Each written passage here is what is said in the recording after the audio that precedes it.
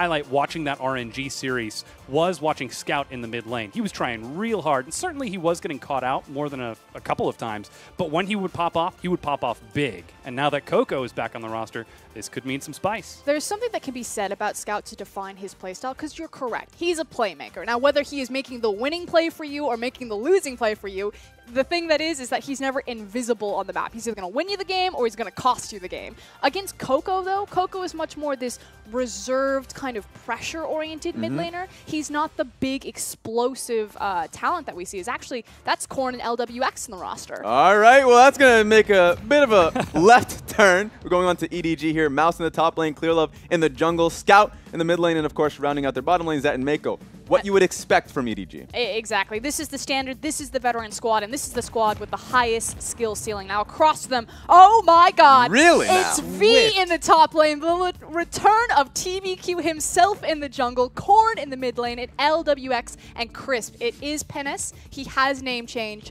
Thank God. There we go. And so this is going to be a moment to talk about Twin, who started out as the LGD jungler that you know, went to Worlds. Exactly. jungler. Exactly. He was known for getting proper dragon steals. That was a positive note for him. But then, of course, the rest of it was the fact that he didn't have early pressure in the map, and they made the swap to, I mean, they made a lot of swaps, but inevitably they got Amy onto LGD. And so Chuen has been building himself back up. He has been in the LSPL, where his team got relegated. Unfortunate. That sounds like a short build-up. A lot of teams end up getting relegated. So that's another system for LSPL you know, altogether. Let's spark notes this, I suppose. LGD didn't perform very well. LSPL relegated, and now back onto NewBee? Yes. So there were a few rumors around where Chuen was moving. You missed the embarrassing performance at Worlds. Well, that fits in there. That was in there assumed. somewhere. We're just these are details we don't want to get into. It's LGD. That's assumed for everyone. But Chuen has had a few rumors of where he's moving next, and it seems like when the NewBee signed him on, I didn't expect much playtime because you have Swift on the roster, but this is a good example, I guess, a good showing for him to see if he's improved. But see, I disagree. Like, I understand and I agree with you to the extent that, yes, you have Swift on the roster, but you have Swift on the roster. Like, cut there. There's no reason to play Chuen. There's no reason to play Corn. Corn has also been a huge liability on this roster, especially when you have the bromance of Coco and Swift. NewBee looked phenomenal when they were running Vasily, Moore, Coco, and Swift. Why would you deviate from that when you have probably one of the most important matches in front of you and the most important time period in cross-conference? And I guess this is going to make it easier for both of us analysts when I come out and say I agree with you wholly. This is one of those moments where, remember, Dan came with their complete Why are they doing this? I don't and know. remember, my first question coming into this was, have teams been properly scrimming and practicing coming back from Rift Rivals? Because a lot of these teams were left behind, of course. So what have they been doing getting into it? Gut feeling, feels like they've been taking a little bit of vacation. But I want to see if they have anything to show for it. We do need to talk about the positives that TBQ can introduce back into the roster, and it's that veteran status. This guy has been playing League of Legends longer than most of the people on the stage, other than Clearlove on your screen right now. He is very comfortable. These two junglers know each other very well. In fact, there's a little bit of a heated rivalry over who has the better Lee Sin. Now, Chuen, known for his Lee Sin, it was permabanned away from him at Worlds, and if you're looking at NewBee's squad without Swift and Coco anchoring it, they do need that veteran voice. So you have to now look to TBQ to provide that. We'll have to see if he can pull together with this, because it seems like we're getting a whole secondary lineup out of NewBee. Perhaps taking a page out of Dan's book from yesterday. Well, yeah, Clearlove seems to think it's funny. He's having himself a giggle. He's Who like, are these people in my He's lobby? Literally looking at this lobby like, I made this guy retire twice, and I'm about to retire him again. Well, it's going to be a tough one this time around because I do think that V and LWX have performed very well. I mean, they still have tough competition within their own roster where Sky is coming out and doing some great things. And meanwhile, of course, Vasily has had an amazing, I guess, performance thus far. And so we've all been wanting to see LWX come out, and I guess this is a good opportunity to showcase his strength. I mean, it's that moment where NewBee rock up to any sort of LPL game and like, I have all this talent, where do I put this all? Because it's so unfortunate. Vasily is having a career renaissance again. You know, he came out in his first 2 games, smashed on his Tristana, looked great next to his old partner in crime, Moore, but you have an undeveloped talent like LWX sitting on the roster. I've said this before, And I'll say it again, this guy reminds me of early Name, about how he's so self-sufficient, how he positions and maximizes his damage output without really any resources given to him in a 5v5. He is a very talented AD carry, unrefined. His lane phase in particular needs a lot of work, but it's just such a shame that you have two great AD carries competing for each other. Perhaps this could be the opportunity for NewBee to show that strength as an organization, that they are working on a two-pronged assault to try to get themselves higher in the standings. Trouble is, though, they've got two prongs, whereas EDG, they have one very honed, very sharp prong. I guess a spear, really. It's not so much a prong when there's only one. It is definitely a missile, and it is locked onto TBQ. And ClearLove, 100%, he's smiling, he's laughing. Again, they have said this publicly. I'm going to retire this guy. Like, this guy's career is going to end tonight. He's going to be so ashamed after I'm done with it. Where did he say this? This was, okay, so it when, goes... When they were still in LGD, right? Yeah, it goes all the way back. It was TBQ that threw the first stone in terms of the trash talking. He's a very, how do I want to put it? Outgoing? Outgoing is a good word for it. Okay. He's a very outgoing guy, very vocal with his feelings. And like I said, these two go way back. They've played probably hundreds of games across from each other. Not in the professional circuit, but meeting across and solo queue, playing a ton of professional, a lot of third-party tournaments. They know each other very well. Yeah, this is going to be fun to watch, to see where Chuen is at currently. If he is still primed, I know he's been playing competitively a little bit. I don't know where that's going to be going. And he has to play towards Corn. Now remember, when Corn was on the NewBee roster, they still had to play towards his double TP style. And I think that we might see that 1-3-1 play out here today. We'll have to see if that's what ends up happening, as we are now into pick and ban for game number 1 between EDG and NewBee. Already Lee Sin banned away, along with Corn's LeBlanc and Fizz, two very mobile, remarkably safe mid laners for Corn. So already EDG soon to be flexing their strengths a little bit towards NewBee. As Galio and Zach, standard as ever, banned away on red side. Yeah, you can already see that they're looking to bully out Corn and Chuen. Chuen, only known for that Lee Sin. Everything else is a bit of a question mark. It's going to be nice for him now that Rek'Sai is still a pick that you can go towards. And he's been playing quite a bit of Gragas because it is a playmaker. So I think this is a good time to showcase that if it's going to be a Gragas, then you would want to hold on to it. So have you been tracking Chuen during the offseason while he's not been playing on the active competitive roster as? I have watched a few of his games during the promotion tournament for the LSPL. So I am fairly, I understand his playstyle a little bit. Okay, yeah. Gotcha. So then I'm just curious to see, like, how much we should be keeping track on him, or how much we should be watching him throughout this game. Because if he does have such a strong rivalry against ClearLove, my assumption would be that he probably wants to go hard on this jungle matchup. But it looks like you do know what you're talking about, as Gragas is locked in. Okay, so he favors the Gragas. It's the strong playmaking. I'm surprised that he actually went towards it right immediately on first phase, because Thresh and Rex, I guess he didn't want to go towards the Rek'Sai.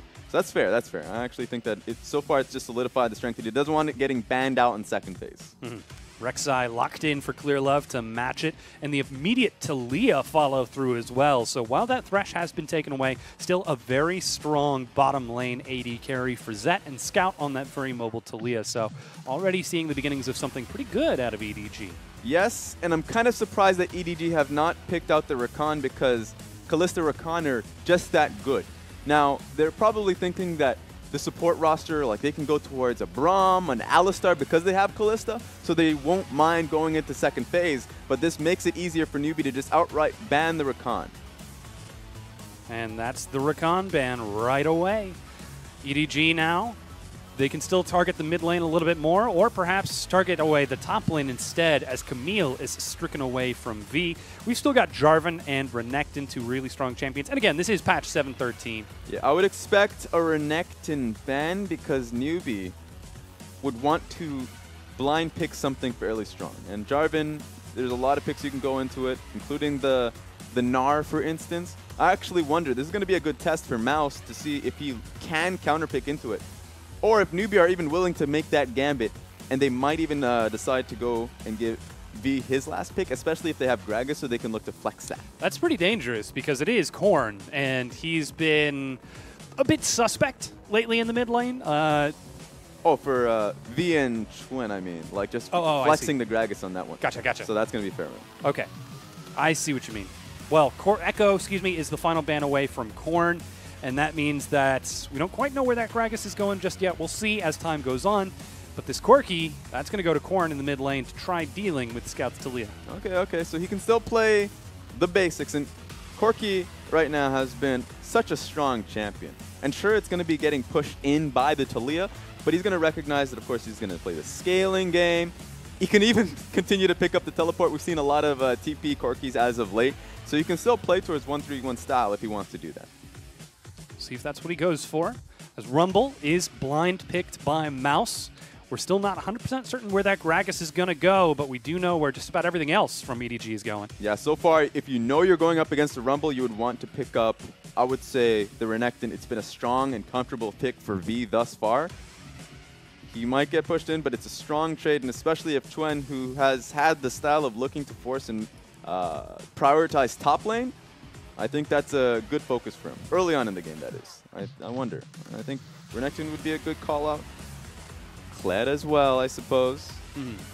Kled's a fun one because even though Kled gets pushed in and his early levels aren't really pressuring for the Rumble, that just means that Rumble should get dope. No, okay, Renekton, just kidding. Yep. All right. Looks like he baited me. Alligator boots instead, but with that Renekton locked in, that means that Chuan will be taking Gragas in the jungle. So you've got a beefy, tanky front line. You've got some great scaling on Corki with your magic damage. You've got Kog'Maw for late game insurance. NewBee, they've set themselves up with something pretty strong. Yeah, this is a strong draft from NewBee. Top lane is strong. You're going to expect Chuen to play towards top side. And they have proper scaling. As you said, I'm just echoing your statement because I'm surprised that they got, I would say, a few of those picks. Renekton specifically and Corki. I think that Corki is a really strong blind pick. But I guess EDG are just tailoring their ban specifically to the style of Corn, because Corn just has the Kassadin. They didn't ban that out. Has the LeBlanc. That's where they threw their ban. The Echo as well. So I guess they're quite scared of Chuen looking to set up the tent mid lane. Scared? Or perhaps trying to limit Corn's champions pool? Because as I was alluding to earlier, he has been one of the most suspect mid laners of the LPL before Coco came in. That's true, but Corn is an interesting character where he can win you a game, and then he can subsequently lose you the game.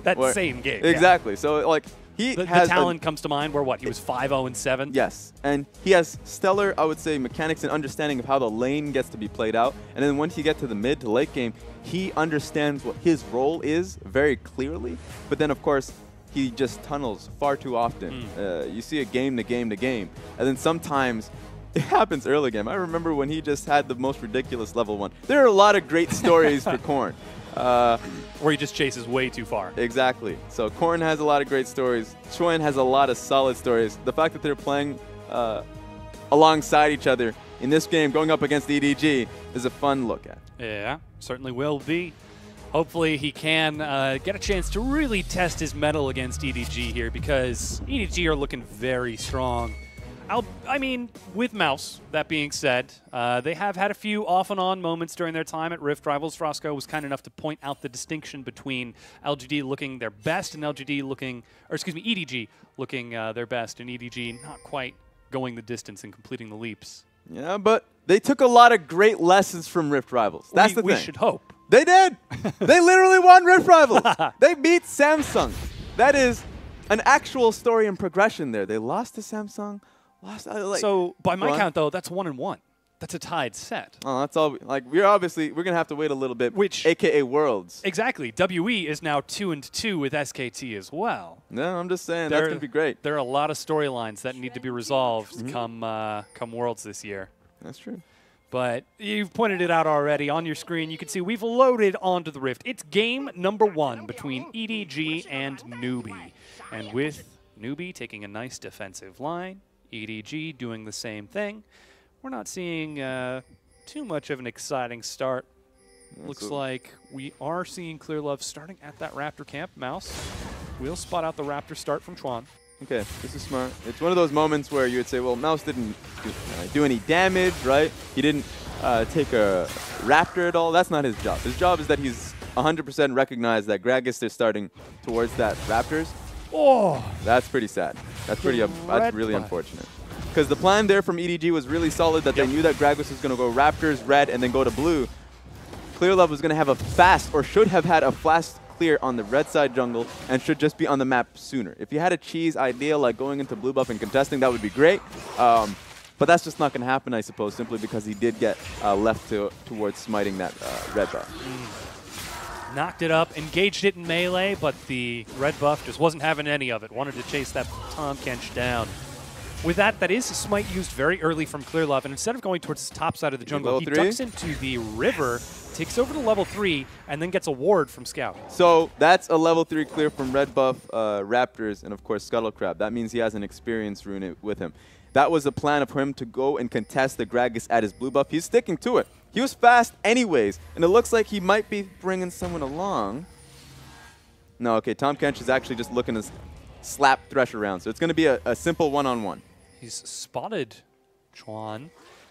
He's trying to get some vision on him, but it is the very circuitous route. Clearlove just playing Ring Around the Rosie rhythm, but there's a ward. That's spotted. Now he knows that this game is up. Okay, so Chuan played this as well as you possibly can. But remember, persistence, my friends. He still can't take that blue buff. What was the quote? I will make this man retire. He's already retired, Clearlove. No, he's already been relegated. Oh, no, he's here. Oh, what are you doing? Come on. I like this from Chuan.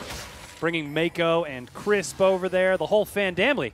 Even Scout shows up over the wall with a blast cone. Did he make it over the ward? Did they see him? Ooh, this might turn into a skirmish because remember, Corki should have a good flank position, but you don't want to find yourself. Maybe they could even look towards getting a TP. No.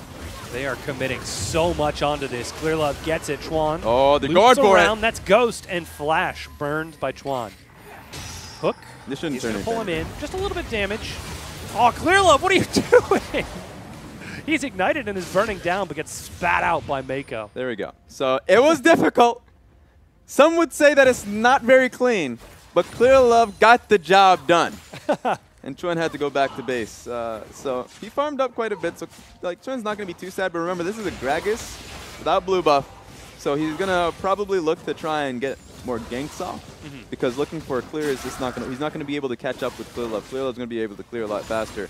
And Chuan, if he looks to like finish Raptors, go towards the Krugs, he might be half mana or just not have mana at all, which would just make his gank possibility just non-existent. I mean, on the upside, EDG committed 4 members in what, a good 60 seconds committing to stealing that blue buff, and while they were eventually successful, that is time off of the map for them, so that does mean quick level 5 from V and Mouse by comparison.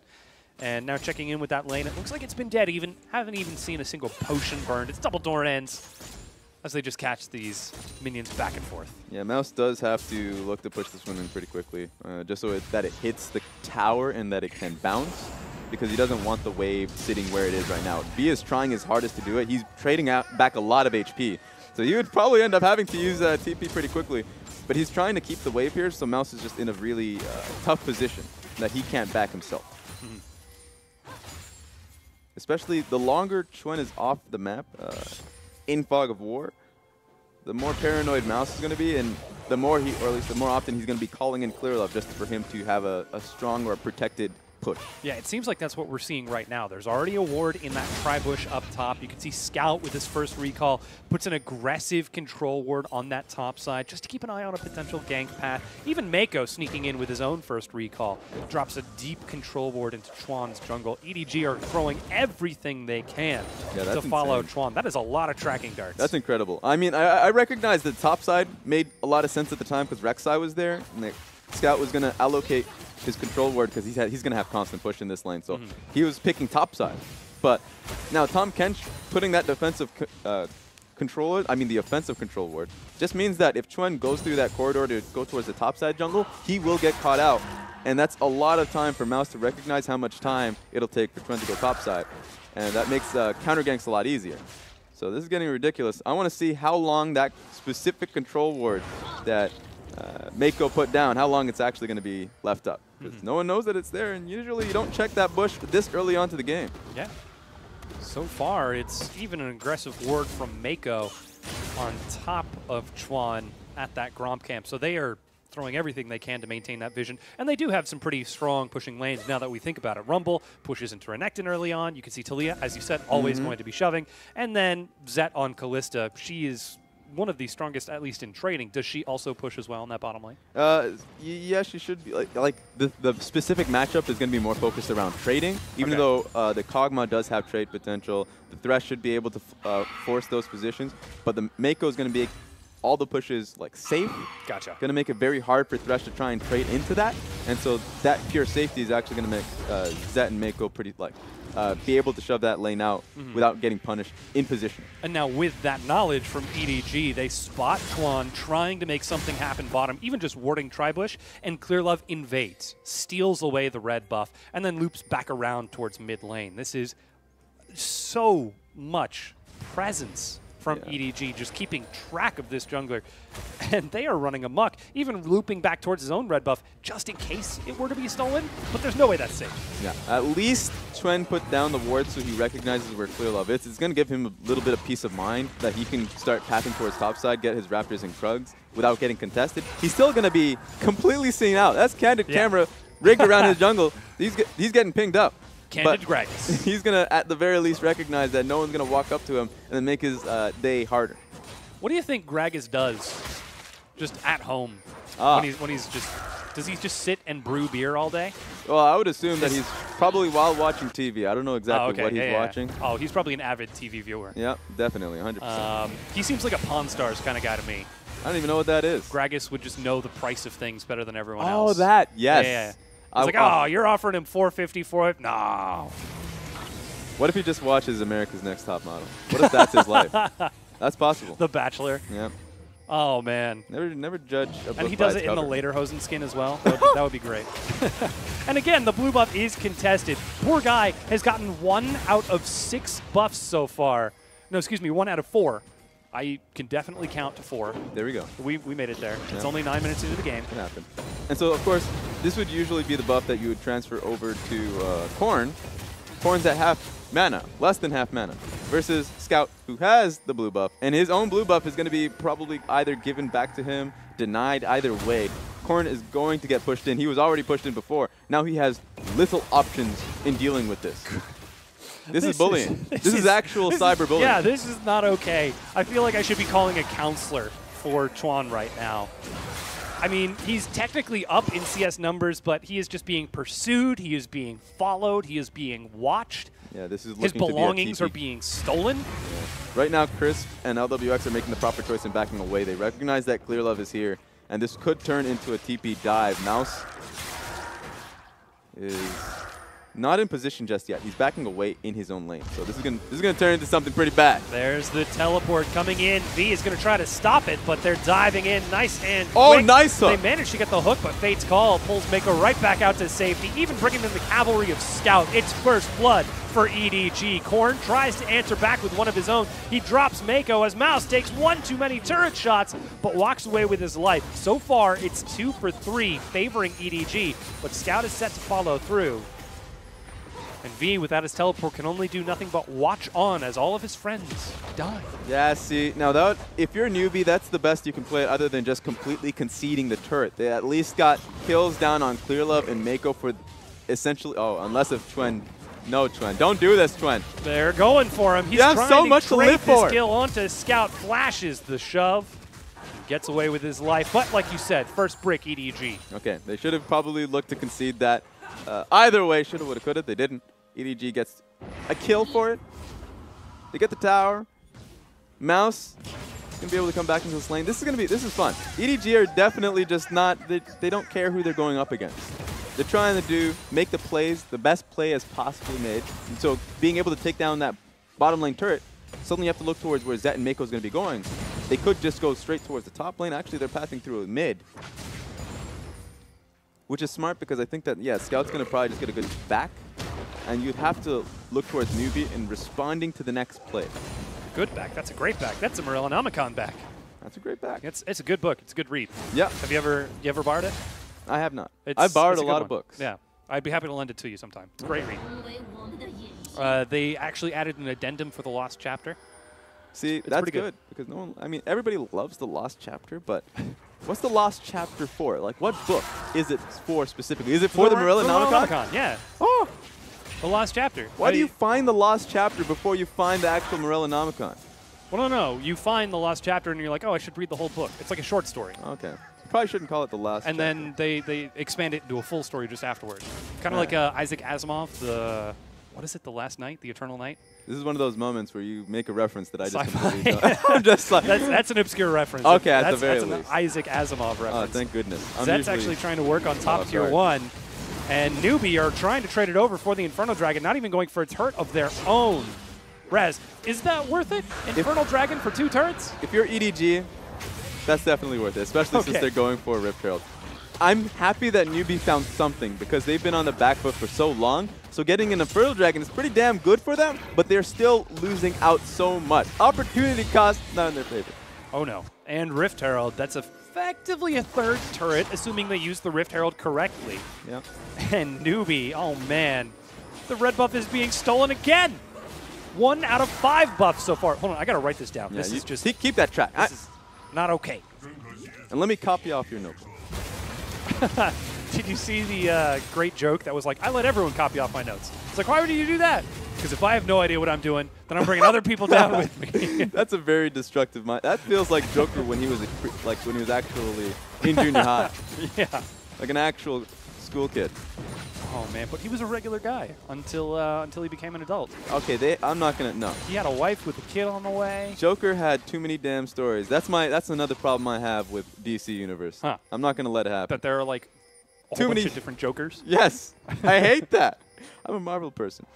Okay, who's your favorite Marvel character then? All right. Don't just all right. Come on. Right. What do you got? Wolverine.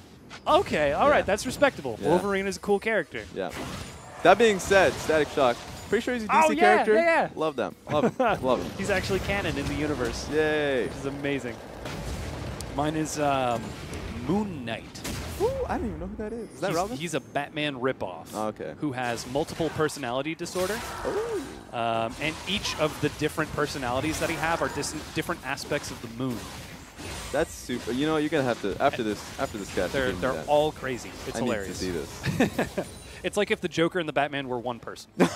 I don't know. Wait, that just confused everyone. Exactly. That's the joke. Okay, I see you. Good character. Great comic. Anyways, EDG, they're making quick work of this game. They've already broken down 3 turrets, 2 turrets so far, and they're working on the 3rd. I'm even getting ahead of myself. I don't even know how many turrets have been broken. Here's the problem with NewBee right now. They're not set up for this. Corki is on the top side of the map. He has TP, and that's his mentality that he can TP in if they need help. But they need help right now.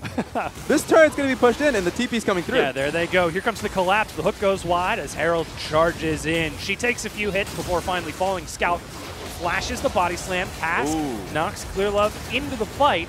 They just reset the position as NewBee show up. EDG take what they came for. So for the past 2 minutes, 3 minutes even, that was EDG prepping waves, bottom lane, top lane, to be able to get that siege to work. This feels like a very methodical game from EDG, and that's because it is. And NewBee's not doing much to stop it. Chuen made one attempt as the first turret went down mid lane to look for a body slam onto Scout. Scout recognized it fairly easily. Sure, he doesn't have sums now, but if you're a NewBee, you have to punish that. If you don't punish that, that's a massive target. If you don't do it, it's a 6-minute window. You're just going to lay down and die in this game. Well, here we go. Weaver's Wall in the Abyssal Voyage, but a quick Dark Passage is going to save 1. Oh, no. But it's not going to be enough to save 2. Corrin takes a few hits. As Mako, did you just flash? No. He got thrown in with the Fate's Call. Okay. Yep. I So thought he was going to flash Tongue Lash. That would be the most aggressive Flash Lash play. Nah. They're actually continuing to push this wave in. This is just brutal by EDG. Yeah, and if you're NewBee, you're confused because you never know when they're going to commit to a wave. This wave push was just so they can back, get items underneath them. They're already pushing through mid as well. And you're asking yourself, what are they setting up for? But if you're a NewBee, you have to plan up ahead. Because the next dragon coming in, let's say in a few minutes, that should already be warded out if you're EDG. They're gonna they're already sending their mid lane, their dual lane through the mid lane, that is.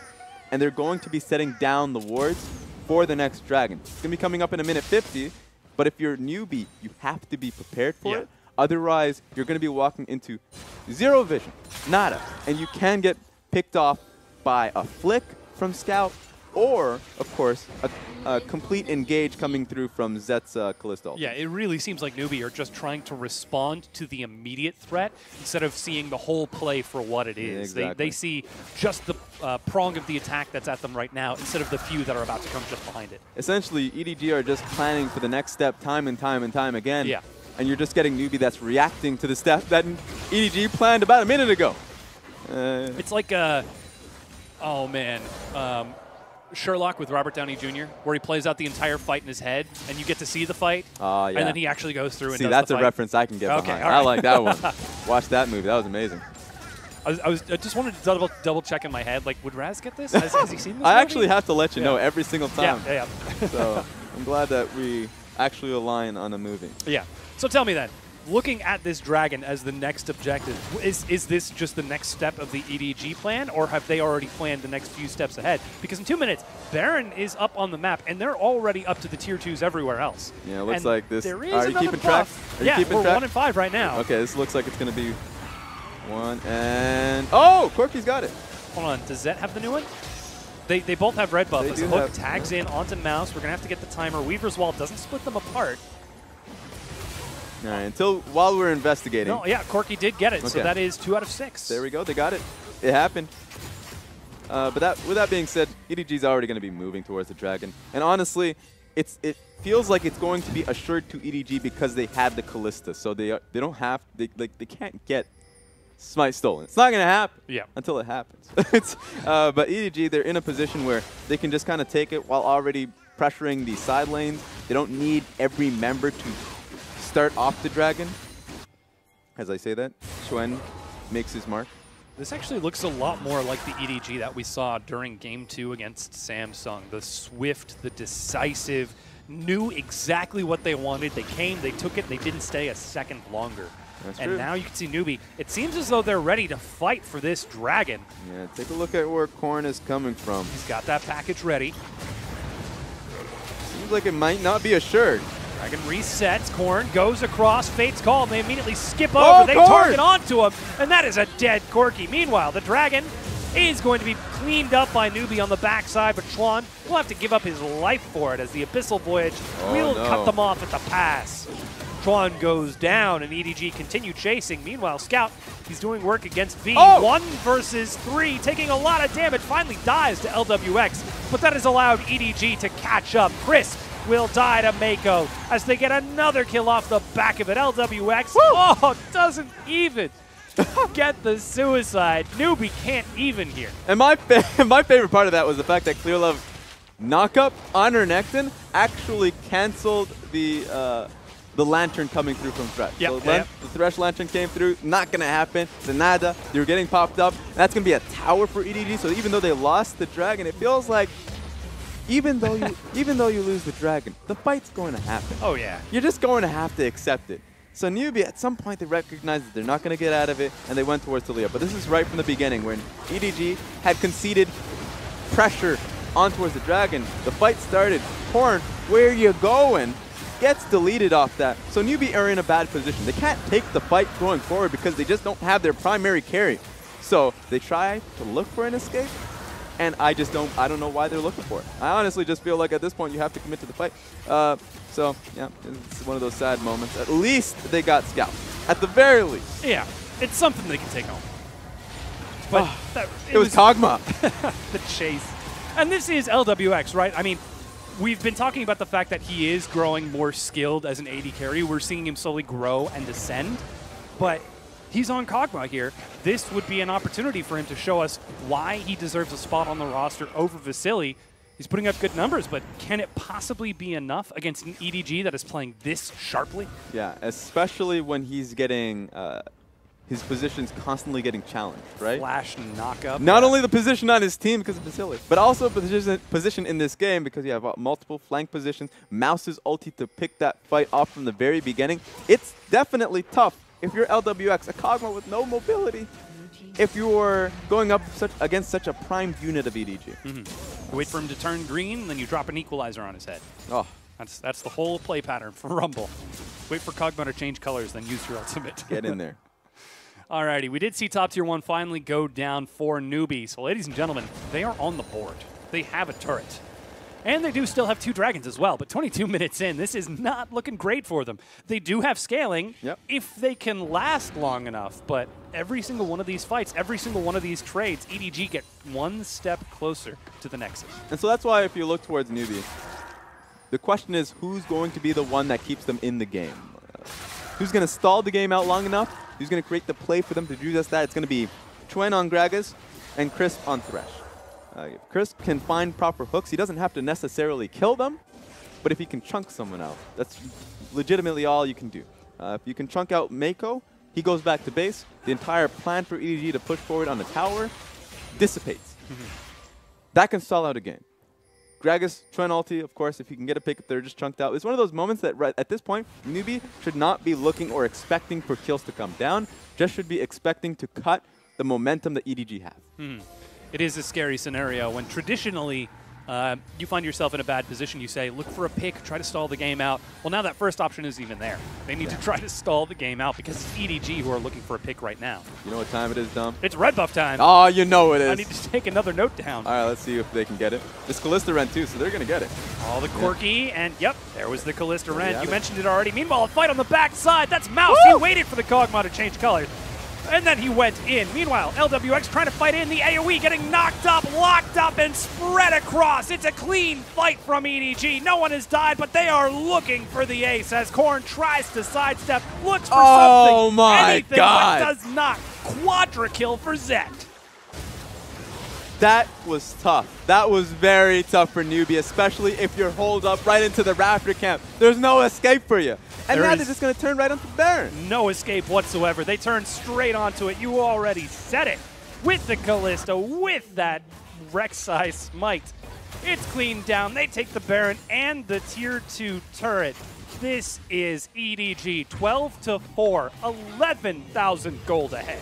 Yep, and they already have the waves pushed out in mid, top, bottom lane. They just have to get on this map and reap the rewards. So this started out with a hook onto Mouse, which seems great. He has Zhonya's, and he already did a lot of damage to LWX, who's holed himself into the Raptor camp and missed Flash.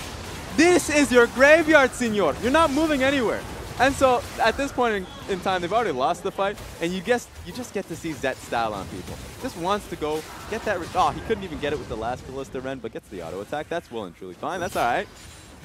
And he's extra protected. The man is a king now. I guess a queen. I suppose a queen. Not one, but 2 Knight's Vow completed on EDG. 1 on ClearLove, 1 on Mako. Take a look at that scoreline. 4-0-8 on Zet. Mouse is at 3-0-7.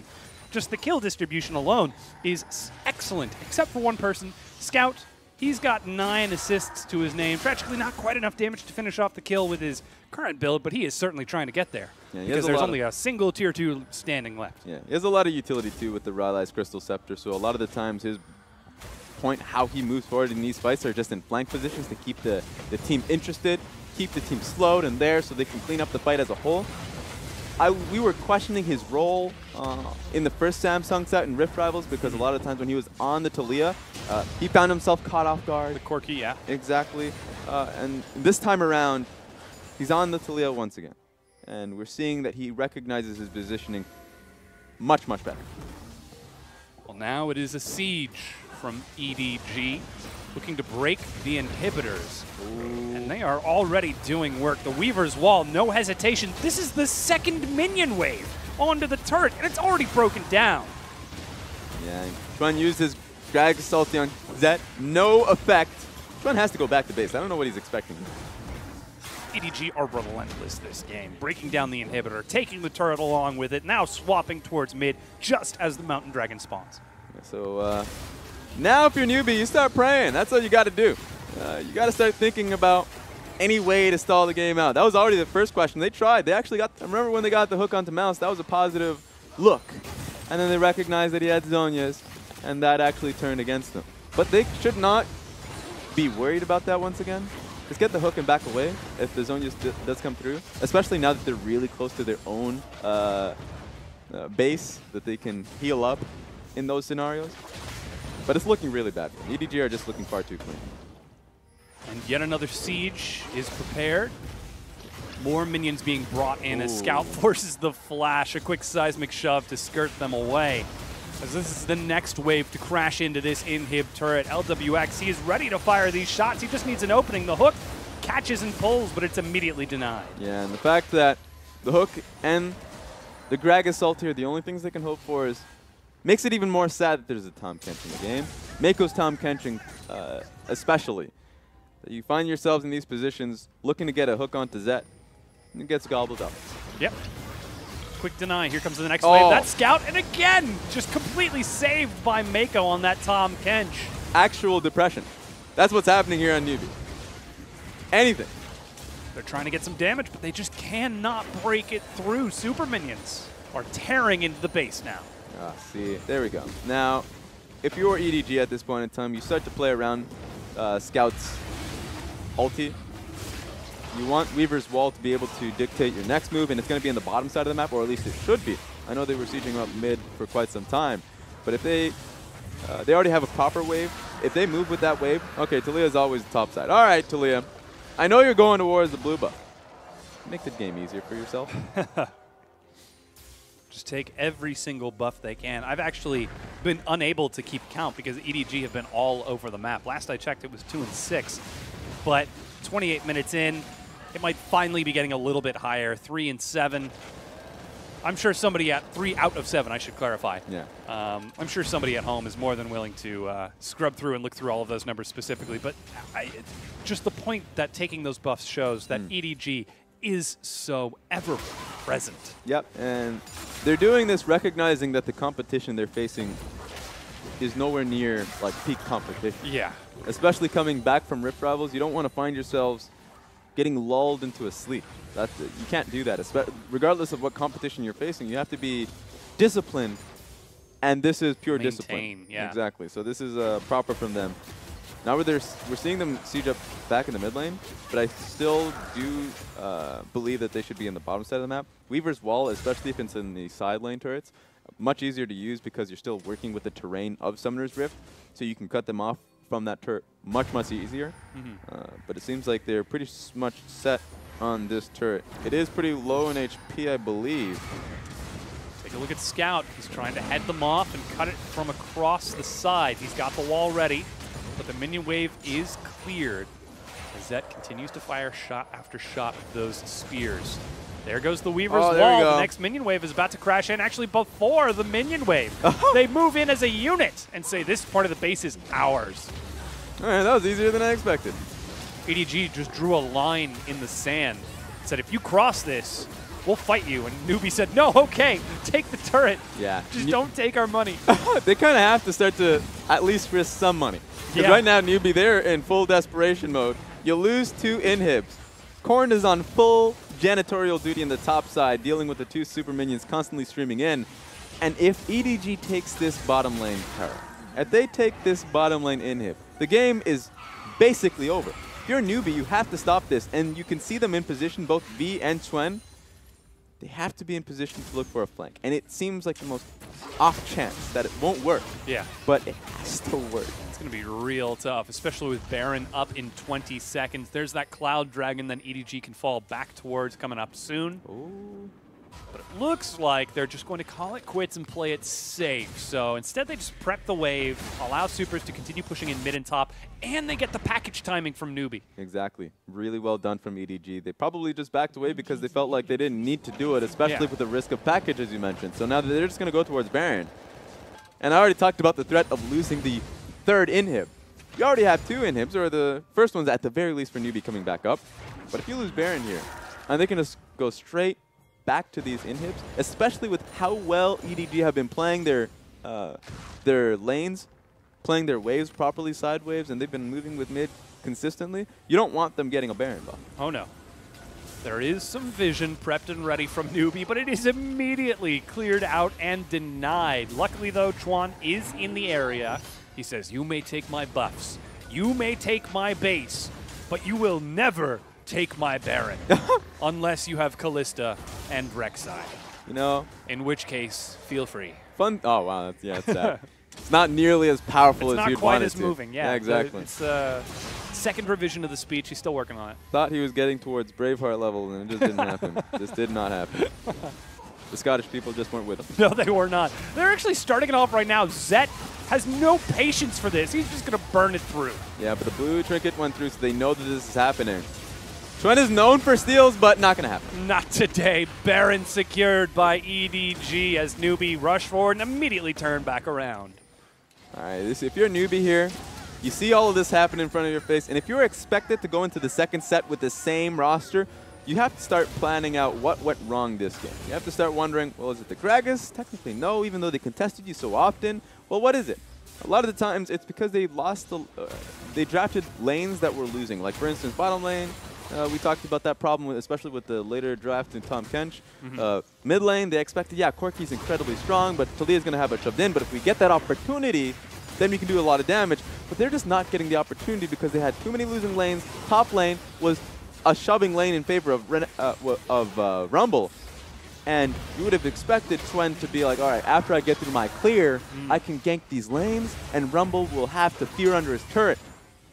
But that first step didn't even happen because Gragas couldn't even get through his own jungle. I mean, EDG just went through this guy's blue buffs time and time again. At what, 3 minutes in, Clearlove invaded into the jungle at level 3 and was like, this is your buff? No, this is mine. Yeah, 3 minutes, 7 minutes. Kept happening. Just on the timer over and over again. He just constantly was pitching up a tent.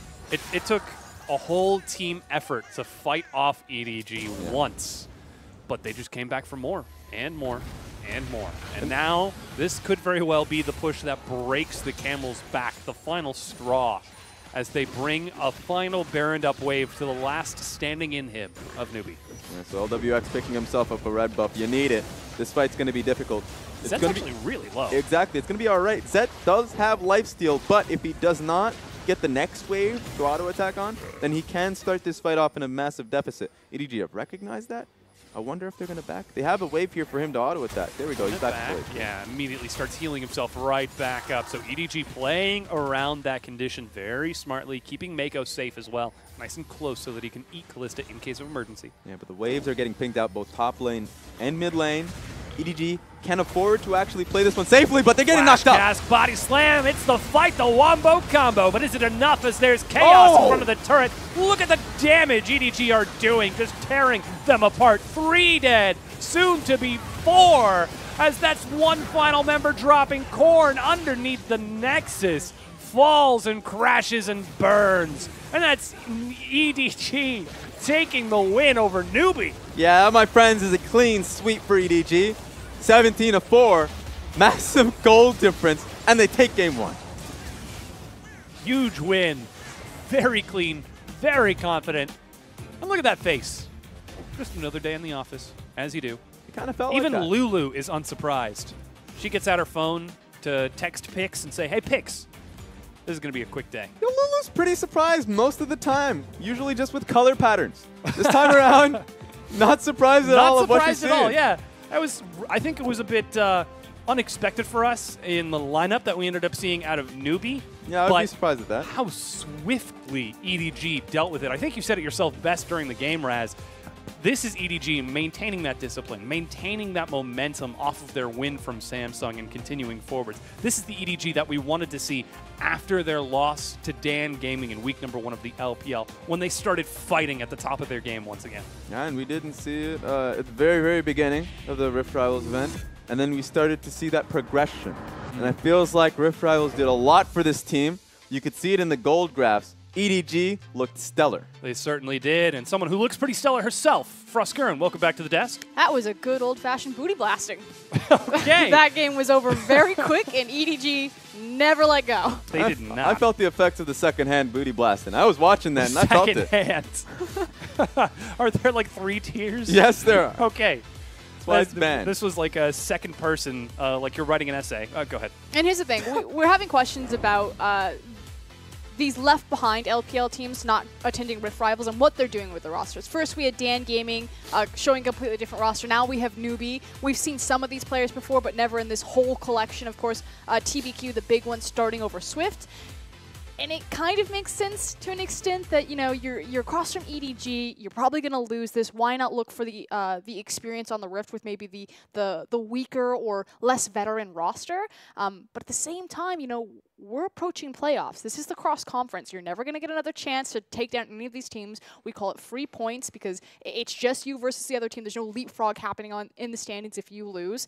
And it seems like a giant question mark to me. And I feel like NewBee, they had a strong roster. They showed very well against Team WE with it. And then they're like, you know, we had a great run. Let's reset all of that. Yeah. Exactly. That's my major question. If it's a team like Jingdong, then it's like, okay, that's fair because you want to be able to understand what's been going wrong with their roster. But nothing's been going wrong with the NewBee roster. That looked incredible, actually. Yep. And then they come out with this. So I think that it feels like there's no excuse for it, regardless of what they have, putting out their entire sub lineup into the roster. The only thing I think is acceptable is LWX, who still had a good game, even when he flashed into the wall. Yeah. That was all right. That was one moment in his life. You can make a mistake. We've all been through teenage life. All right, you can make that one error. That's why we have sandbox rats. Oh. So that you can find out, can I flash this wall? But oh, yeah, turns out I can. No, remember, I compared him to Name, and he had to go the full step. Oh, He's like, yeah, of course. I can't be Name's like next coming unless I flash into this wall. I'm telling you right now, in sandbox mode, you don't get that pure panic that he had. That uses like Rumble is still burning me. But he's all right. But so the decision making and the fact that he tries to go underneath, because again, he's trying to maximize his damage up. But we said this about this guy, that he will take what. If he lived there, you look at that play and you go, oh my god, LWX is a god. He turned that fight. He was maximizing his damage. He knew exactly how much he could take. But when you die there, because you try to flash the wall, you miss the flash, you walk through the flame spitter instead of flashing away from it and preserving your own life, then you're like, what are you doing? So that's just kind of the grain of salt that you need to take with a play like that. Again, if that had worked, he would have been a god. Unfortunately, today he bled. Yes. Well, EDG quickly put him in the bin because EDG looked stellar. This is a team that looks unstoppable. Were there ever any moments where we could comfortably say that NewBee looked like they were ahead? On their first buff. I don't even know if they looked ahead on that. I felt like stolen from them. Wait, do you mean the one before that? The one that he actually got. Okay. I don't even. There was no contest. My memory. Yeah, MVP goes to Clearlove, the man of the hour himself. Speak and he shall appear. This is the thing. We knew that Clearlove wanted to go back to Dark Clearlove. This is Carnivore Clearlove coming into the LPL. He's very experienced across from TBQ. They have a good relationship, and he was going to put that. Someone was going to have a career-ending moment there. And Clearlove was like, get in the bin. This is where you belong. I love the draft coming in from EDG, even though I liked both drafts here. I think that EDG, they recognize that the improvements that they made from Rift Rivals. It's always nice to be able to make that reference, to be able to go back and say that, man, the start of Rift Rivals was really bad for them. That they didn't have a proper they didn't have a proper grasp of the meta. Sure that Audi was top lane, so that did impact their champion picks there. This time around, you bring in Mouse. Mouse looked really good there. You saw proper synergy amongst it. He recognized when he should be pushing. He recognized where Clearlove was constantly, so he didn't over push, and then didn't give his lead off to V. And if you gives that lead to the Renekton, then that's a completely different game. And I thought that he played his role well. Yeah, I do want to touch on, or piggyback on Mouse and Clearlove in particular. I feel like EDG get lucky a bit here because they kind of got patched in. We always knew that Clearlove was going to be a big Rek'Sai player. Rek'Sai is now stronger than ever. So this is not EDG reaching into a new meta and adapting to it well. This is the meta moving back into what they're strong at. It's a very support jungle focused meta. Mako and Clearlove had almost 100% kill participation for like 99% of that game until like the very last two fights. And this is Clearlove on one of his most comfort picks, which is now more powerful than ever. I will give this, though. It was great adaptation to reach for the Rumble when they saw the Kog'Maw. Rumble's often seen as kind of a soft answer to Kog'Maw, just because if he wants to sit and spit in the back line, I mean, Mouse was flashing in and zoning him away, but you can also just reach him with that equalizer. So that was a great adaptation for EDG's draft once they saw NewBee's threats. And this is the growth that we want to continue to see out of EDG as time goes on, because they've still got a lot of work cut out for them. Again, this is a team that they went 1-2 against WE. They did go 0-2 against Dan. They still need to prove themselves coming back into intra-conference play and then moving on into playoffs, because this is one of the largest organizations in the LPL. It's do or die for NewBee, which is why I don't think that they have the time to be starting this type of roster. Yeah, we'll have to see if they can pull it together in game number 2. We're going to take a quick break while we get that ready for you. Don't go anywhere. We'll be right back.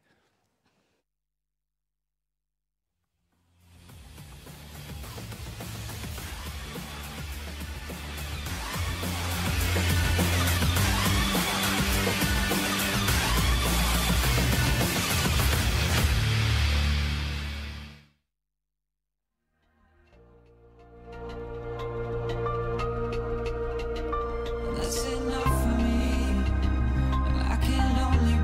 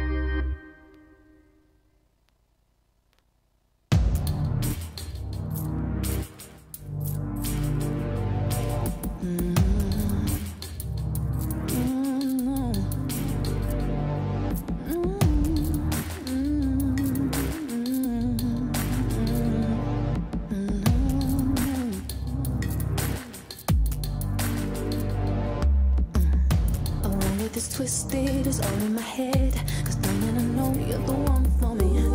These voices that taunt me as I lay in bed. Won't let you in out, they're no good for me.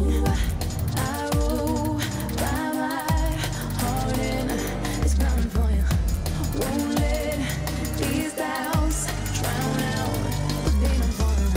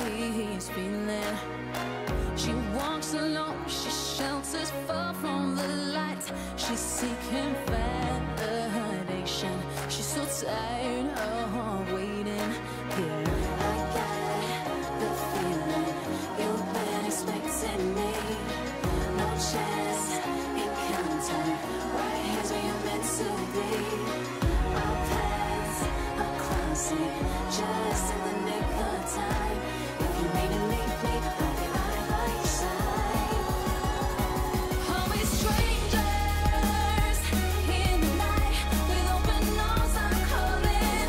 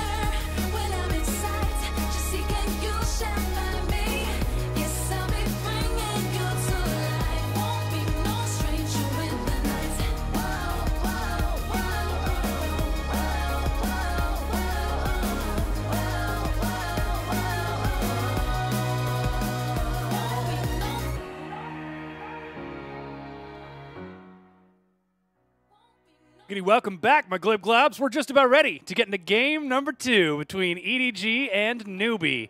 And things are about to get pretty exciting. It's like they don't watch television. It's like they don't get entertaining references. I'm not a Glib Glob. Oh. Preach it, Raz.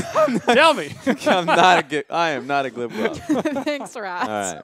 Listen, I have tons of cool catchphrases. Smash cut to cat. No, we're not going. No. Okay, all right. Let's get back into the LPL. We're getting into game number 2 between EDG and NewBee. Okay. And EDG in game number 1 looked swift and decisive, like people who laugh at jokes when they know they are presented. Like the guy who didn't start for NewBee, and that's probably why they're having a hard time right now. Yes. Yeah. So NewBee, no roster swaps. They're going to be fielding the same crew that just got completely destroyed in a very quick and decisive game. Handled, some may say. Handled, yep. Probably good. And I just have to question this. You know, we said sometimes teams will look for experience on their sub-rosters. You know that it's going to be a throwaway game anyway. You're probably going to lose its EDG. But at the same side, or on the other side of that argument, is this idea that that's valuable experience lost for the better iteration of NewBee's roster. You know, this is experience that Swift and Coco don't get against one of the elite teams in the LPL. Yeah, and if I felt like NewBee was an underdog, like a real underdog in this case, that would be a valid argument to say that, you know, give them the experience. But they literally beat WE. Like, that roster looked so good. And I'm not saying that they aren't the underdogs going against the primed EDG, but it's definitely a case where they should not believe that they're losing. Are you sleeping, my friend? You better be awake. Okay, there we have it. He heard you. Yeah. From across time and space. There we have it. Well, my voice has that effect on people. It certainly is going to be a challenge because, as we've said, EDG are looking absolutely dominant. And if it is a question of experience, again, these teams are in opposite groups, so they don't have to worry about playing each other again unless they end up in playoffs or possibly the promotion into Worlds. But again, they don't get that opportunity to face this team again. All of the LPL teams, when we sent them over to Rift Rivals, pretty much everyone but EDG was like, I want to face SKT. There's not fear there. It's because they want the experience against the best in the world. NewBee have that chance, the best or one of the best in their domestic league, and they're expending it on this roster. Putting out the B team. Well, hopefully these players will get a chance to learn something. Frosco, thank you so much for your analysis. She'll be joining us shortly after to break down this series because we're in game number 2, at least Vixen banned so far. Rek'Sai and Talia banned away, along with Caitlyn and Zach. What I love about this is that in Korea, you start to see more of an LPL meta where Kog'Maw is getting first pick. And now in China, you see the Caitlyn bans coming through on red side. And they're recognizing, yeah, Caitlyn's pretty damn strong. So you actually have to start banning that. It feels like that's been the shift here. And Elise has been the ban that has been sidelined because of how good Rek'Sai is. But with Rek'Sai getting banned here, you might expect EDG to take that away. Yeah. Just kidding. It's going to be NewBee. It seems like NewBee are going to be the ones who ban it away from Clearlove instead. So trying to limit that champion pool just a little bit of the very present and highly mobile jungler of Clearlove. So if you're looking at this, NewBee might be looking towards a Kalista first pick with Galio getting banned. This would be the worst first pick in the history of first picks. Thank you. Blind pick Lissandra in an off Lissandra meta. Yes. Could just be an homage to a champion that he enjoys playing. Yeah, but Kalista makes a lot more sense. It is locked in for LWX. Not quite the scaling of a Kog'Maw, but perhaps a little bit better at maintaining position in these fights. Yeah, maintaining position, strong support synergy. So you might see Thresh being taken away by EDG here. I love the Varus 4 set. That has been incredible on Varus. Strong laning phase for the most part. And then he can translate that well with his ulti placements as the game goes on. So I wouldn't be surprised if it does get picked up here. But they do need to lock down the Thresh because you don't want to go up against the Thresh Kalista lane. No bottom lane wants that. With Varus locked in, it's time to see what the support is going to be. But of course, if they do pick up the support, that leaves the jungle open for NewBee. So either way, it seems like EDG have got to show something. It seems like instead they're going to focus on Gragas. But Trent is going to play Lee Sin. Like, it's one of those moments where, sure, Gragas does fairly well into Lee Sin in the sense that you can body slam his Q coming forward and then trade back on him. You can disengage from the kick engages that he has. But Chuan, he is very comfortable on the pick. And you've also given away the Thresh. So I am not a fan. officially not a fan of the draft thus far from EDG. Yeah. Weren't we just commending them for having an excellent draft in Game 1? Yeah, we are. Well, We definitely did. I mean, perhaps we've still got 3 picks to see along with the second round of bans, so perhaps they could show us something a little bit different as Jarvan is now going to be locked in, and NewBee, they're actually looking pretty strong now. Yeah, so far so good. EDG, oh, okay. I was about to say that they would lock in their support, probably being the Tom Kench, but Braum would be a strong team fighter along with the Gragas. So far, we are seeing strong disengage from EDG. And because NewBee didn't look to pick up the Lee Sin early, it gave EDG the opportunity to rectify the earlier mistake and ban the Lee Sin on second base. Yeah, that's what's immediately stricken away from Chuan. Now NewBee, we're still looking at the mid and top lane, unless that Gragas is flexed toward Mouse.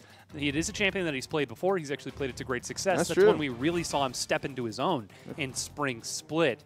So could be a flex. We're not 100% certain just yet. This is one of those moments where Gragas is valued as a flex. A lot of times, you see those teams picking up the Gragas and saying, oh, where is it going to go? But then it's always going to go into the jungle. This time around, it's one of those moments where Clearlove does have a pretty deep champion pool, including like a Kha'Zix that he can go towards, and Italy as well. So he just wants to know what he's going into. If he can see what jungle pick, if it is going to be the Jarvan jungle, if it's going to be the Jarvan top laner, if he recognizes that, you might even see a last pick going to jungle. You don't see a lot. It is uncommon, but not entirely unheard of.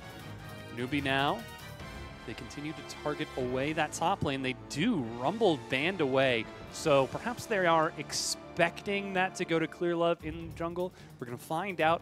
I think the big tell from here is EDG look towards mid lane, or they just show Kled. Okay. All right. Immediately. So Scout's going to get his blind pick. Scout has had a pretty fun pool in terms of blind picking. So he's gone towards his Zed in the past. Yeah, this is why I always hesitate to try to be analytical. It's like, oh, this looks so simple. There's no way he's going to do anything else. Nope. Kled. Immediately locked in. Renekton is the answer, though. All right, so you never. It's funny that like in this case it's like a blind Kled. Usually teams would be like, well, pick up the Renekton, tried and true. You can never go wrong with Renekton. Yeah. Now Renekton's going to be having a proper push into Kled this time around, so that's going to be the shift that's happening this time around. NewBee are going to have proper shove top lane, and it's going to be on EDG that looks to gank top lane, looks to pressure enough to make it so Renekton actually doesn't run rough shot top side of the map.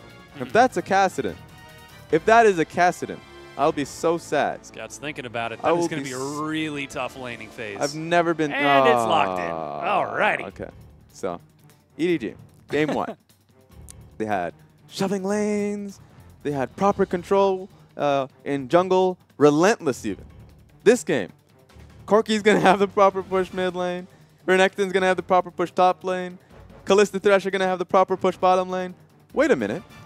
Raz, are you saying that NewBee have pushing lanes in every lane? Are you playing this out between you? Oh, okay, keep going. Hey, Keep going. I have a history of play-by-play. No, I want to see the rest of this conversation. Well, yes, Raz, that's what I'm saying. I'm saying that NewBee have drafted incredibly. Oh, thank you.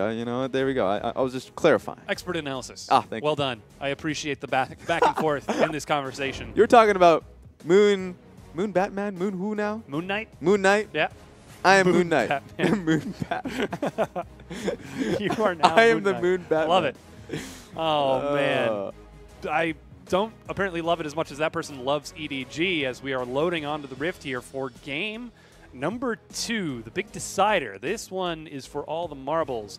Doesn't look like the boys in black, the members of EDG, are looking particularly stressed or concerned. And with how they played in game number 1, is that sign upside down? Yes, it is. I think it was. Unfortunately. With how they played in game number 1, I think that they don't quite need to be concerned. Exactly. It's one of those moments where even though I criticized EDG's drafting on that instance of their early game, they were so confident with how they played out game 1. Feels like they can make this... oh, there's actually a massive NewBee. It's Corn. It's actually signed by Corn. Hey. Corn, you're a hero. Wait. He's not Corn. But, okay. I'm just saying that Corn, you are a hero for signing that man's banner. That being said, back to the point, yeah, they definitely feel like they can run over NewBee without having necessarily have the strong early game. Mm-hmm. Well, we'll see if they can pull it off. because we're just about ready to load onto the Rift here for this game number 2. You mentioned the exceptionally strong lanes. Well, can they actually do something with it this time? Or will EDG just get to a nice, comfortable late game and smash NewBee once again? Woo! I don't want to see that. If you're a tried and true fan, if you're a fan of League of Legends, you don't want to see 2 consecutive smashes. Unless if you want to see pain. If that's what gets you off. Yeah, it's a lot of pain. It's like Urgot levels of pain. Ah. Have you seen that champion? Have you seen the new one? Yes. It's so cool. His ulti is hilarious. He reminds me of that freakish toy in Toy Story. Remember that doll thing that got messed up that was in the other kids? The first Toy Story. Yeah, the first Toy Story. The toys that can't speak. Andy's toys? It was Andy's neighbor. He had a neighbor who was an angry kid. Yeah. It was a very bad kid. And in his toys, one of his toys, was like Chad or Brad or something. It's something very villainous. Something you don't want. He later apparently turned into a dumpster truck driver thing. Yeah. He showed up I later respect his decision. I think that they were trying to show that in the movie, saying that that's a bad thing. They're heroes today, Saturday. Yeah. We're just going to keep going? We're just going to keep going. Okay, all right. I was wondering where you were going to go. Yeah, no. Do you need me to save you? Like, no, I'm just going to keep going. Raft? Okay. I'm just going to dumpster drivers are people too. All right, there we have it. That's my spiel. Garbage men and garbage women. True heroes because they take out the trash. Just like EDG is about to. They've put on their dump truck and their garbage uniform today. And they are trying. Actually, this is kind of threatening. LWX really big trade. Look at that damage. Mako, he's about to eat a big red. Oh, wow, that was nothing. No, he's level 1. Calm down, Dominic. All right, there we go. It's one of those moments. I was actually looking to see if Zet was going to get an extra auto off on Crisp. But that being said, Quillove is going to be a victim to this pressure here. Oh, no! Once again. This time he's turning around. It's Chuan forcing the flash. He gets his red buff, and Blastgone's to safety. There we go. He felt Chuan felt the pain last game. This time around, he's going to visit him in his own red buff. So there we go. That's a strong start from Chuan. He's even going to pick up a few chickens himself. And now we can see Clearlove is the one who's a little bit behind on that Gragas. Only got 2 camps so far. Not off to a great start. Yeah, the thing about EDG's composition is that with their lanes having problems in shove, their lanes getting pushed in, they're going to be requiring help from Clearlove to really, A, get the ganks off so they can actually get something going, but B, yeah, just to at least put down the wards so Chuan doesn't have this amount of pressure. He's not going to be able to do that if he's constantly seen in his own jungle. Oh. Scout, he's slowed by red buff. Foss Bomb brings him to 200 as the red tick continues to burn away, but he walks away with his life. Yeah, Scout should be thankful that Chuan did not have flash, or else he would have used that EQ flash combination to be able to get the knock-up, and Scout would have had to burn his own flash as well. And that would have been incredibly threatening for Scout to be starting this lane off without flash. But he's okay. He's fine. He's just going to have a little bit of more of a difficult time in the lane, so he's not going to use TP just yet. You actually got Clearlove now sitting in there trying to clear out some wards. Spotted it, got a few hits, but not enough to finally knock the rest of its health away. As the junglers just swap on opposite sides. This time Clearlove is going to be a little bit slower start. He has to watch out. When you're playing up against Kled, sure, you'll be able to have shove into the lane. Let's say that Flay's coming through. Yeah, nothing's going to happen here. But yeah, you may be able to have shove into the lane. You may be able to get proper trades when Kled is not having any real items here. But the worry, especially once you get W starting to get leveled up by Mouse, is that he can trade very heavily. The violent tendencies. Yeah. Certainly could hurt. Ooh, Chuan looking to go mid again, but Scout continues to aggress forward before hanging out on that bottom side. Yeah, really solid ward from EDG to catch Chuan out there, so he's just going to be wasting time. Scryer's Bloom. Nope. Blast Cone? Nah. Oh, there's no Scarl on Mouse. Oh, does he get seen? Clear He didn't Love get seen. Doesn't see him. He's right behind him, but that's Mouse reacting just a bit too late. First blood, NewBee.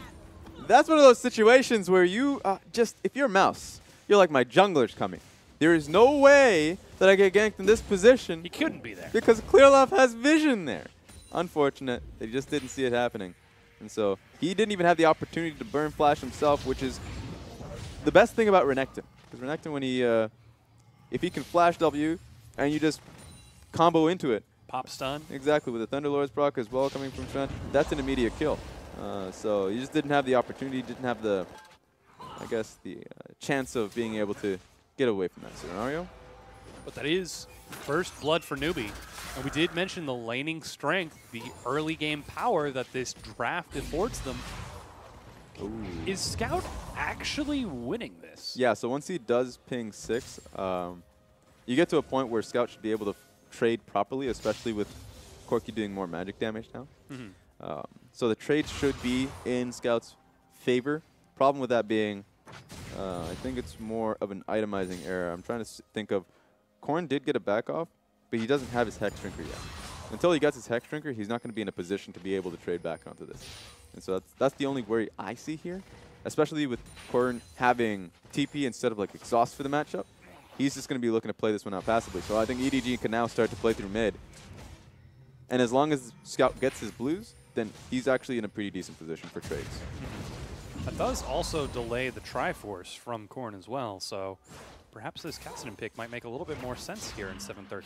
Yeah, you get a few Corkis that actually try to hold on to the Null Magic Mantle and then go straight into the Trinity Force.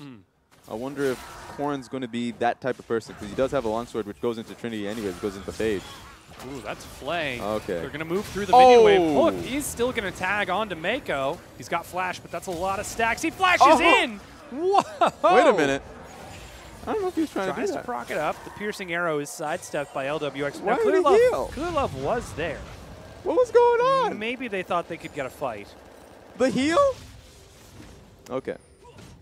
He flashed forward and died. Yeah. That was one mistake. The fight is over and LWX is healed. And you're like, all right, second mistake. But either way, regardless of that, if we just ignore it, and NewBee come out with a major victory in the bottom side of the map. Winning in top lane with first blood. Winning in bottom lane with a 2v2 kill. In the mid lane, it is even in CS. And Chuan now going to invade the red buff from Clearlove. How does it feel, Clearlove? I'm going to tire you. I don't know, I was going with the southern voice there. Good. No, I liked it. Okay. Yep. I don't know if it was appropriate, but I went for it anyways. And with that, they continue farming back in their own separate lanes as blue buff gets passed over to Scout. So does have Blasting Wand and that Catalyst. So looks like it is Rod of Ages start out of that Kassadin.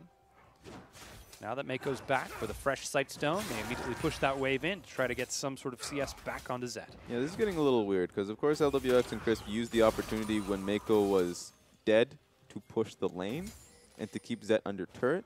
Zed didn't want to back because, of course, he would lose a lot of experience and minions. So now that they're back in the lane, you're 8 minutes into the game and both of them still have Doran's shield. So it's such a mind game that still, like, LWX had to deal with the push that Zet and Mako were pushing into the lane now. And so Zet gets an opportunity to back. LWX acted like he was backing himself, but just stayed on turret to get the minions. So it's like, who's gonna leave first? Who's gonna take that first step? Who's playing this game of chicken? The leap of faith. It's gonna be Zet. Well, it's shortly answered by LWX. He's got enough gold to actually finish off his Ninja Tabby, where you can see Zet still has the components to his. And they both have that Bilgewater Cutlass as well, so slight gold advantage with that kill. And it is still even in CS as well as Scout.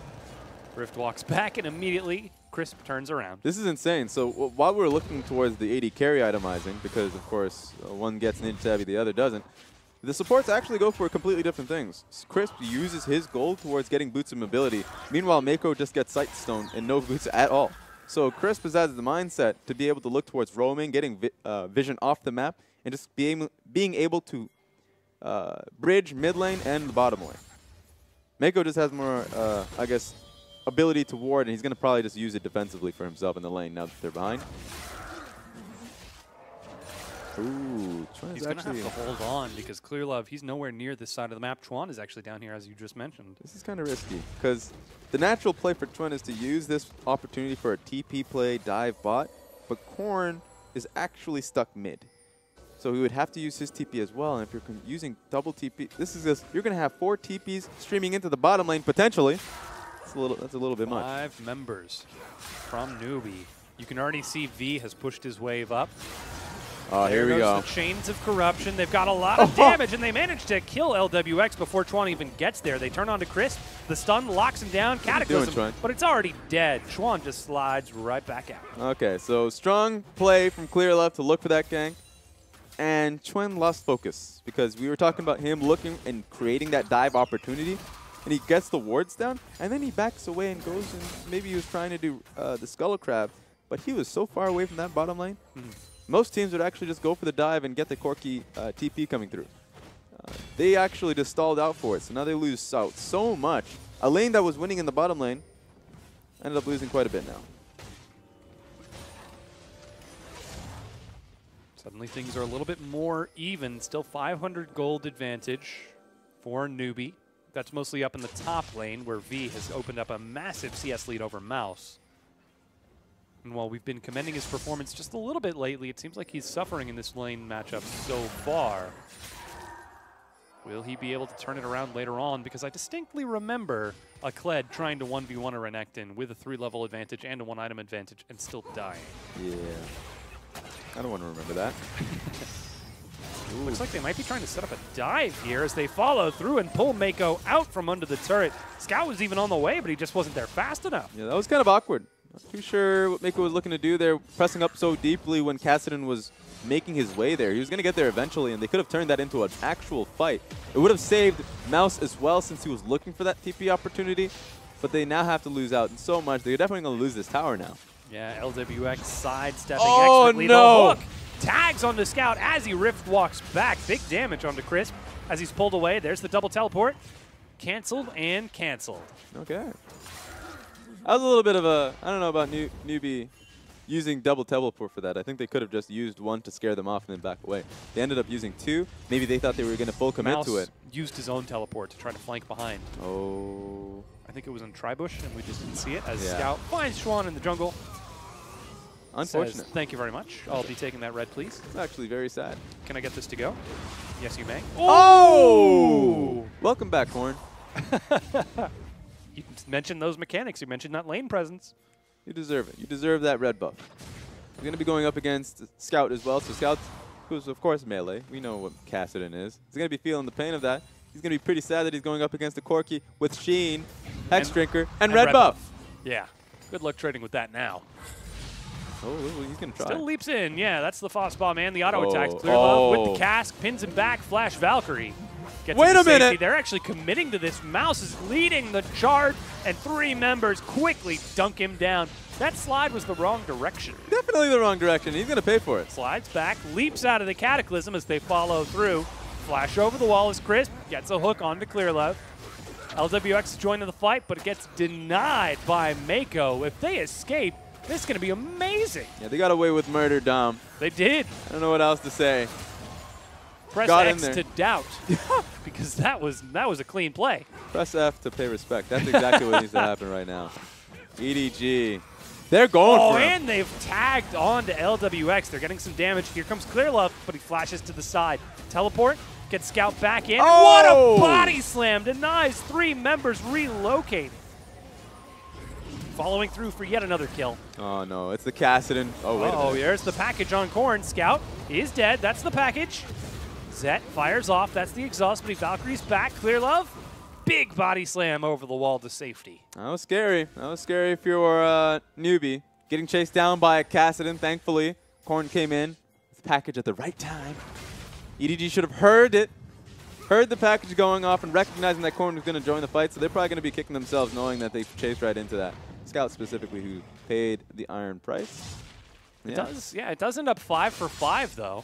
And let's take a look at that again. This was NewBee overstaying. It just goes back and forth. It really was a pendulum because NewBee paid the price by losing Corki. Corki comes back up looking to join the fight. Amazing Gragas body slam coming in from Clear Love. But ultimately, this looked very scary from NewBee. They were just caught off guard, and they had to get chased off. And then you could tell that Scout was getting pretty sad about that.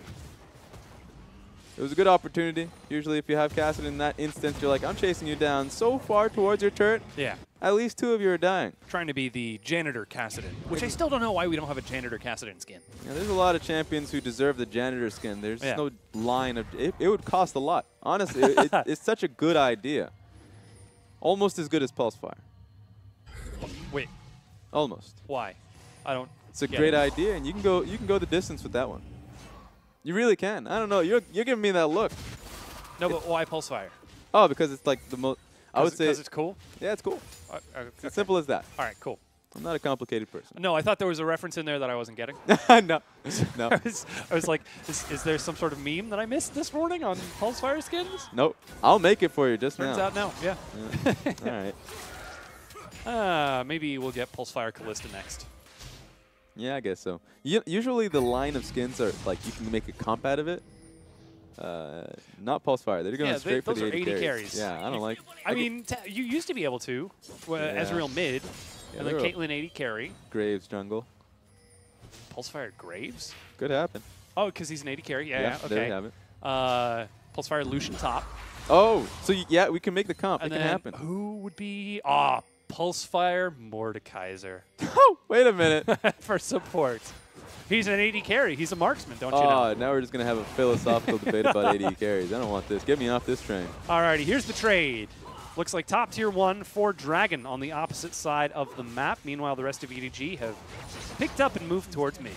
Yep, so I wonder if this is going to turn into anything. No, it turns into Cloud Dragon. Usually, like Ocean Dragon, usually a bad trade. You don't want to trade a tower for Ocean Dragon. Did we just list like 3 different dragons? The only one we didn't list, I think, was Cloud. But it is Ocean that is picked up, and they're looking for another kill off the back of it as they dive onto V and follow through. I guess that makes it a proper trade. Usually you just want to roll the dice and see if you can get a proper dragon that you can control for the next one. But EDG didn't get anything off that. They got a kill at the very least because it was served up to them. Yeah, they're losing a tier 2 here, and they're doing a lot of damage to the stun, but he's still able to buffer his slide throughout it. As NewBee back away, they didn't quite get the tier 2, but they got a lot of damage, and they will get the mid tier 1. Okay, there we have it. So these are a really good move coming in from NewBee. If that had been an Infernal Dragon, Earth Dragon, I don't care. That would have actually worked really well for EDG, that they can start to play towards the neutral objectives.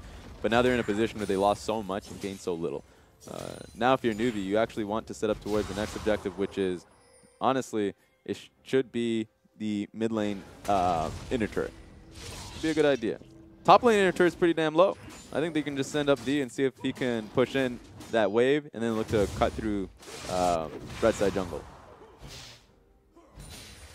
Ooh. Trying to do Rift Herald here. We're thinking about doing Rift Herald.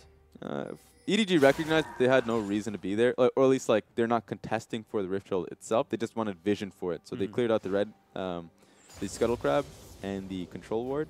So NewBee are going to have to solidify this, and even if they look to do Rift Herald, they're going to be spotted out. It's only up for 60 seconds more, and Corrin has his package for a good 40 of those 60 seconds. With that presence on the map, they've got to respect this, as you mentioned.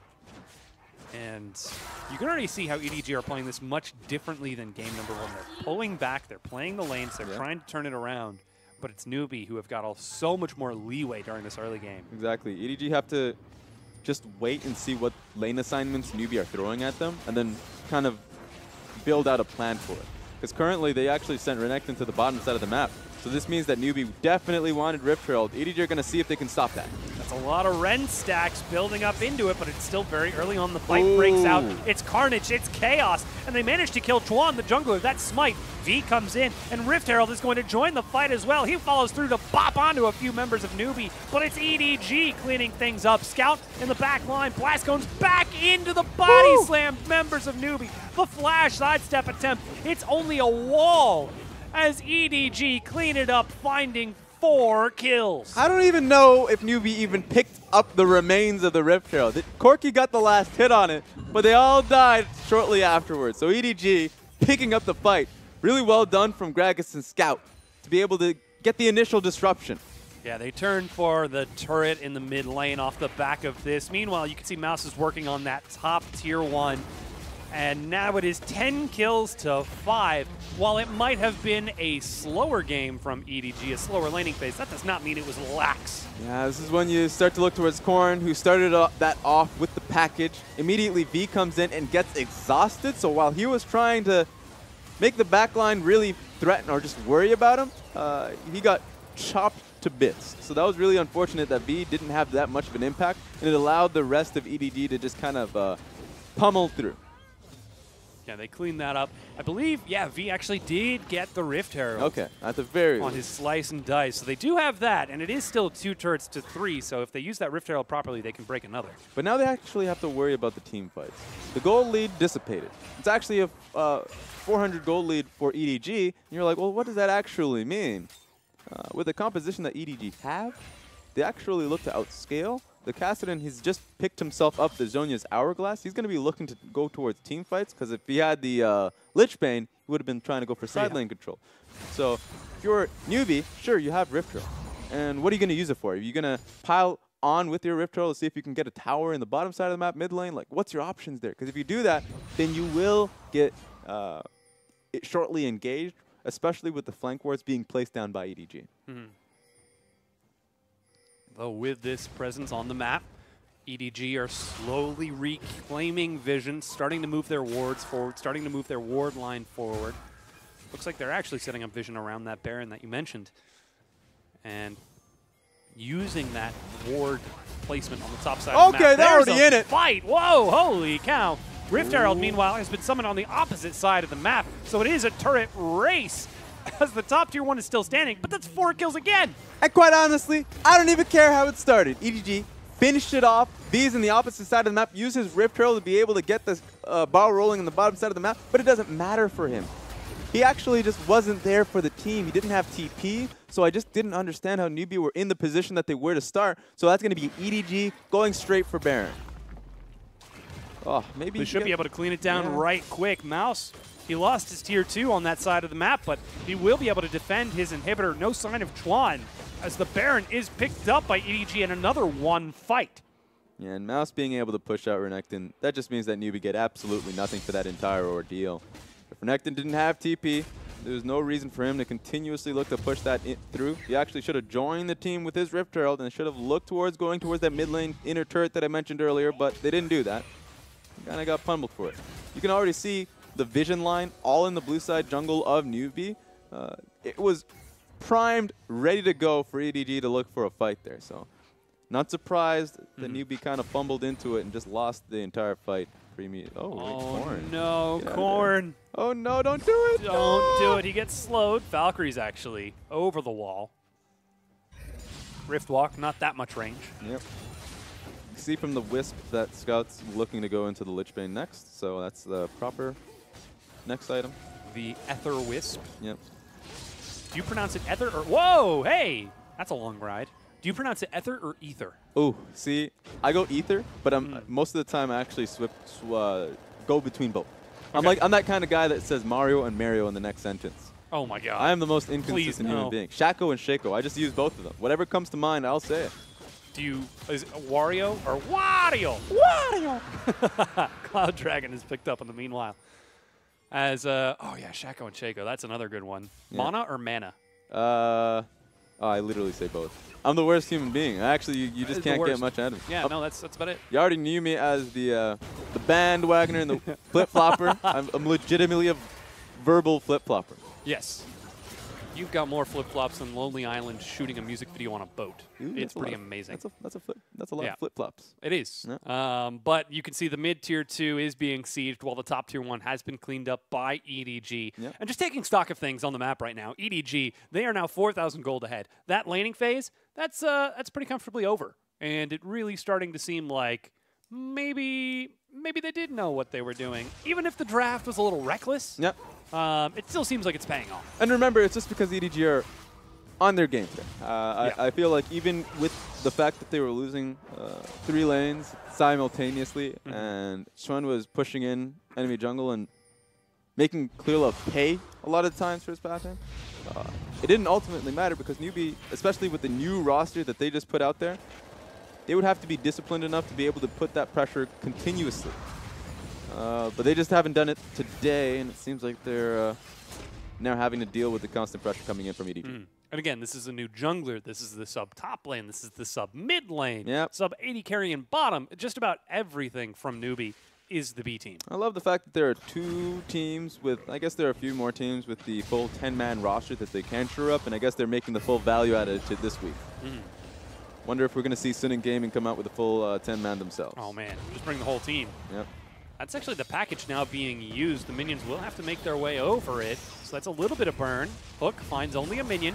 As some harass gets fired across, they're not able to break it just yet, and it looks like Baron, with only 30 seconds left, that's 1 and more minion wave. Yeah, they haven't. NewBee have weathered the storm.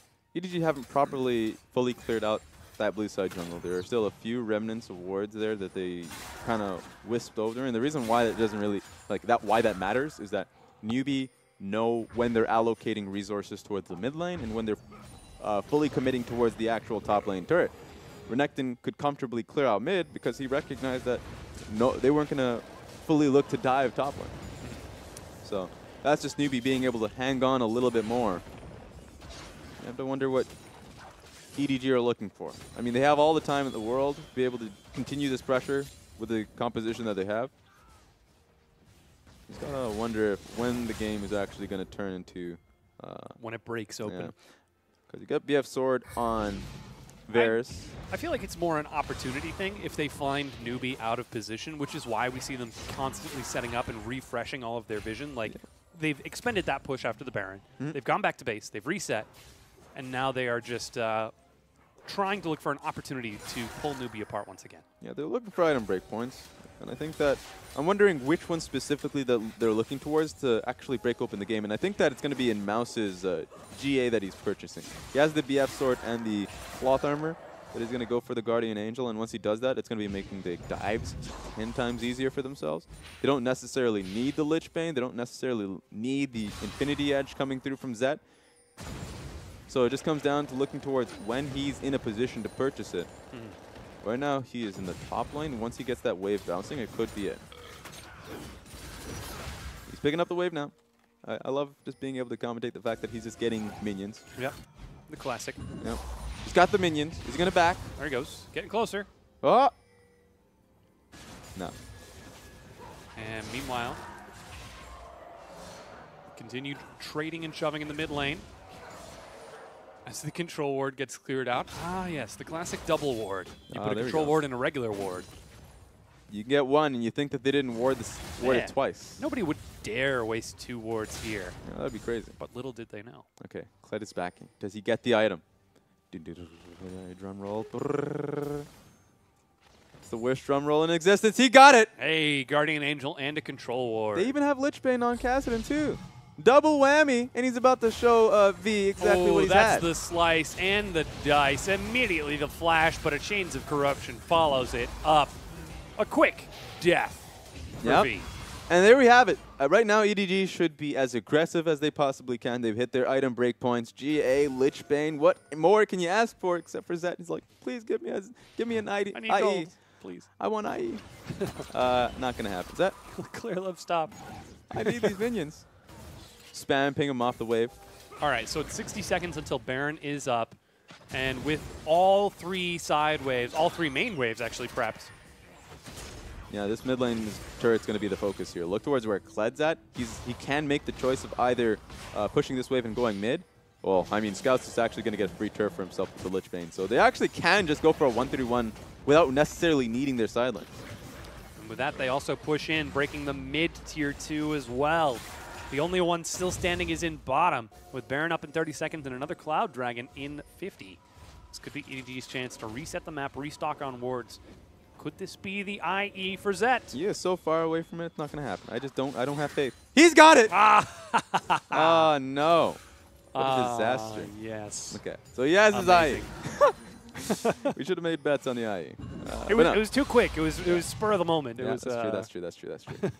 So now I didn't expect it either. 29 minutes in, 3 items. To be fair, he is 2-0-7. Yeah, he's 2-0-7 and he has 258 CS. So I shouldn't be surprised. He just stuck there because he didn't want to use his last item slot because he was a good AD carry who kept it for his control ward. Didn't even buy a control ward. He had just enough gold just for the Infinity Edge. And yes. There we go. And now with Baron back on the map, and you already mentioned all of these huge items from EDG. They are ready to take the fight back to NewBee. Teleport is ready for all 4 members who have it. Yeah, so right now it's all going to be on Kled. He's taking a free dragon, I believe. Don't do that. This is actually useless. Wait a minute. Mouse. Okay, so they have a great position on the map. If Kled had been in the bottom lane looking to force, get pressure, push the wave, then EDG would have been in prime position to just sit on Baron vision, right? Sit and wait for a pick. That's all you need. But Mouse has used his entire bar. Now he has to go back to base because they used it on a Cloud Dragon. And sure, it opens up the possibility for the Elder Dragon, but that's not your focus. Baron should be your primary focus now. So now they have to wait a little bit longer for Mouse to go right back and push the bottom lane out, and then they can reset the pressure that they had. It's a small criticism, but it's one of those moments where EDG are trying to be disciplined, and I think that's one of the examples of it. Well, they are moving around to clear out some of this vision here, but there is a copious amount of it behind that Baron pit, in the tri-bush, heck, even in the river. There's a control ward in top lane just in case, but there's not actually vision in the pit itself. Oh. Scout has found Tron. The rest of EDG turns and follows through. All right. For whatever reason, I actually thought I heard Kled ulti, but maybe that's just me being paranoid. Whenever you get into a fight, you're just like, where's the Kled? Maybe it was just a phantasm of your imagination. Maybe. I envision the fight. Do you ever hear someone calling your name and look around, but there's no one around you? Too often. Every single time my mother is not around, I just feel like I'm hearing her. Yeah. Because she's always in an angry tone. Well, they're actually calling the name of NewBee right now as the fight breaks out. The AoE is stacked once again as V gets in. Big knockup. Ooh. Ren stacks onto the tanks. Mako's still alive barely as LWX is doing work, but it's AD carry versus AD carry as EDG have cleaned up the front lines, and again, with blinking red health bars, Mako. Maybe they can get him. He's trying for it. Finally, he will die as the rest of EDG take the long route around. Yeah, they're on the wrong side of the map, and they're going to pay for it. Flash, bear trap, plus some violent tendencies puts Corky down. LWX. He's trying, but he's slowed now. Scout's actually really low mana. Flash, hail of arrows. And that's the kill. That's the ace. That's the cleanup from EDG. And they're going to go directly towards the Baron. They're going to take a lot of damage from it until their carries come along for it. But really well done from EDG. Yeah, they turn towards that Baron. As you mentioned, 6 kills to 19. They are 9,000 gold ahead, 10,000 gold ahead, and they are just getting stronger and stronger as this game goes on. And what I liked about that fight, I know at some point we're probably going to get a replay for it, it just comes down to the fact that EDG played their tank line so well here. Just look at specifically Clearlove and Kled. Dude, they took a lot of damage, a lot of hurt, because LWX was free firing for this instance. Mako especially, they back away from it. They allow the carries to push up and do a lot of the work. And so they just recognized how much damage, how much hurt they could take before they could reset their position in the fight. And after that reset, it was a clean ace, killing all 5 members. Now they've got that Baron buff once again, and they are ready to break the final Tier 2 and those inhibitor turrets. They've got double teleport ready. Let's see if they go for a 1-3-1 or if they just try to brute force it. Yeah, that's a good question. With Corky being pinged out on the top side of the map, that's a free tower for Scout here in the bottom side of the map. And if NewBee think that they can try and contest it, the rest of EDG could look to converge. So yeah, there we go. That's just, for whatever reason, Corrin thought he can push that extra wave. And sure, that's going to give him a little bit of solace if EDG look to rotate towards top lane. That's not going to happen. EDG don't even need to sweat about what's going to happen in the top lane. They're just going to be going towards mid and bottom lane. Yeah, as the waves crash in simultaneously, they start getting just a little bit of chip damage. Scout looks for the kill and gets He's going for it! The chase! Woo! Crisp goes deep into enemy lines as he follows the lantern way too far and ends up giving up his life. All right, EDG are trying to go for this fight. They're trying to end the game right here and right now. They kill Chuan. Scout teleports back in with full health as he follows through. LWX is getting a lot of spears, but he just doesn't have enough. Scout. Oh, don't do it! Oh, my God, Scout. Even Mako gives him the Knight's Vow at the last second for protection, but you can't protect from the fountain. It's true damage. Yeah, but the TP's coming through. EDG smell blood. 3 down from NewBee. And they might be able to end it. Yeah, just like the true damage of the Fountain Laser, we've got EDG firing a true damage laser of their own, trying to break the base of NewBee. And we are seeing the respawn of Crisp. He gets back in. V has found Scout unprotected, but he's just able to Zanya's install this out. They chase onto Korn before slamming him back down. And that's EDG, dropping the turret, dropping the Nexus, and dropping the mic. And honestly, they don't even look too happy about it. I guess they just expected it. They just expected, regardless of the draft that they got, Game 1, they had a really hard, strong, early game pressure. Game 2, completely different. They were patient. They waited until the point in which their composition came online. And you saw 2 sides of EDG, both very strong. And sure, it feels like they were going up against a punching bag in, I guess, NewBee. The new NewBee. I was about to say NewBee, but oh, geez. I was about some new NewBee, I suppose. Yeah. Their bench, new bench. There we go. New bench. Yep. NB, that's what it stands for. Yep. So, NewBee, they had a chance if they had shored their starting roster, but that's neither here nor there. EDG just make waste of the opponents in front of them. And with that, they take center stage, as you said, smashing their opponents. Instead of New B, it's New C, the C team. There we go. We're still looking for New A, the proper lineup from NewBee, as they currently are nowhere to be found. But someone who has found her way back towards the desk, joining us, FLICKR, welcome. Hi, guys. So, EDG looking real strong. And that's to be expected. I think Raz said it best in in game number 1 of that cast, which is EDG picked up where they left off in Rift Rivals. They look phenomenal. They took their international experience. They adjusted kind of 2 different types of drafts, and they executed on both of them well. Yep, I think that the fact that we saw in Game 2 specifically, that the fact that they were willing to give up so much early game pressure and still play so patiently. Sure, NewBee didn't really look to pressure specifically like the bottom lane turret dive, or at least what should have happened. Then you saw Trend move away from it. Clearlove played that out so well, looking for a gank bottom lane, so what was a winning lane for NewBee immediately turned in EDG's favor. Yeah, just following up on the one opportunity. And I think you called out the fact that the lanes for NewBee looked so strong. Chuan even invaded into the jungle to track Clearlove, and you can see how that reflects in the gold. Yeah, Chuan was trying his best to punish Clearlove early with all of those pushing priority lanes that NewBee had set themselves up for in draft. Unfortunately, as Raz said, it was just kind of the patience of EDG, recognizing when they needed to make their move and when they were strong to do so, but still playing towards that bottom side of the map. And with that presence, you can see the damage that was done by that bottom side. 22,000 to the 19 of his opponent. But Scout on the Kassadin in the mid lane. 33.3 repeating, of course. 1,000 damage. Really good game from Scout, especially once he turned level 6, he was able to turn the matchup in his favor. Looked really good from him. Hello, everybody. And I thought that Scout, especially once they started to choose the lane assignments, that he would be on a sideway from that point forward. I thought he played it perfectly. And this just goes back to Scout's identity in EDG. He's a playmaker there. His Taliyah game was phenomenal. He had a strong presence on the Kassadin. And yeah, it's a very different type of mentality because Taliyah's, using her utility to set up and to start those plays, whereas Kassadin is using his cleanup duty, janitorial, finishing them off and snowballing from there. But whatever you want to say about Scout, if he has the domino set up for them, you can trust him to always knock them down. Yeah.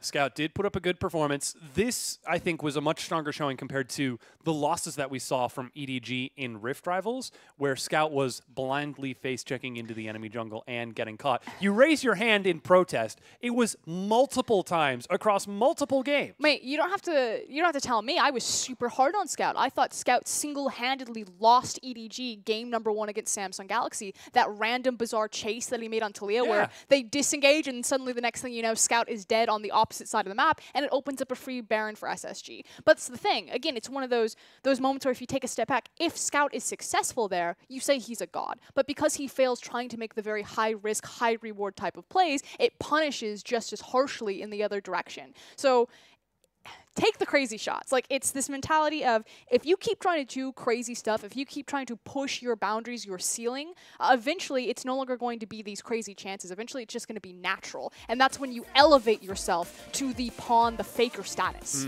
Well, he's still chasing it right now. He gets MVP for this game and certainly MVP for this series as he goes 7-2-11 on that Kassadin into Quirky. Huge damage. Yep. And then Spring Split, Scout was an incredible, consistent force for the team, and now you can start to see playmaking aspects from him here.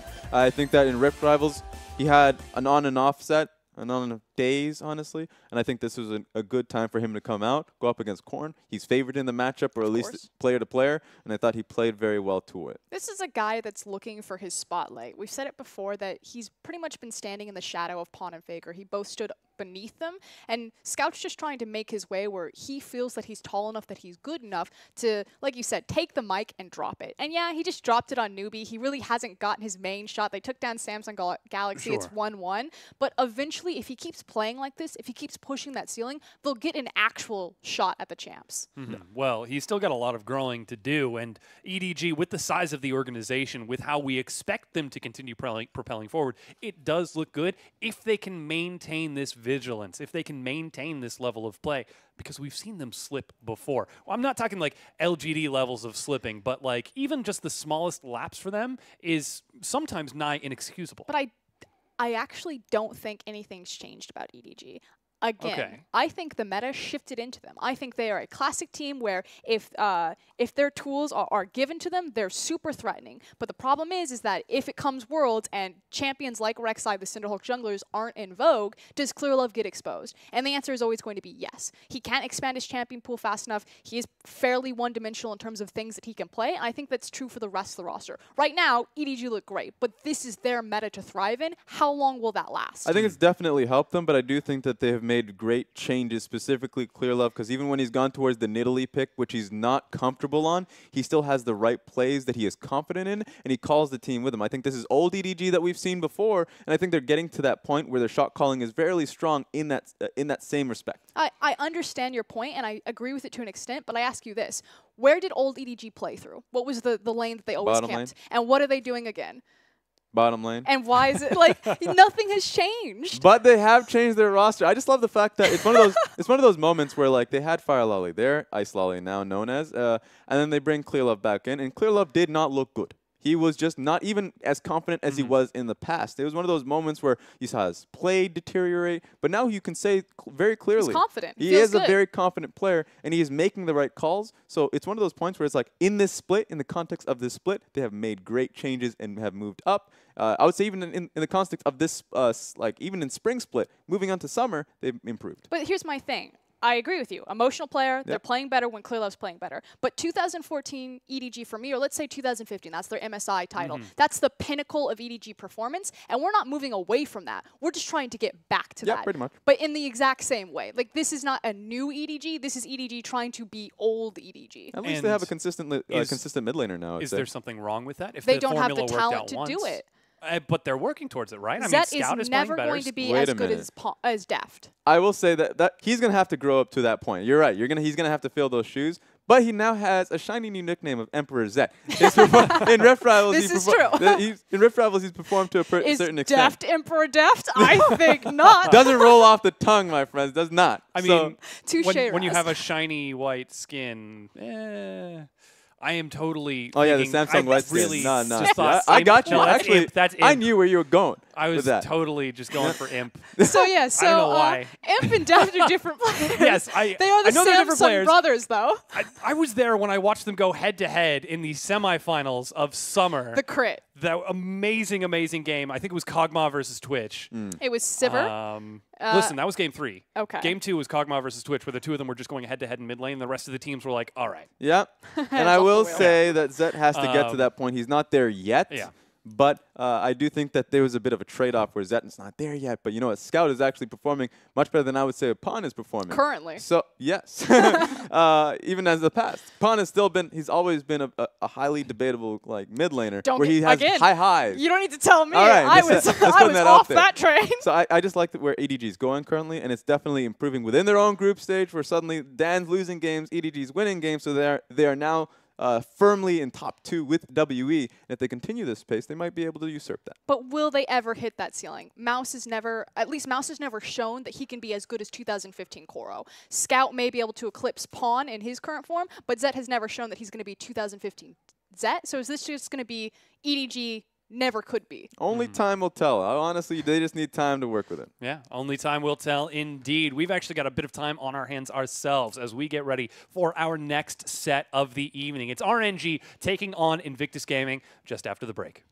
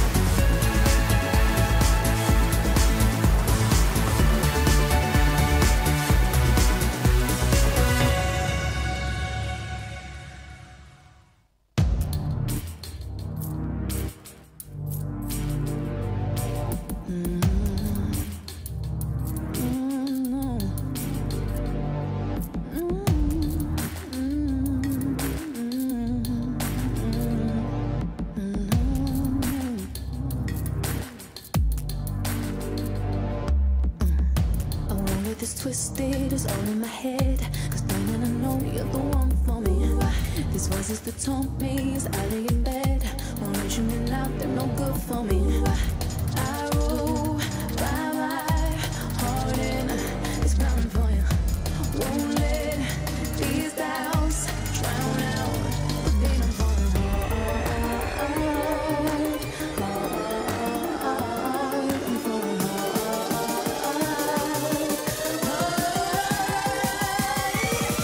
Are you ready? Are you ready for love? I'm here to warn ya that it's coming. And my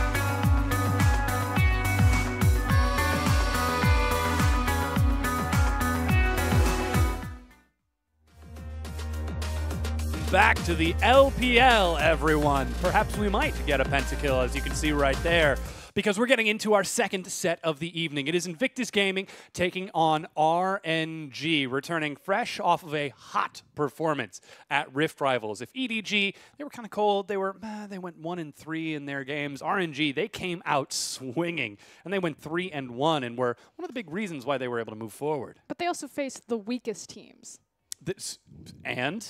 I'm just saying, like... Yes, let us discredit the very good performance from a good international team at an international event. It's not about discrediting, it's about putting it into context. Like, it's one thing to just rock up into a room and be like, oh, yeah, EDG, 1-3. RNG, they had a better performance. MLXG played cleaner, but they also weren't tested like the other LPL teams were. So I think it's harder to get a read. I don't just want to automatically say, like, oh, RNG are back into top form. Let's be very excited about them.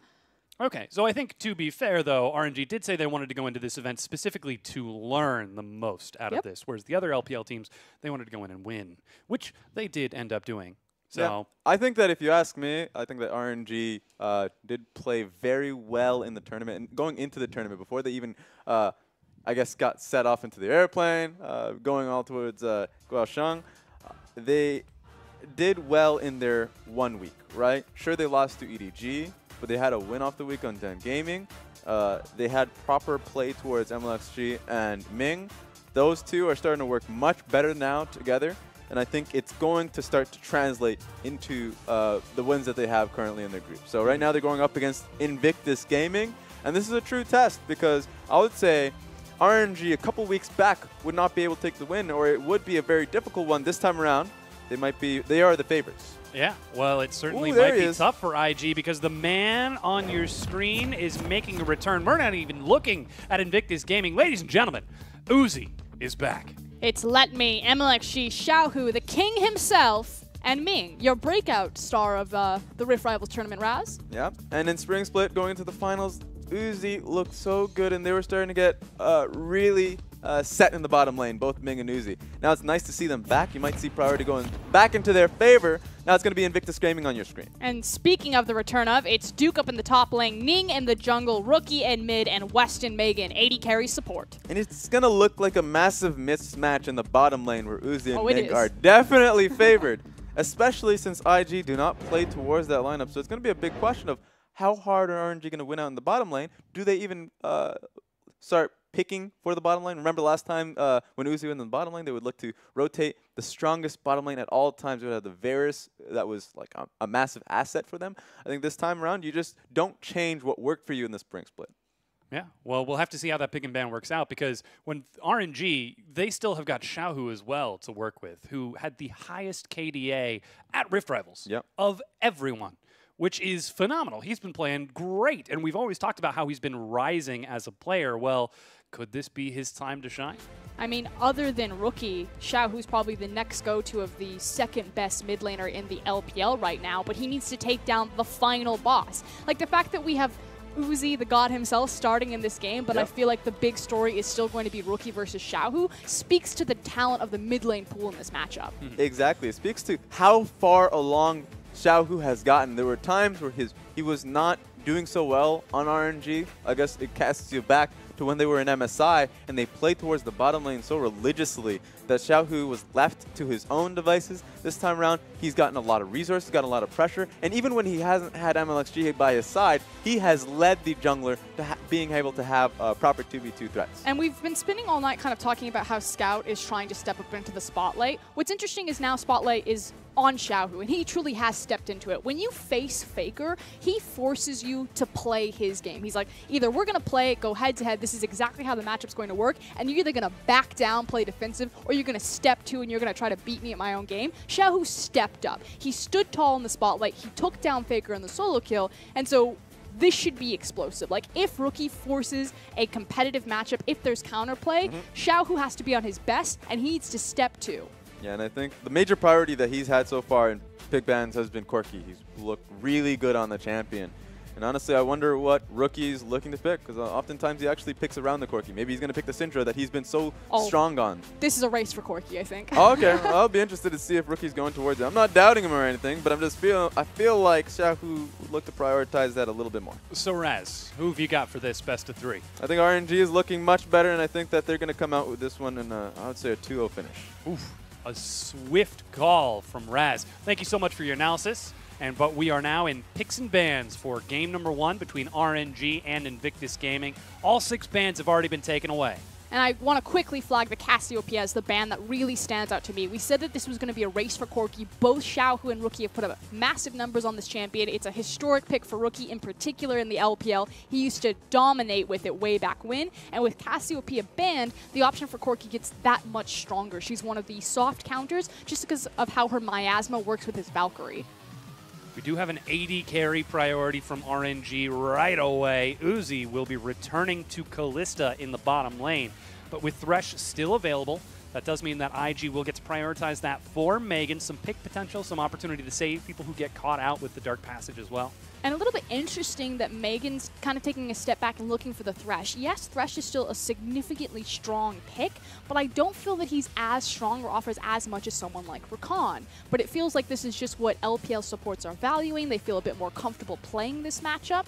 Kind of curious because West and Megan are going to need all the help they can get just to survive this 2v2. So here comes the big show. What does IG take here? Because RNG on next pick, they're going to look for likely their own next 2, as Rek'Sai seems to be the priority for Ning, one of the strongest junglers right now. This is pretty stock standard. You second rotate Thresh Rek'Sai. I have no qualms with this. I figure that RNG will pick up the Corki here, though, alongside probably their support if they want to keep their hand hidden, or maybe grab one of the priority junglers like the Elise that's still available. We know that MLXG has felt confident on that. Gragas also works. It's not necessarily a flex pick into the top lane with the Dorans or triple Dorans nerf going through, so probably going to be in MLXG's hands, but does offer some counterplay to Rek'Sai. I know that a lot of the LPL junglers like Gragas into Rek'Sai just because when she jumps in, you can at least separate her from the rest of her team and try to burn her down. With that Gragas and Braum locked in, we've got a tanky front line and a comp that actually looks remarkably similar to what EDG were running a little bit earlier today. So, IG, time to show us. What have you got to break this apart? Of course, red side, we're expecting Rookie to save that counter pick for very later on, unless there is some sort of priority. But Kog'Maw and Thresh are the bottom lane, along with that Rek'Sai for Ning in the jungle. So, once again, saving that Korean duo, Duke and Rookie, with some counterpick later on. And Kog'Maw's certainly been exploding across the global stage. We've seen it played in the LCK much more now since Rift Rivals. We know that the LPL teams have always loved their Kog'Maw, but I feel like the LPL teams have been conditioned to love it for the wrong reasons. They just kind of get free passes into late game a lot of the time because our teams really suffer around punishing vision and setting up objectives correctly, and it just turns into these big 5v5 brawls. And if Kog'Maw is allowed to get to his breaking points pretty much every single game, of course he looks great on paper, but I feel like LPL teams are kind of missing the windows where they really can punish this champion. And the big concern is that IG will have to protect this Kog'Maw from RNG running Callista Braum, with Xiaohu taking whatever he ends up taking in the mid lane. Kassadin and Talia have been banned away from him, but there are still plenty of strong champions for him to pick, such as that Corki, which we still haven't seen yet. There's still time, especially with the Talia being banned. Again, he's starting to rise higher in priority. Cassiopeia's off the board. Talia's gone. You would assume that Corki could be the best bet here unless Rookie really does want to go for something like a Syndra. The thing about Syndra, though, or excuse me, Corki into Syndra, though, is that he can itemize the Hex Drinker to absorb a lot of her initial burst or kill threat. Might be a top lane pick for Invictus Gaming. Red side Rookie saved that counter pick for last. The best mid laner in the league, taking on what very well could be the second best in a title. But Corki is the lock-in at the last second. Man, and I already wrote Fiora. It's in pen, Dom. I thought you were disappointed for another reason, like, oh, I would love to see him on an assassin or something that could scrap or duel, but I mean, Corki's pretty strong regardless. The reason why Corki was such a strong band-aid for Invictus Gaming back when he was last in meta, so not even the new rise of Corki, is just because of everything that he offers. He wins most matchups, or he can just absorb a lot of matchups with his defensive itemization. But more importantly, he can get out to those side lanes. He has the package, he can roam around quite heavily, and nothing happens on IG without Rookie. So he needs to be on a very mobile champion that can pretty much offer him everything that he wants. The ability to outplay, massive scaling damage, and the ability to impact side lanes. Corki takes every single one of those boxes. I feel like that's something that Invictus Gaming rely on Rookie almost exclusively for, though, as Orianna is the lock-in to answer that, and Jarvan is there to answer. In that Invictus Gaming, more often than not, will rely on Duke or Rookie to make something happen. It's not the AD carry and it's not quite the jungler. But they're up against a very stacked RNG right now, and they have got to show some initiative outside of those two-star players. But they do have some nice things. The fact that Duke got a comfort champion like the Renekton, the fact that Rookie is on the Corki, and then they have the late scaling options for the Kog'Maw come, 35, 45 minutes. In fact, it's probably earlier than that then. We always think of Kog'Maw as that late game threat only, but with kind of the 2-item power spike, especially if there's like an Ardent Sensor hovering around, then suddenly things get vastly out of control. Well, that is a timer. That is the clock ticking for RNG. Hopefully they will be able to break it if they want to take this win here, or if Invictus Gaming are going to be the ones to try taking this series, because right now RNG are currently second in their groups, actually tied with LGD and now just one win ahead of NewBee. My big concern with IG's composition, and again, it's Renekton, Rek'Sai, Corki, Kog, and Thresh, is that they don't have a lot of reliable hard CC. They're pretty much entirely dependent on either a Death Sentence connecting, Rek'Sai flash knock-up into backline, or Renekton wandering into the backline. There's not the big Ashe Arrow, or in RNG's case, something like the Gragas cast, something like the Cataclysm to start things off. So if IG do get ahead and they try to force RNG into 5v5, they don't have a lot of tools to force that hand, which means that they should be focused on playing a 1-3-1. We'll have to see if they can do that, because that Renekton is being played by Duke, not the Shy, so perhaps he could show some more experience than his co-top laner and use that to wield against RNG here, because it looks like it is. Just looking at the raw stats, Raz, I think, echoed it the best. RNG are pretty favored coming into this matchup. Oh, they are the heavyweight favorites here, especially with Uzi now back in the lineup. Nothing against Y4, but if Zet had massive shoes to fill, Y4 had an unclimbable mountain. He's got clown shoes to fill. Those things are big. Here we go. It looks like we have loaded onto the Rift for game number 1 between RNG and Invictus Gaming. Pretty good teams. I think you've probably heard of them.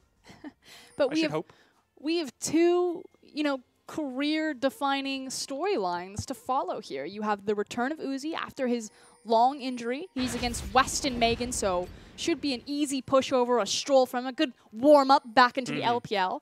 But then you have Xiaohu versus Rookie. Xiaohu will only get one shot at Rookie this split. This is the career high from him. He's been on an incredible tear, and now he gets to go against the final boss, that final name to cross off on his list. He needs to take down Rookie and solidify himself as the best mid laner in the LPL. The gauntlet has been thrown, the challenge has been laid. And now it's time to see whether or not Rookie will answer the call, or if Xiaohu will be able to claim that title. We did see a bit of harass as the two teams swapped past each other to get a ward onto the blue buff. Ning getting a quick leash onto his Raptor camp. He's going to be taking a few hits here, though. The nice thing here, though, is that West and Megan get the fast track into the bottom lane, so making sure that they get control of the early incoming creep wave and try to shove out Ming and Uzi, possibly race towards that level 2. It's a bit easier for them because they have the double range matchup into melee Kalista, but I don't know how much they're going to be able to abuse that in just the raw skill disadvantage between players.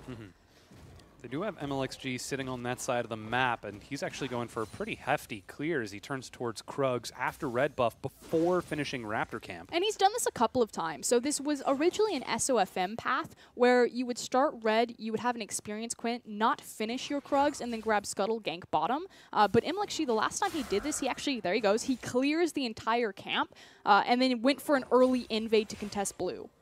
And that's exactly what we see right now. No, instead he's looking for the cheese. In the river brush.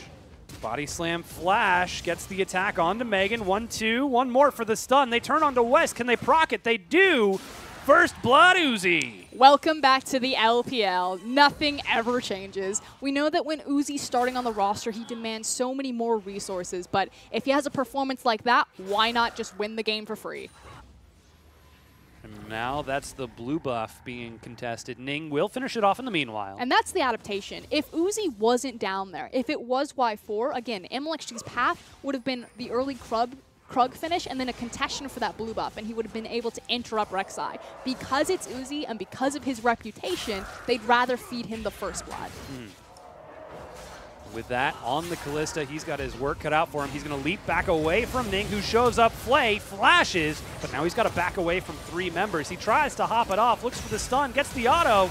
Doesn't quite have enough to pull it through, though, as IG get a kill of their own. And Ming, he tries to make something happen, but he too will die. And I'll throw some credit here. It was a great interaction with Ning to recognize that they were pushed forward, that they had the arrogance, and that the gank was open. I don't think Ning expected to get the kills there, and it was actually misplayed by Ming. He still has his exhaust. He didn't burn it, and Uzi was looking for the outplay, and they didn't use a crucial summoner there.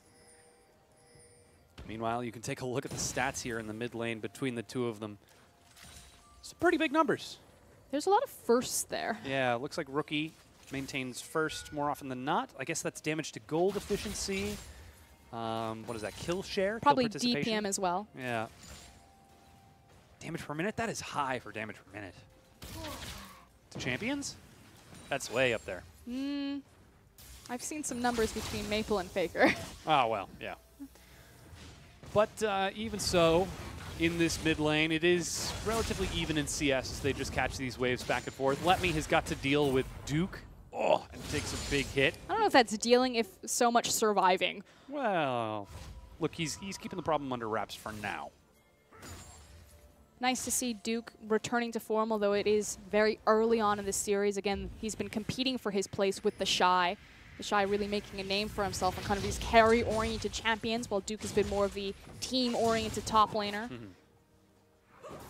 Certainly has been trying.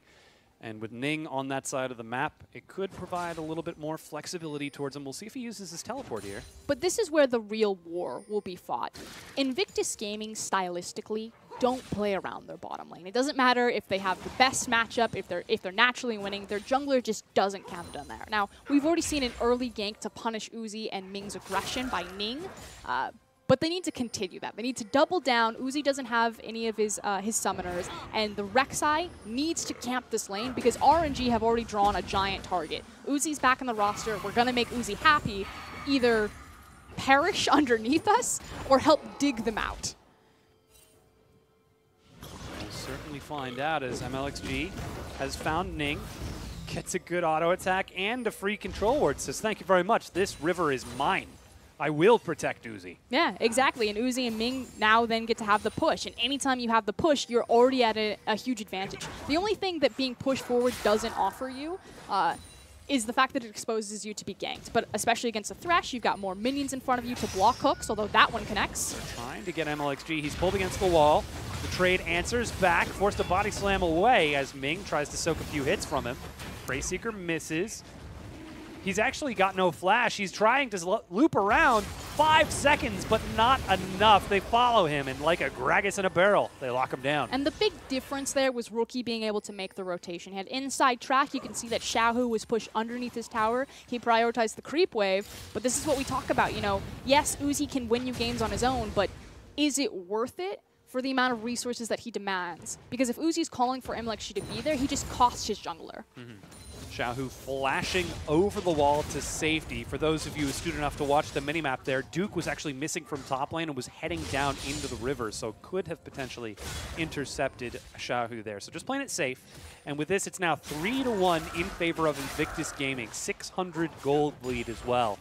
As Uzi, he's continuing to catch this CS down here, but still, he is 1 kill and 1 death to the 2 kills and 1 death and 1 assist of West. So, well, he does have a slight CS advantage over the Kog'Maw for now and a temporary experience advantage. That Kog'Maw isn't too far behind him. But it's the experience advantage that's the big thing. As soon as Uzi has level 6, the kill threat potential is absolutely terrifying for West and Megan. And you can already see how confident Uzi is because they're contesting all of these creeps and the entire wave. West steps forward as Ming soaks a few hits for him with his Unbreakable. No sign of the junglers because they're on that top side of the map. Yeah, but as soon as the W cooldown is down, suddenly Uzi and Ming go back to farming and back to aggression. Look at them how scared they are of the vision. Ping's going all and down the river. So IG have a lot of control wards there, and the only thing that's keeping Uzi in this patient stage is the fact that he doesn't know where Rek'Sai is. If he shows himself over that wolf camp on the top side, that could be an opportunity. MLXG currently waiting towards mid, but you can see how safe Rookie is playing towards his own side of the map, towards his own jungle. And now that blue has spawned. Yeah, they know that Rookie and Ning are handing over the blue buff. So again, you can see in Uzi's movements, he's stepping forward, he's trying to contest Kog'Maw on all of these creeps, but he can't overcommit because he knows that Rek'Sai and Corki are in the area. Xiaohu actually hanging out on that side. Sees the blue get passed over, so he knows this is happening. Boss Bomb clears out the wave. And here comes that catch from Xiaohu. He's got to catch the minion wave that Rookie is delivering into him. Meanwhile, on the top, it's still close to even in that CS. Let Me, despite using his teleport very early on, hasn't actually given up a kill, hasn't given up too much damage on this turret, though he is giving up push pressure time and time again. But it's not being punished, and it's not amounting to anything. Yes, it did burn the flash off of Xiaohu because Xiaohu had to respect Rookie's flank, thinking that a Renekton could be around the corner, but that hasn't been punished or followed up by Ning. He's starting to spend some of his time around River. We did just see an On My Way ping, I believe from MLXG, though there is a control ward in River that should spot this, and Ning actually did just complete his recall. So for now, the wave will just continue to push in. Rookie will try to open up a slight advantage over Xiaohu, and while he is playing very safe and very scared, he's okay. MLXG is actually getting there well before Ning, but he's on his way. He's got a limited window to play with. He's got his flash, he has his cast, everything's available. Here he goes, looking for Duke. That's the dominance. Body slam. The cast goes too far, but the Cataclysm, Ning follows through into the arena, into the pit. And a quick leap afterwards nets the double kill as it's turned around. And it doesn't get easier than that. Duke walks into the brush, hides his dominance initially, comes out flying, and the Renekton looks for the 2v1, turns it to a 2v2, and a quick, easy double kill. Ning now following up on that Rift Herald. Rek'Sai very good at taking it, as Rookie comfortably taking a few turret shots to get these hits in. He's even got Megan behind him just in case. But here's that play again. Yeah, this is exactly what we need to watch MLXG just whiff this cast. Does 0 damage there. And would that have been the difference? I'm not quite sure. I think that Duke would have at least taken one of them down, but it just means it's that much easier for Ning to be the benefactor. Now with that Rift Herald gone, that's even more turret pressure. Still haven't seen a single turret broken yet. But Mountain Dragon is on the map, along with Uzi. There's just so many choices for Invictus Gaming to make. What do we try to focus on? Get that Kog'Maw? Get Rookie ahead? That get moment Duke ahead? when IG have choices. Yeah, I know. A lot of their gold's on Ning, however. And Ning is a very pendulum-based player. Either he has great games and he's the key to their success in how he teams up with Rookie and they move around the map, or he costs you games and he's complete opposite side or wrong pathing while Rookie's being camped. This time around, he's lucky because all of his lanes were kind of naturally winning and he just showed up to exploit that. But now he needs to make good on his promise. He's got 3 kills in his pocket and he needs to abuse his strength and help his team to continue to get ahead. They'll have to deliver on this bargain here. Megan getting a nice deep ward to see if they're safe to dive bottom. Still sitting on that package from Rookie, and Duke did hold on to his teleport after making his way back top. So IG are setting up bottom. Yeah, the obvious play is bottom with the package. That said, they just need to back up, RNG just need to back up and either get their ducks in a row or give away chip damage. Seems like that's what they're doing right now. Rookie shows himself, and Xiaohu's still there. Hook onto Ming, but he's able to get some as the piercing spear doesn't quite do enough. And it seems little, but they did absorb a lot of tempo from IG not being able to make good on their package. Instead, they're going to transition that to Dragon Control, and now on the offensive. They try to force it, turning on to West. They get the stun, they get damage, but there's a lot of crowd control onto Uzi. He goes low, and they trade 180 carry for another. Meanwhile, teleport completed from Duke. He joins the bottom fight and cleans it up. Ming makes his way under the turret, but that's a clean and easy dive. Duke will continue following through. Shockwave flings him back as Ning follows through yet again. Rookie fires shot after shot and should be able to get Xiaohu here. There's the big one. That's a 9 kills to 2 for IG. They dominate RNG and then have the creep wave pushing behind them. So it's going to be the kills as well as the tower. Inside track to secure vision on Dragon. The world is at Invictus Gaming's feet so far in this early game. And suddenly the welcome party for Uzi seems to have been turning a little bit sour. That's not.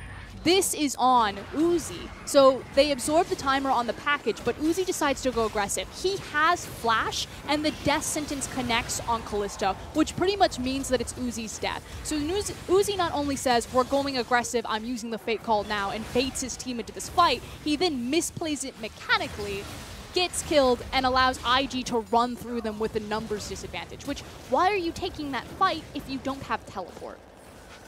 Question only RNG can answer while they sit back on their Sephiatone screens. And this goes back to my main point. The teams that RNG looked good at against Rift Rivals and took down were not the steep competition there. They lost to KT Rolster, they fought against MVP, one of the last place LCK teams, and everyone was just ready to give them the pass. That this was RNG had returned to form. They really have done nothing to prove and solidify that they are still an elite team. They did show us a strong performance during spring, but have since tapered off a little bit in summer. Perhaps the gap is just closed. If you mean losing to all of the top teams, as well as OMG in their own domestic group, then yes, they've absolutely done that. Yes. Meanwhile, Rift Herald now finally being used in that mid lane. Ooh, catches the minion wave. She's going to have a quick snack before she turns towards the turret. Just waiting for that AI. There he goes. Remember, Rookie. everyone, push your creep wave. Rookie the hero. They actually turn on to Rookie to try to punish him for it. And they do get the kill as Herald charges into the turret, only to do about half damage. Remember, everyone, push your creep wave responsibly. A little bit overzealous, I think. We can use that word here. You didn't know. He's just trying to get it done. He was, oh no, I forgot to reset the Herald. Ning, you were supposed to catch that wave.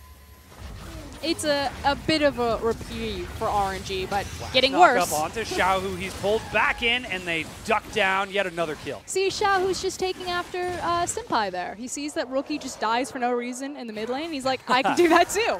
Yes, but when will he earn a name for himself if he's only imitating the master? Imitation is the sincerest form of flattery, Dom. Yeah, but that doesn't necessarily make you the best. This is true. And neither of them are the best with that type of performance.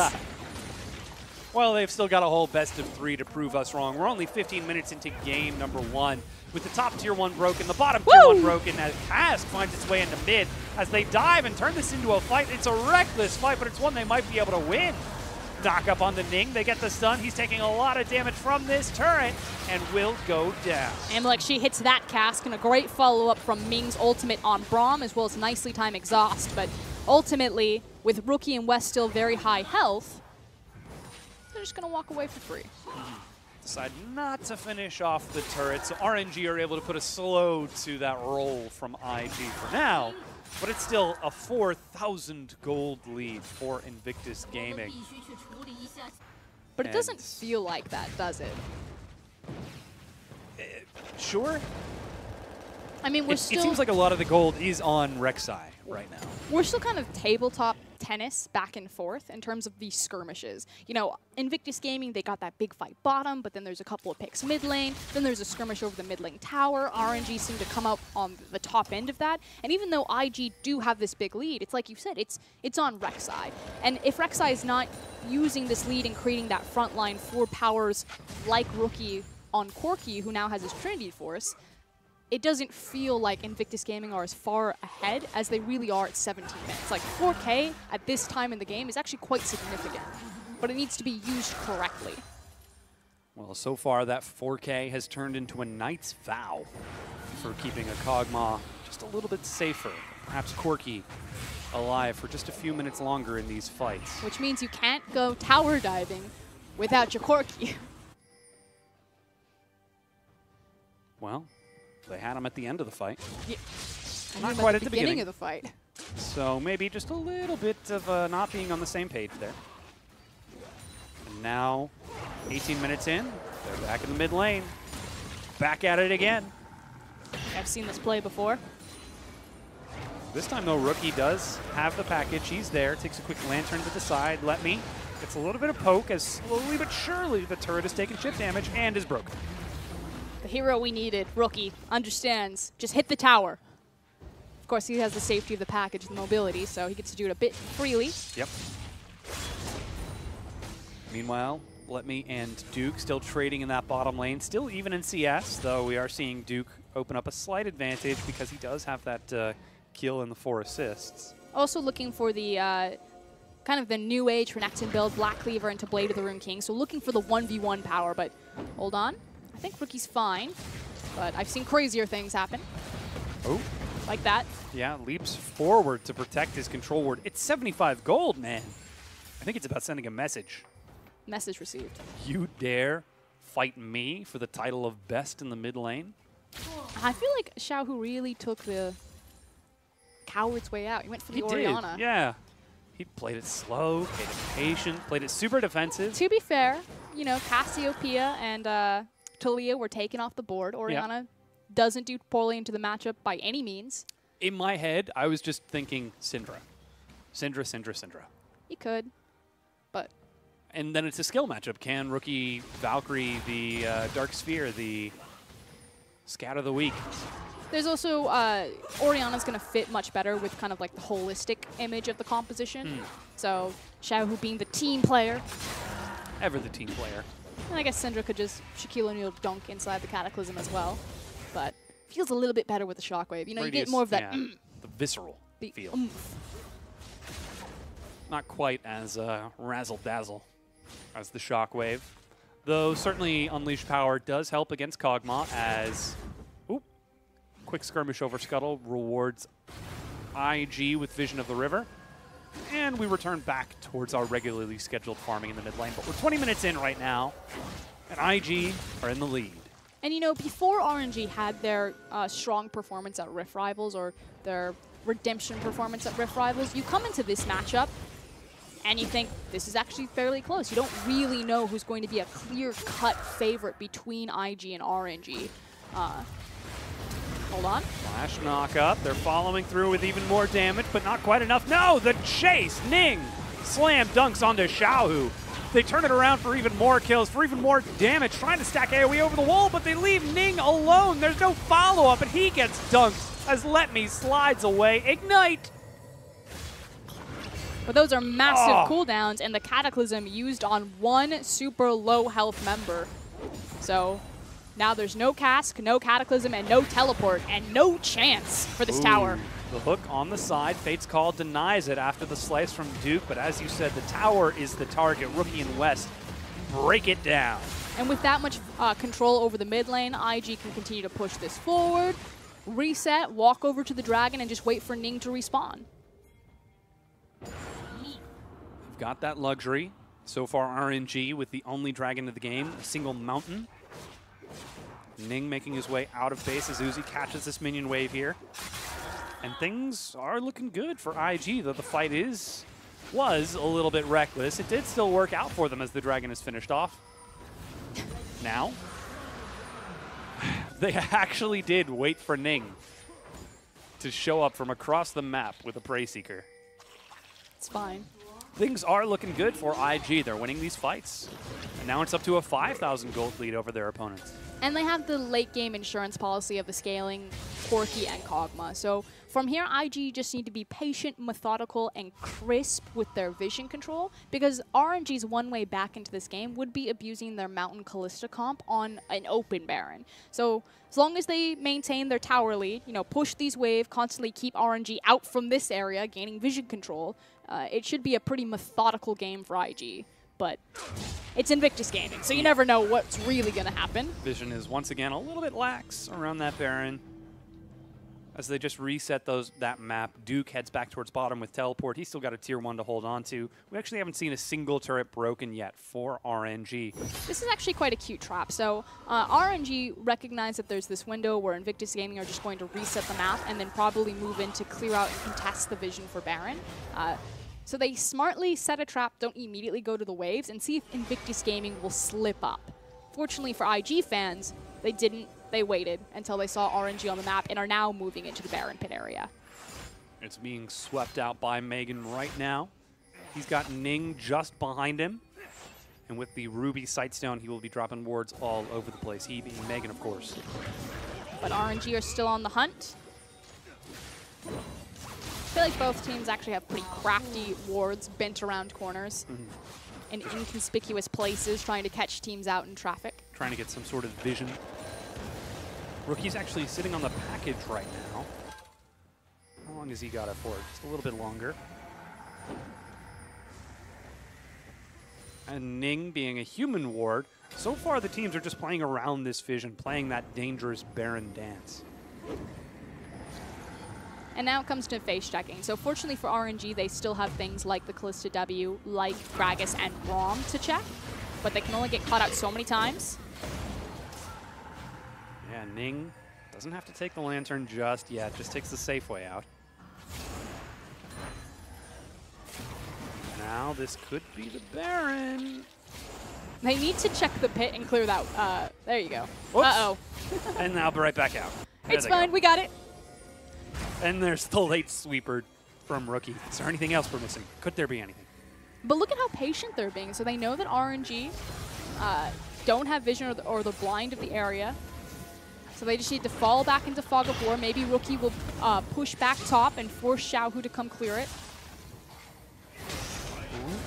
Look on to Ming in the front. Duke's way behind them looking for a flank. He's thinking about it, but he can't quite find a way in. I mean... But at this point, Duke can just call RNG's bluff and continue to hard push down the mid lane. Like, Invictus Gaming can play this so many different ways with all of the pressure points and their teleport across the map. And then they can do this on top of it, which is just two-man the Baron, although they do need a tank to help out Megan. Yeah, Someone Ming get in there. In. That's a hook onto him, but Fate's Call pulls the Braum right back out. They dive onto West, trying to kill him, the Flay, and that is dead, Kog'Maw. It's all up to Rookie now to do the damage for his team as Ning, with a lot of spears, is healed up. Knock up onto Duke. He chases back as Xiaohu and Letme are dead. So far, 1 for 2. And the follow-through from Ning. Good exhaust. About to make it 1 for 3. Chasing onto Uzi to force the flash off the backside. And fortunately, RNG do get pressured off the Baron, but check out Xiao, who dies with his flash up. You know, for kind of our featured matchup of the two best mid laners going toe-to-toe, Xiao, who is frankly getting kind of shoved out of the picture. He's having a real tough time here. 2-4-1. Not the greatest performance I've ever seen from him, no.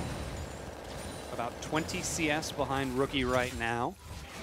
And while he was able to step up against FLICKR, seems like he's having a little bit of difficulty here against Rookie. And this is such a split fight. And again, Invictus Gaming started the Baron and lost a lot of health on their Kog'Maw. But the issue with RNG is that they're using key cooldowns in very separate locations, as well as the fact that, you know, Orianna just gets obliterated. But Uzi, unfortunately, just doesn't have the front line. Once they finish off Jarvan, he can't trade 1-for-1 on the Kog'Maw. It is a good exhaust from Ming, but Uzi is spending all of his time running away while trying to output DPS rather than playing on the offensive. Mm-hmm. And with that, it's now more than twice the kills of RNG for Invictus Gaming, 15-7. Nearly 7,000 gold ahead. Slowly but surely, it's getting bigger and bigger. And as the death timers grow larger and larger, these windows of opportunity that IG get off the back of these fights are going to become quite threatening.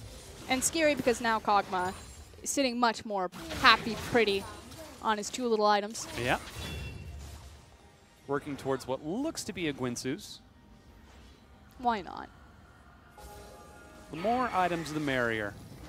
With blue buff passed over to Xiaohu. I feel like this is just going to be rinse, wash, and repeat, but IG need to be a bit more patient. Again, I feel like they had the right idea, but pulled the trigger too early, costing a lot of health on their Kog'Maw.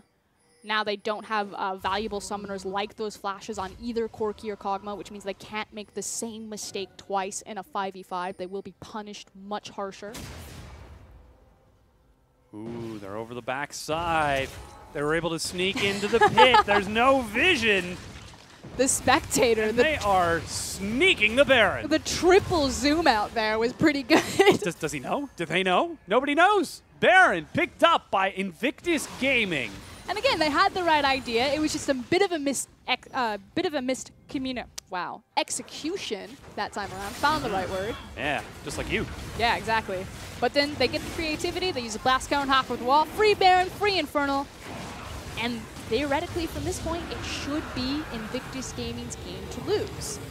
Theoretically, 28 minutes in. We always have to put those bumper words on it. I still distinctly remember their set against IME in spring of last year where they won the game. They had pushed all the way to the inhibitors at about 15, 17 minutes, and then the game lasted for 50. And then IME won a team fight and rushed all the way to IG's Nexus, destroying every building but the Nexus before IG respawned, won a fight, and then won the game. They like to cut it close. They like to test their fans. Sure, that's one way to put it. Like Invictus Gaming, they need to make sure that you pass the test. You're only worthy of being an IG fan if you've had like several heart attacks and you stay with the team. In one game. Exactly. Yeah. Well, I mean, it doesn't seem like they're going quite to that degree in this game, but they're certainly still running the pace over RNG here. And the nice thing is how they put themselves in this situation. So we talk about that stylistically, IG really don't care about their bottom lane. But Ning, he switched it up, looks much cleaner on the rec side than he has on, say, things like the Elise. Camped bottom, and is slowly but surely taking over the game and help his lanes get in winning positions. And then if you give Rookie a winning position, he will abuse it. He's doing a pretty good job so far. As the top tier 2 is broken down, Rookie is sieging mid with the package. There's actually no one to answer him. And he just breaks down a turret. Or we'll let it go. That was one auto attack. I think he was playing a little bit safe there. Some respect, but might as well not risk it. This is just a slow, methodical play from Invictus Gaming, as you've mentioned, bringing in all 3 of the tier 2s now broken. And still, RNG have not taken a single one. Duke is manhandling Let Me in the top lane, keeping him busy. There goes Rookie to finish the job he started earlier. Here comes the possible team fight. Megan's on the flank. And another cask goes wide for MLXG. Inhib hasn't fallen, though, and there's still the Fate's Call in terms of hard engage potential, but RNG running out of time if they want to save this Inhib. Ooh, that hook narrowly missing MLXG. Just at the edge of the range as the inhibitor is broken. Baron's still up for another 50 seconds. Minion wave prep bottom, minion wave prep top. Looks like they send the whole party bottom. And now the question remains for RNG, when do they draw that line in the sand? Will they let another inhibitor fall, or will they make use of the fact that Shockwave, Cataclysm, and Fate's Call are still live? Ooh, look at the damage onto Xiaohu. Infinity Edge, Triforce, Rapid Fire Cannon crit. They are just shredding through these turrets so quickly. RNG are falling further and further behind. As long as they don't lose 2 inhibs, but that's what, 3, 4 auto attacks from Rookie? Yeah, it's going to go down real quick. That's a hook. They get the knock-up as well. Let Me flashes back, slides to safety, but they turn instead onto Ming, who Fate's Call pulls him away, but that's the inhib broken. And RNG hang on to their precious and valuable cooldowns while Invictus Gaming decimate their base.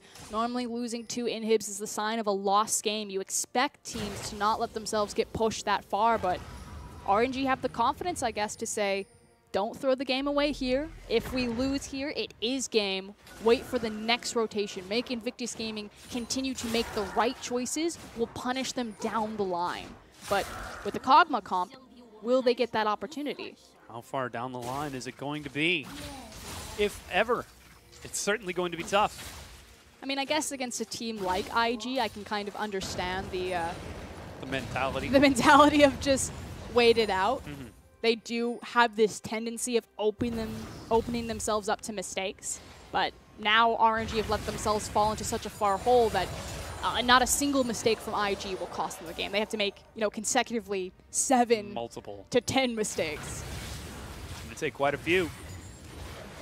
But again, this is still only game 1 of this best of 3, so perhaps RNG can just chalk it up to learning once again, how to play with Uzi back on the stage. I think they had a pretty clear idea how they wanted to play with Uzi, and it started with a level 3 gank on bottom. Yeah. And then, of all people, Ning showed up and turned it around, netting a double kill onto the overextended bottom lane. Also punishing Uzi's natural aggression. It wasn't just his extension bottom with the initial gank on Ning, but also the follow-up when Corki wanted to use that package down there. It was Uzi leading the charge saying 4v5 TP disadvantage. We got this, guys. Trying to out-mechanics the enemy team, but now he finds himself getting outplayed as super minions crash into the Nexus turret. And the rest of IG crash up top. Doing a good job using Rookie, soaking up a lot of pressure and attention from RNG while his team continues to whittle down that top and remaining last inhib tower. Minions are streaming in slowly but surely. It's being chipped away. Clock is ticking ever closer to midnight for this game. The Shockwave, they found a lot of damage. They've killed Rookie with a huge pick, and they managed to get Duke over as well.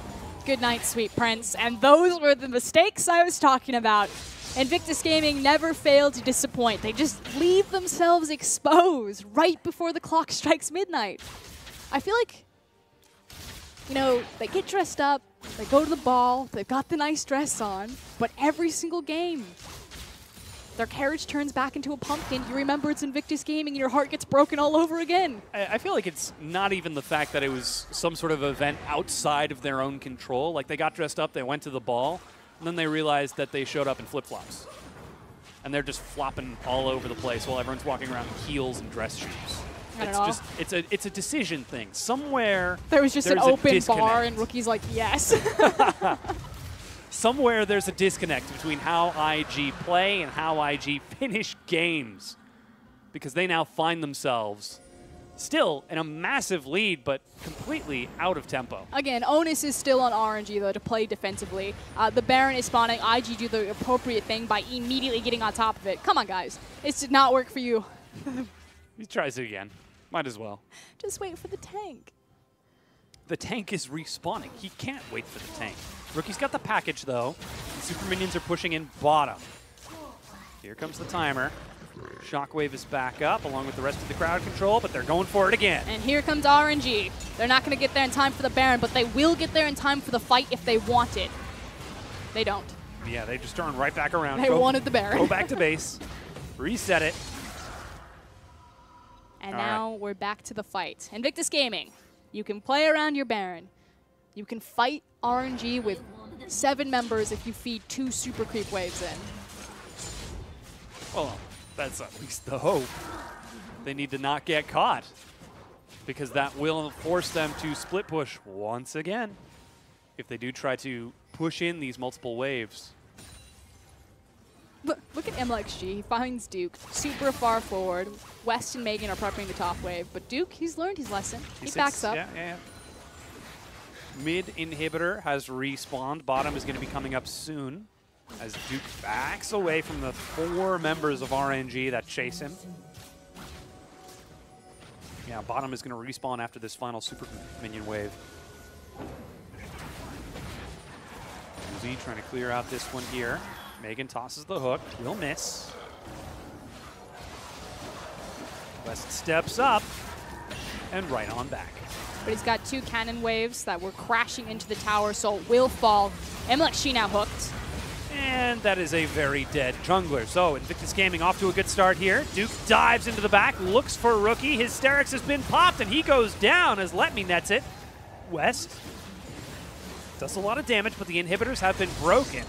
4 versus 4. Rookie again separated from his team. The Shockwave, they've killed Rookie. It's all up to West now as they're turning this fight in. Uzi steps in. He looks for Ning. He's found him. He's able to get that Guardian Angel down. He turns forward onto West, steps in, but the hook locks him down. The stun on top of it as the AD carries are traded.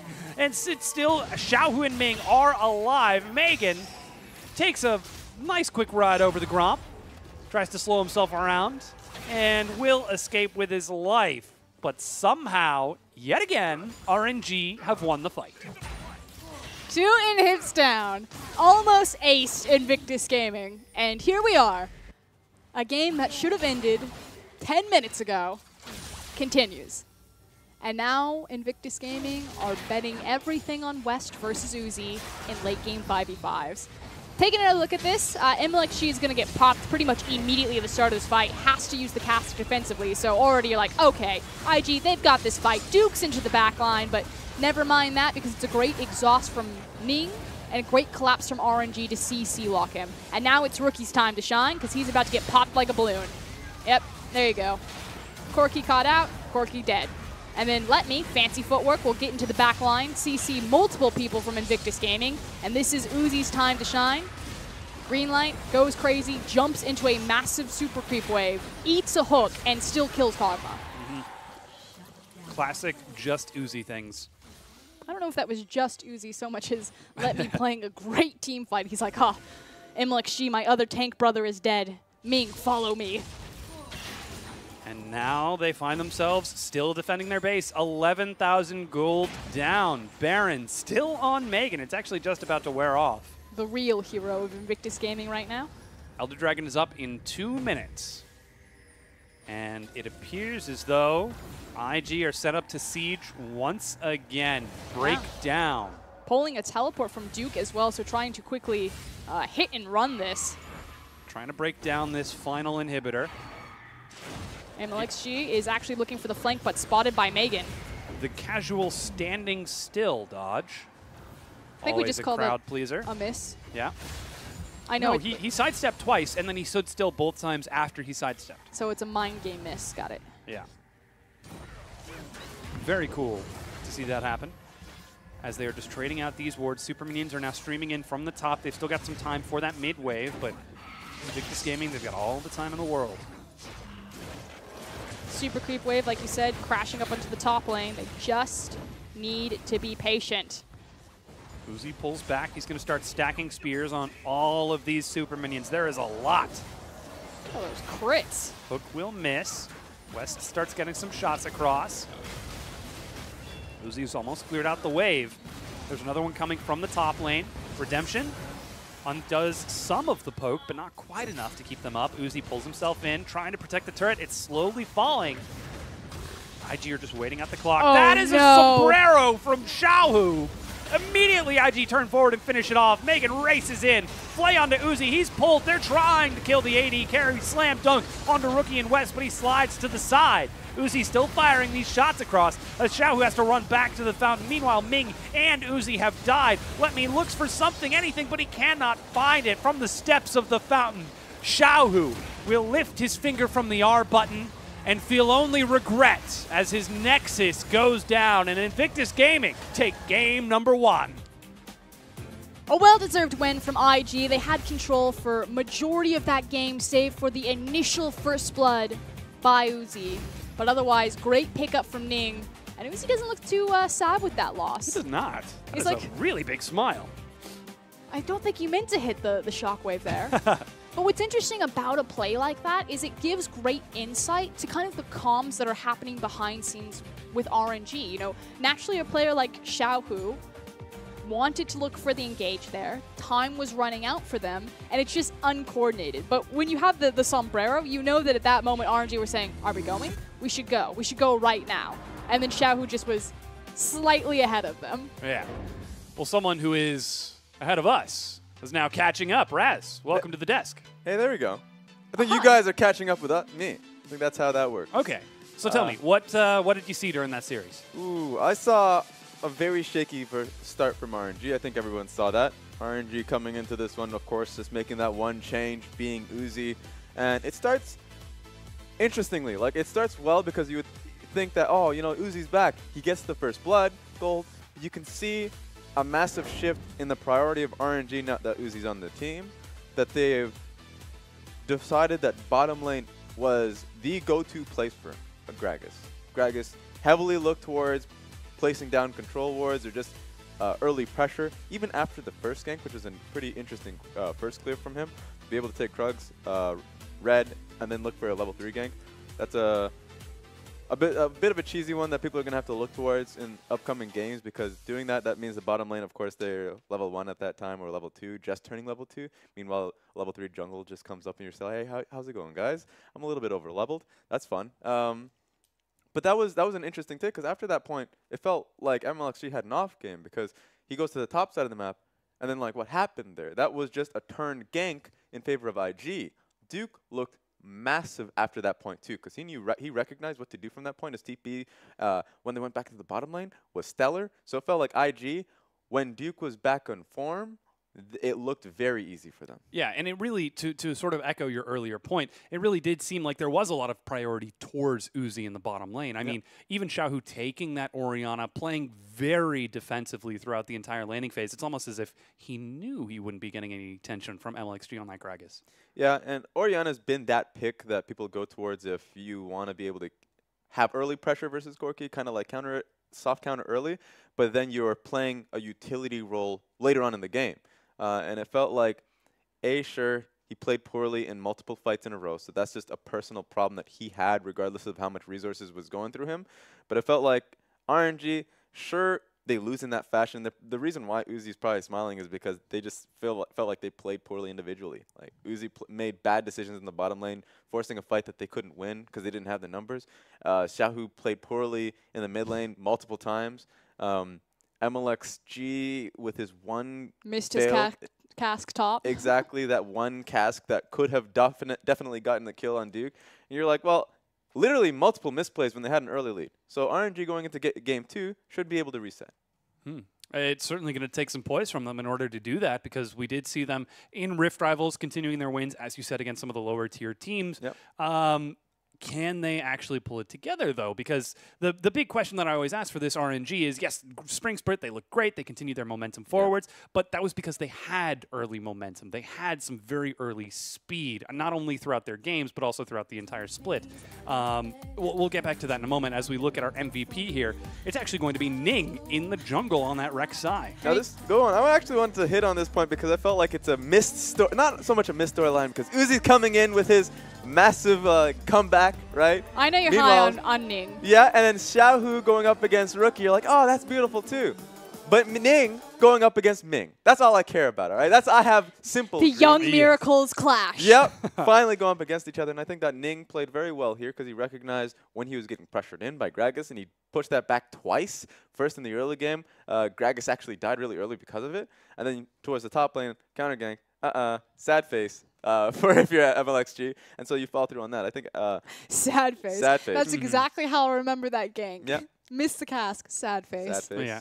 Sad emoji. Question mark ping? Yeah. Yeah. So it felt like this was a different IG simply because the top side of the map was definitely in form. It felt like Duke was where we left him in Spring Split. Because at the beginning of this split, he was not performing well. We even had questions of whether the Shy was going to come back. But it seems like that sub in from the Shy versus Duke is definitely lit something under Duke. Yeah, he's playing well. He'll have to continue his performance, though, because RNG, if they manage to take an advantage, they could be one of the more decisive teams here, and they are, again, one of the top teams in their group. We're going to go ahead and get ready for a quick break. We'll get that game number 2 ready for you. Don't go anywhere. We'll be back.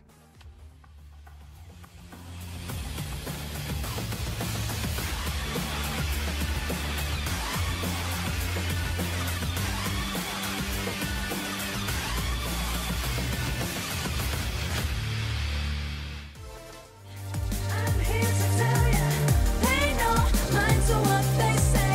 Just keep your focus on me. Are you ready? Are you ready for love? Are you ready?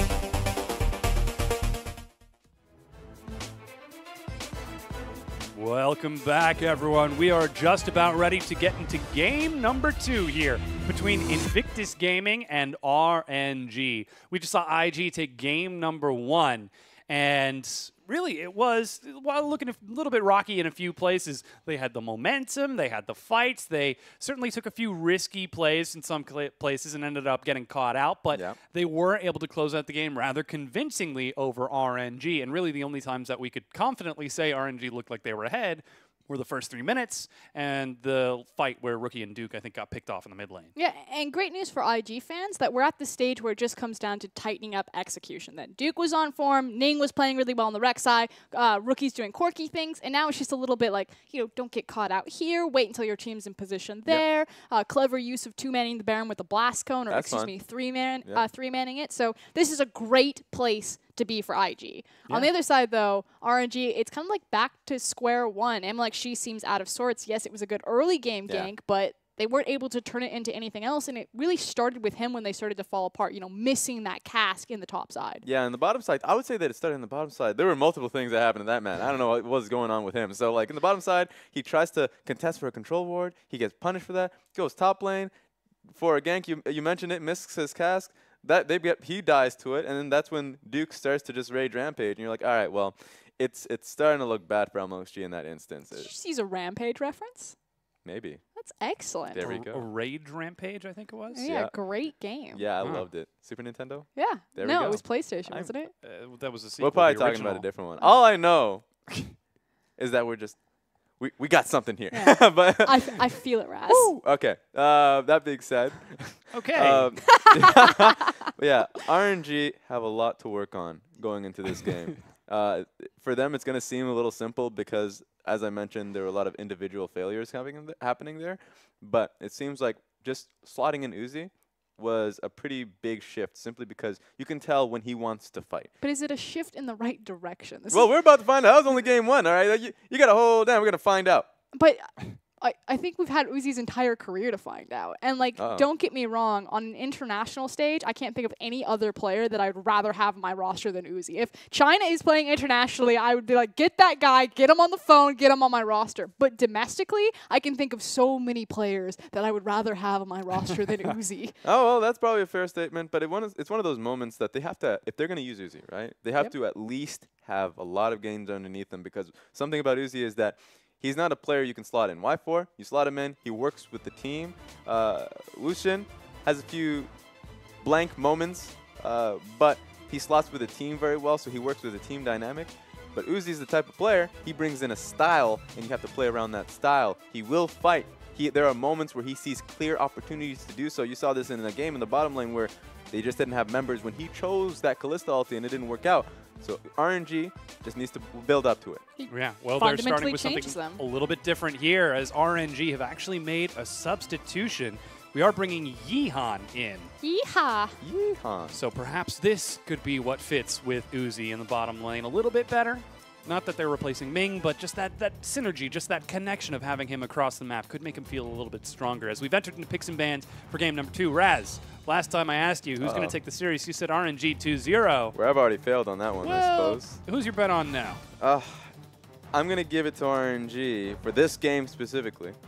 We'll see if the addition of Yeehan can do it for them. Okay, well, he will have his work cut out for him because Ning is playing pretty good right now, but we've entered into picks and bans, and with Talia and Kassadin banned away from Xiaohu, Frosco's freaking out over here, guys. She's making hand signals. Hold the phone. What's going on? I'm pretty much trying to land an aircraft on this desk. Is Timmy stuck in a well? Yeah, it is, and Zach and Galio and Caitlyn are all down there with him.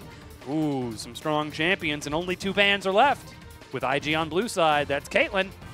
Someone is getting Galio. Don't make the same mistake, RNG. Learn from the past. Galio and Zach are open. What's it going to be? Someone is getting Galio. No one is getting Zach. Someone is getting Galio. Oh, God. Why not both? As Cassiopeia is the final ban. Zach locked in for Ning. See, this is my problem with this. Like, I understand the mentality of if 2 OPs are open, don't ban either of them and guarantee that you get one. But one of these is significantly better than the other one. Because the thing is Zach does what Galio plus X does in one champion. Like, I understand the wombo combo factor of like the Galio, the Jarvan, or the Galio, the Shens, the Galios, Cassidans, things like that. But Zach, he's the all-in-one package. He just lands there and everyone dies. He was made for this, literally. Very strong champion. And he will be hunting out Uzi in the back line on that. She gave me a bad look. There was venom in her eyes. Just type Salty Frost, and that was pretty much the facial expression that happened. Kog'Maw is locked in for Uzi, and we do see Galio locked in, likely going to Xiaohu. We've seen him play it the most on the RNG roster. I think I can hear Raz distantly. Oh no, Invictus Gaming 2-0. We might have to call him back onto the desk so we can get an updated prediction. The flip-flop king. Oh no, Rookie's chase. It's going from bad to worse, boys. The only saving grace right now is, yes, they have the Galio. Yes, Xiaohu is one of the first members in the LPL to pull it out. And yes, you do have Uzi on Kog'Maw. So if this game goes late, this guy can pull out miracles. But with the comp like that from IG, I don't know if they're going to get a late game. They certainly will have quite a tough time making it there. Kha'Zix is now locked in for Yeehan to help follow through with that. Not seeing any supports just yet. I got the confirmation from Raz. It's 2-0. He just leaned in. It was our connection. Remember, Raz and I, we have that. Yeah, I played Rampage 2. Thanks, guys. You know they're making a movie out of it? Really? Yes. Oh, now I'm excited. With The Rock. Okay, a little less excited. I mean, The Rock is great. You're welcome. Braum locked in. That's right. You should look sheepish right now. About as sheepish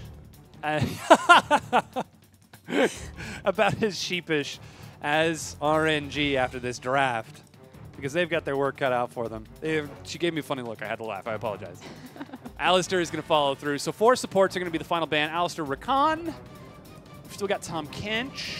I just love the fact that they took away the 3 primary supports. So Thresh, Lulu, Rakan, all gone. Braum is also Rakan. Like, what is Ming going to play? And it looks like the answer is going to have to be that Karma, but had to dig real deep there, whereas the Tom Kench was also a viable option, and into Ashe seemed like the safer option. This actually could be a bit of a flex here with that Karma locked in. That could go to Xiaohu in the mid, which would put Galio up top. Or they could put Galio into support. So LCK Mata pulled it out the other night. We saw it in the LPL the following day after. So you are correct. There is still a lot of flexible potential here. But with Shen not on the board, I don't think they'll reach that far. I think the Galio is going to remain safely and firmly in the mid lane position. I assume that will be a Karma support, and that we're going to actually get a Renekton possibly for that top lane.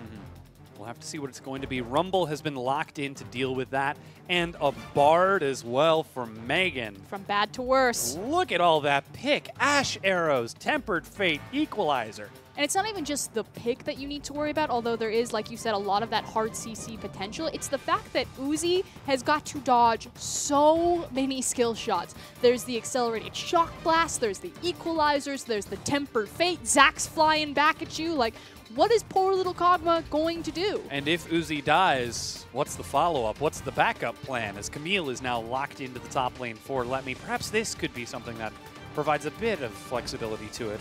And that's the thing. They needed some sort of delivery system for that Galio for it to work out. But now RNG, not a lot of their lanes have very good prospects or options here. It's really up to Let Me and how Yeehan is going to play around that 2v2. But against Rumble Zach, that's still utterly terrifying. And I don't know if I just outright give that to Camille Kha'Zix. But Galio, the big thing about him is, you know, he has a rough lane phase. Yeah, he can sit in the lane, he can wave clear fine, but he's pretty much at the mercy of what his other lane opponent is doing. And then Kog'Maw sitting down there with Karma like, is it 30 minutes yet? Is it time yet, guys? Do I have 3 items? Can we fight?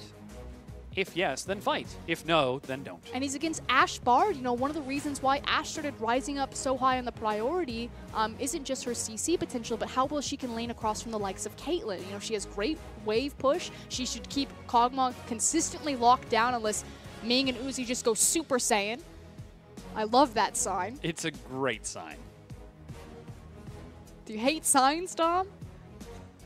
I said I loved that sign as well. I'm sure the sign's just happy. Where is this animosity coming from? Nowhere. Oh. I just feel we're on different levels right now because We of are how you feel about the Rock. very different levels. And how I feel about the Rock.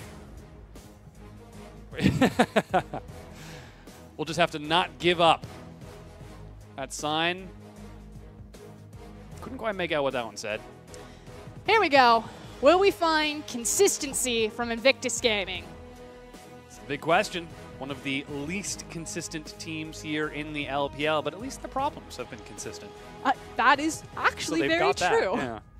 But they were given a bone here because they got the Zac. Firefox, the coach behind RNG, seemed to think that the Camille Galio combo was worth it. Well, I disagree. We're going to find out because there is a lot of damage coming out of IG's roster, and they are probably feeling really happy with this draft. As we enter into game number 2, loading onto the Rift, Invictus Gaming versus RNG. Now, Dom, you've known me for a long time, so you know that I have very strong opinions about certain things. And strong opinions about things that absolutely don't matter. But this one definitely does matter. And I feel like it's a consistent problem in the LPL where teams are rewarded for making poor choices because other teams do not punish them. Okay. So let's say RNG win this game here, giving away a Zac. The problem is that they will be taught that giving away Zac is something that they can overcome, when in reality, they will probably win that has nothing to do with, the champion select. But at a more elite team, if you give them this type of pick, will punish them every single time. And I feel like this happens a lot to LPL teams, where they're taught bad lessons simply because the other teams aren't it's like patient enough, disciplined enough. Yeah, it's like training a dog. You have to actually teach it the correct lessons. If you let your dog hop up on the couch every single time, then eventually he's going to think that's okay, even though it's very clearly not.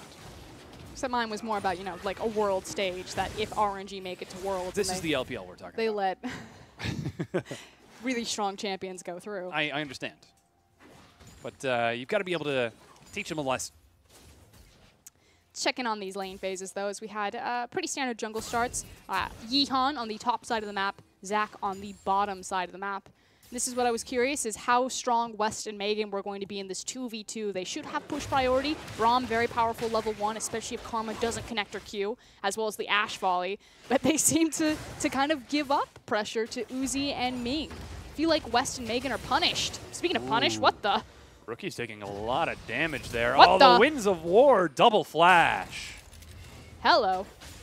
Xiaohu came to play.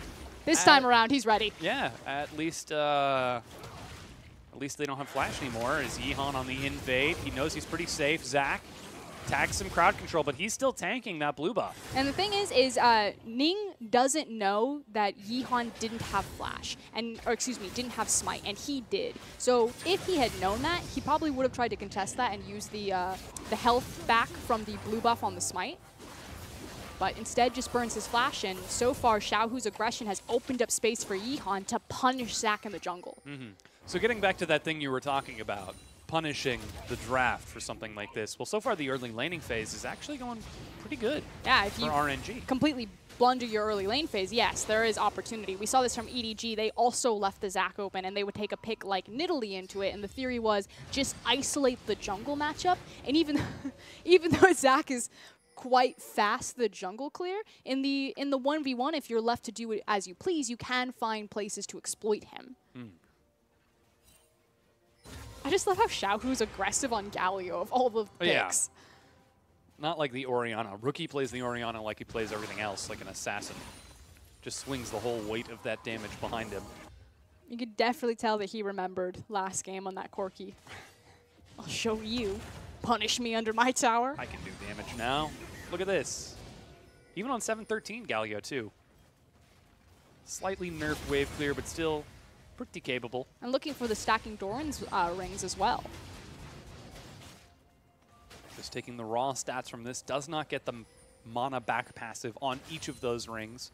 But he did take teleport, so he will be able to move around rather quick. And Galio's also had a couple of other nerfs on this patch as well. But, it doesn't impact his wave clear too heavily just because he's still relying a lot on his passive to do some work for him. But this is more so what I expected. Rookie pushing in the Galio or taking control of the lane and then opening up space for Ning to be aggressive. Which is so interesting when you think about it, because it is Rookie that you're talking about. You want to enable him, not let him enable you. But Yeehan, he's going to try to invade on the opposite side. Not sure if he knows. He definitely knows. There he goes. Sneaks in, gets an auto attack.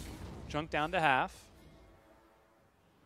But they did bring up Megan as well, so Yeehan is just going to continue to keep this Zach busy. Here comes Ming, though.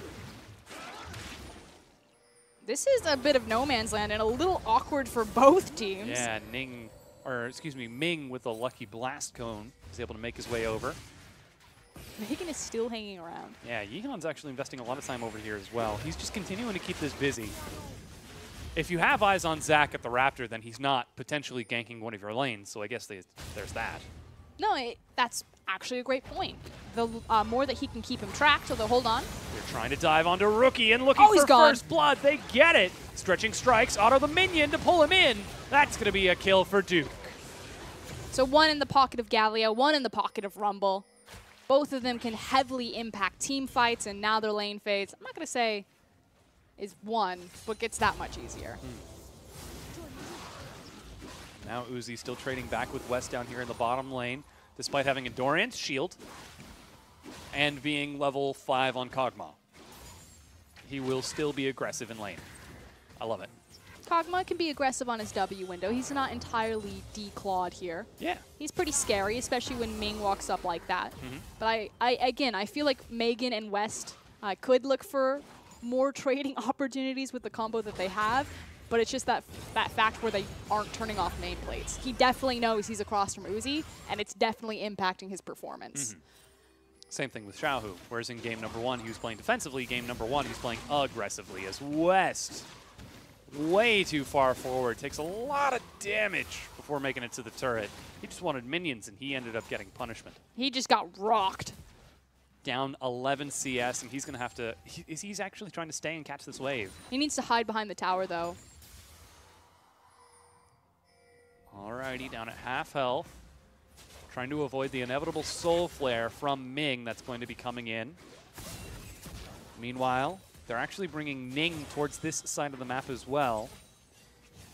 I wish we could see how close Ash is to level 6. Kog'Maw's just about to take over, and if West is on a similar train, then this gank from Zach could get that much more terrifying. Xiaohu gets level 7, so he does have his hero's entrance. And he's just being a huge bully to Rookie right now. He's forcing the Jace to either pick with farming with Shock Blast or just waiting patiently until the creep wave gets shoved into him, which means that Xiaohu now has priority on these side lanes. And though level 6 should be finished up after this wave, recall was completed from the rest of RNG's bottom lane. And, oh no, still level 5. Wow, so close yet so far. So he's really far behind Uzi. He missed a couple of minions. Only down about 3, however. And up in the top lane, we're seeing Let Me continue to push into Duke. It's still even in CS, but that's a very early haunting, guys. Good sidestep from Rookie. Gets him out of the Justice Punch.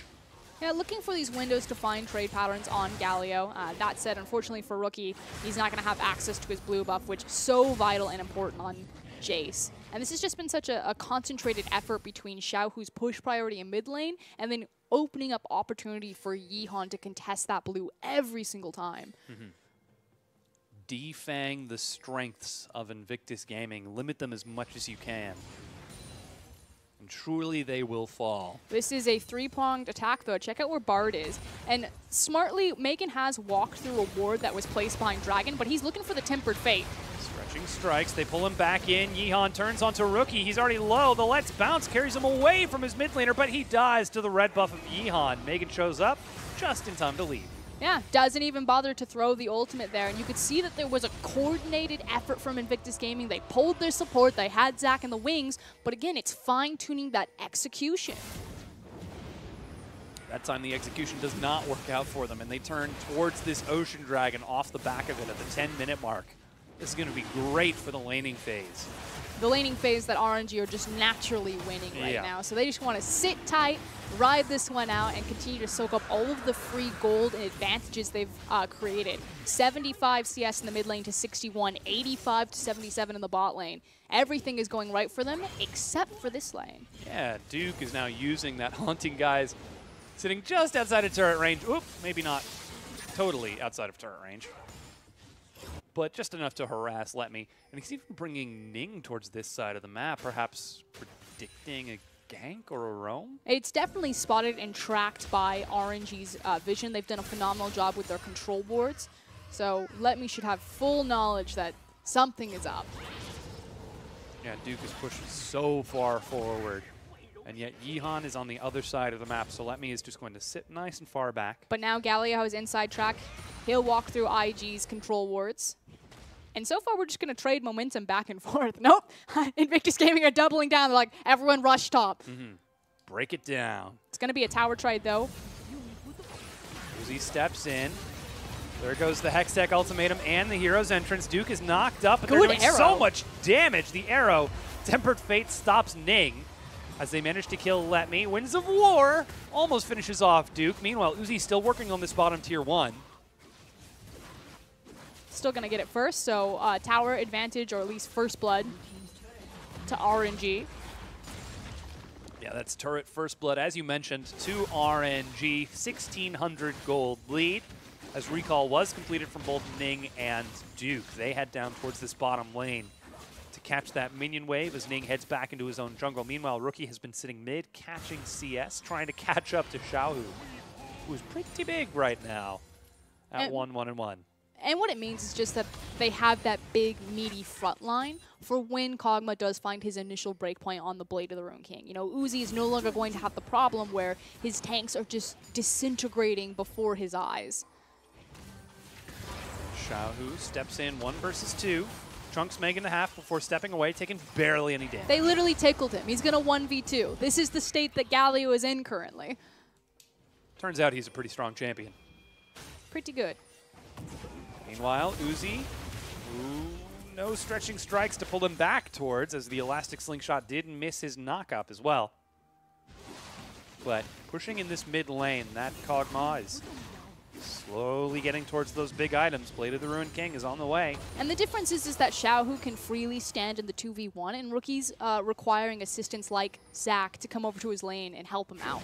So using that Ocean Dragon, still continuing to play a very elongated lane phase. You know, they're not grouping up, they're singing in a 1-3-1. RNG is still just naturally pumping a bunch of gold into their hands. And when you're trading CS with a Kog'Maw, you're always going to be on the losing end of that. And now, things seem to have normalized a little bit after that early excitement. Still a 1,500 gold lead for RNG. I do like the fact that Invictus Gaming have made the adaptation to match West and Megan with Uzi and Ming. I want to see them make plays around the arrow, though. We've seen that Uzi's, you know, arrogance or cockiness can be punished. He's a very aggressive player. He wants to punish you when he thinks that you shouldn't deserve something. How about punishing him with an arrow when he looks to do that? They've got more than enough ways to follow up with it. Elastic Slingshot, Equalizer, Tempered Fate. They just need to find the opportunity, or perhaps make the opportunity if they can bait him forwards. For now, though, he's just sitting under his turret, nice and safe, and he's got Xiaohu on the side with that hero's entrance, just in case of emergency. Not to mention it's double teleport from RNG. Yeehan is, though. That is third spawn of blue. And it's his again. Yep. Denies it to that Jason. Once again, Duke heads over. Oh my god, the blue spawned. I hope it's not. Oh, shoot. What do I tell Rookie this time? It's like forgetting a birthday present. Yikes. Did he know it was a formal party, too? Uh-oh. How deep are we going to go on the birthday? It's I literally it's just not looking good. I stopped talking and I was like, how far will he go with the analogies? It was a formal birthday. There wasn't a card. I mean, listen, you got invited. You had to bring a gift. It was a formal. It just wasn't prepared. And now, tragically, Duke is left sitting up top like, I don't know. He's got his Leandries. He's feeling pretty good. He got his own present. Sorry, I spent the present money on my own gift. He's also level 10, about to tick to level 11, and that's when Rumble's going to hit like a truck.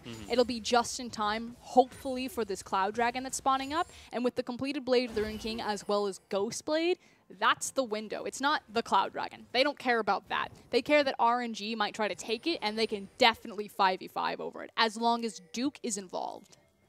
So looking at the composition from Invictus Gaming, we were predicting strong things from them if they were able to make it to that point.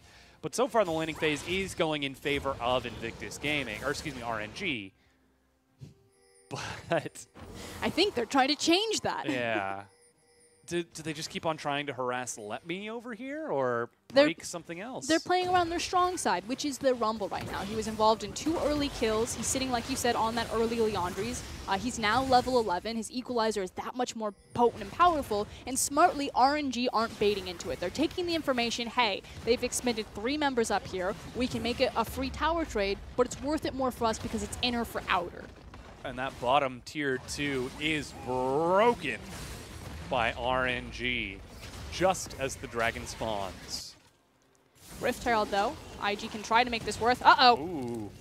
Uzi steps forward. He's got his Blade of the Rune King and immediately says, hey, I've got this item. Does it hurt? Does it hurt yet? Smacks West in the face a few times. Meanwhile, as you said, spotting out that Rift Herald. It has been stopped by RNG. Tempered Fate. Uh-oh. Ooh, misses, and the equalizer. There's the hero's entrance. As RNG collapse to save themselves. That's Eject. a quick catch onto Megan. He goes down. The fight follows through. Rookie is firing these shots across, but that is the tanky Galio in front. And Megan pays the sins for Duke. Where are you going? He doesn't want that. Yeah. He thought he did. Turns out he didn't. As soon as that equalizer pretty much missed everyone, that was a, hold on. Yeah. Get me out of here. Question mark thing? Well, thankfully for them, RNG don't translate it into any sort of objective. You know, it doesn't turn into a tower. They don't get the Rift Herald. They didn't take the dragon. So IG get a chance, reset, wait for the cooldowns. RNG are going to group up for another objective, hopefully, and we could punish them this time around. They'll have the arrow. They'll have the equalizer. They just need the window. Whereas RNG played that last team fight expertly, disengaged from the valuable cooldowns, then tried to go on the offensive. Oh, they're trying to do it once again. Cosmic Binding, flash back, and pop goes Uzi. They're following through with the fight. Teleport completed. Let Me's in, but he's knocked away. Chases through with the ultimatum onto Zach of all people and gives up his life.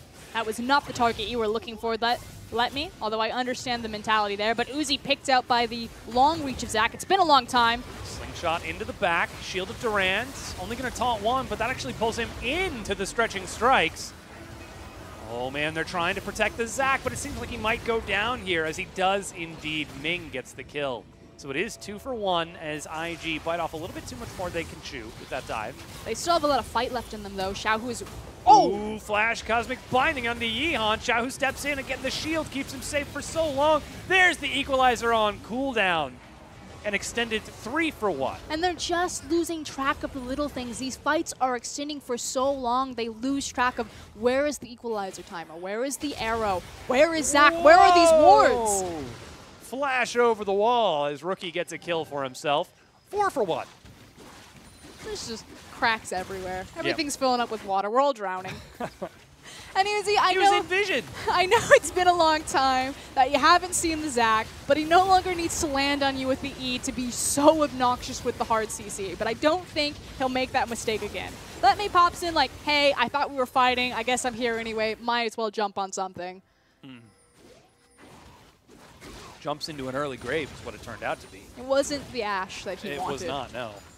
But I think the thing that was most amazing is, as you've said, he was in vision. He was right there. He saw the Zac charging up, and he stepped forward and started auto-attacking the Ashe. Welcome back to the LPL, Uzi.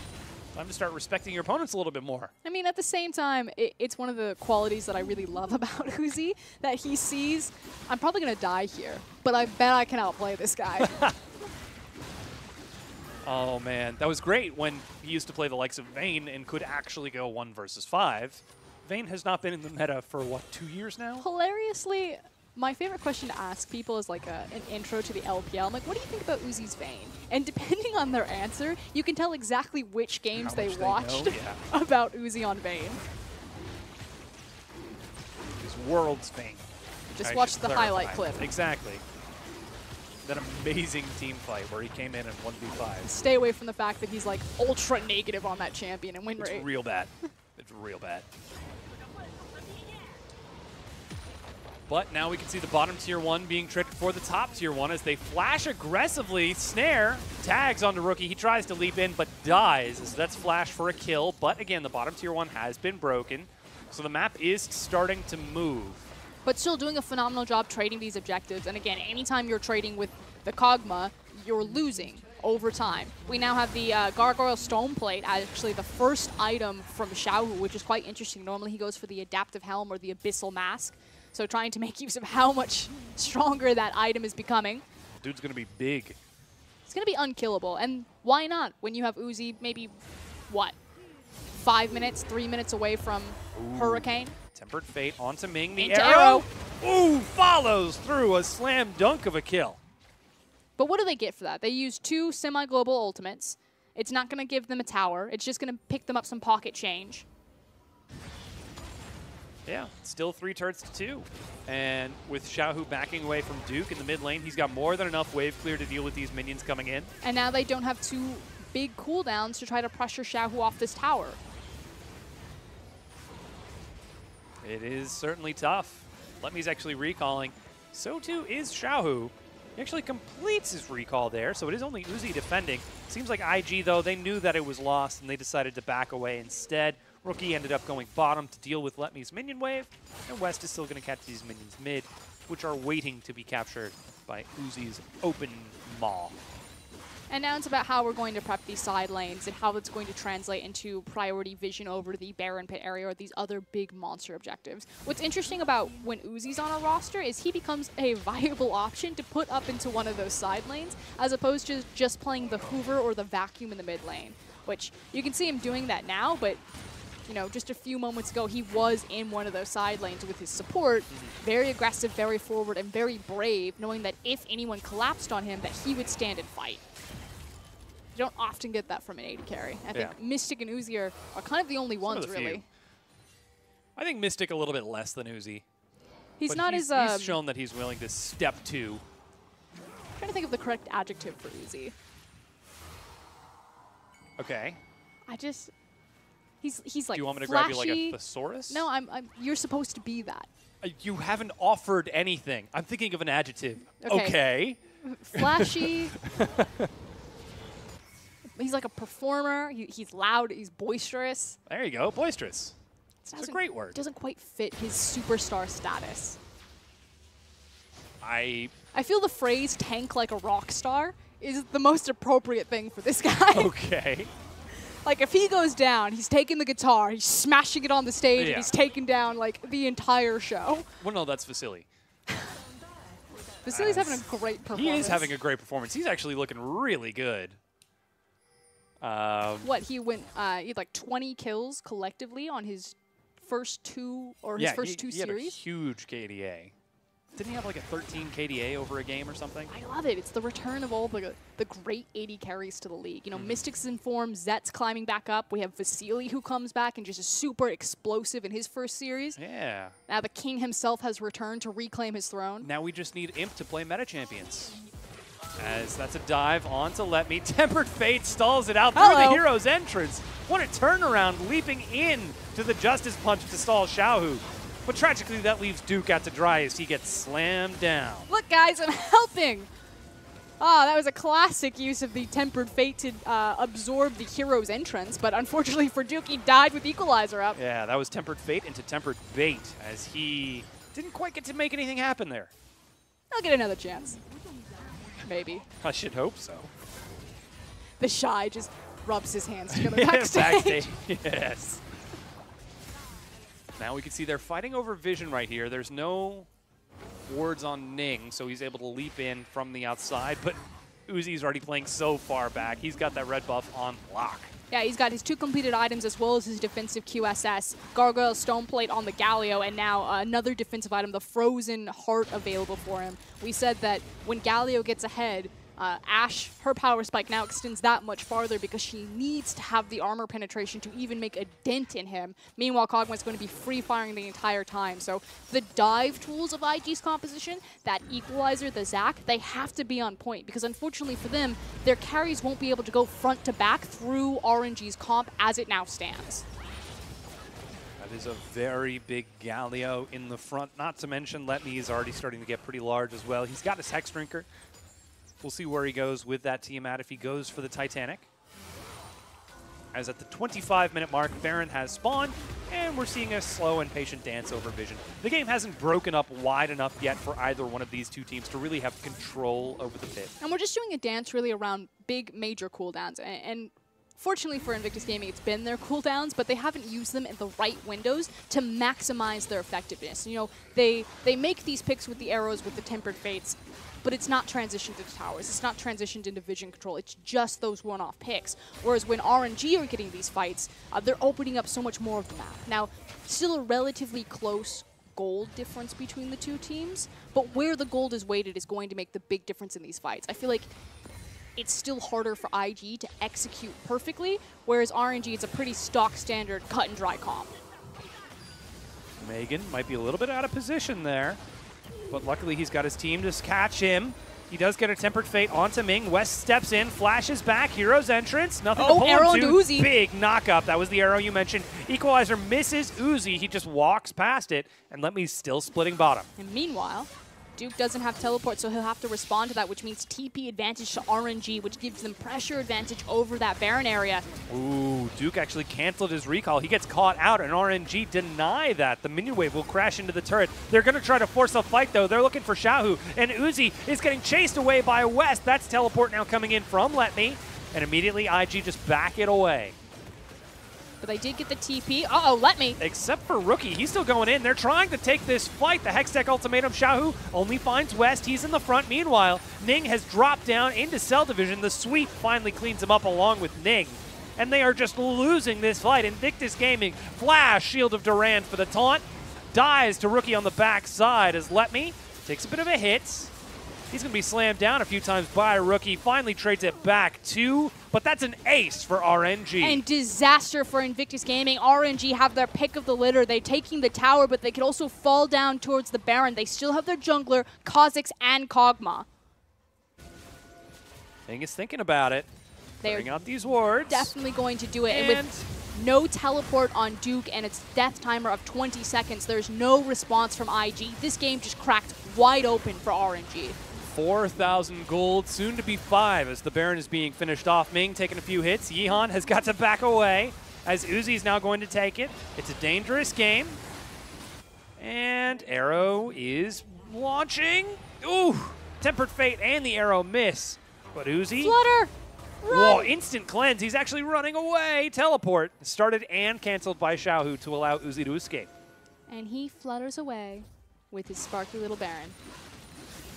The butterfly gets to continue flying. Remember what we were talking about in the very beginning of this game, this, you know, lessons learned. We can give away the Zac. It's totally fine. We know the counter. We can afford this. Sure.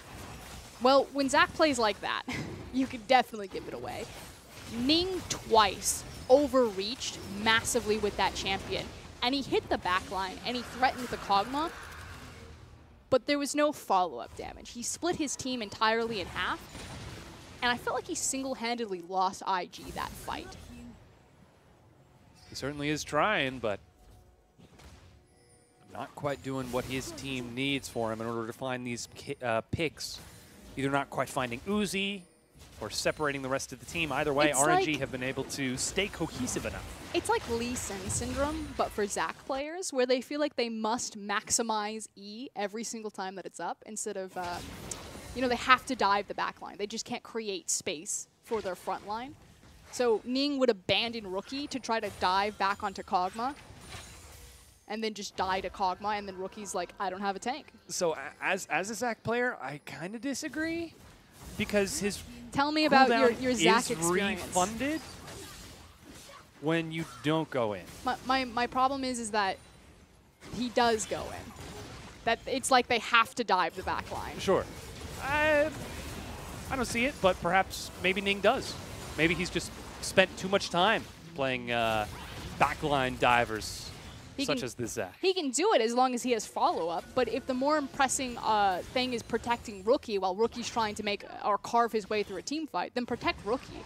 But this always has been a bit of a question for Ning. How is he going to fit with Rookie? It is so important that he pairs and synergizes well with him because it's Rookie.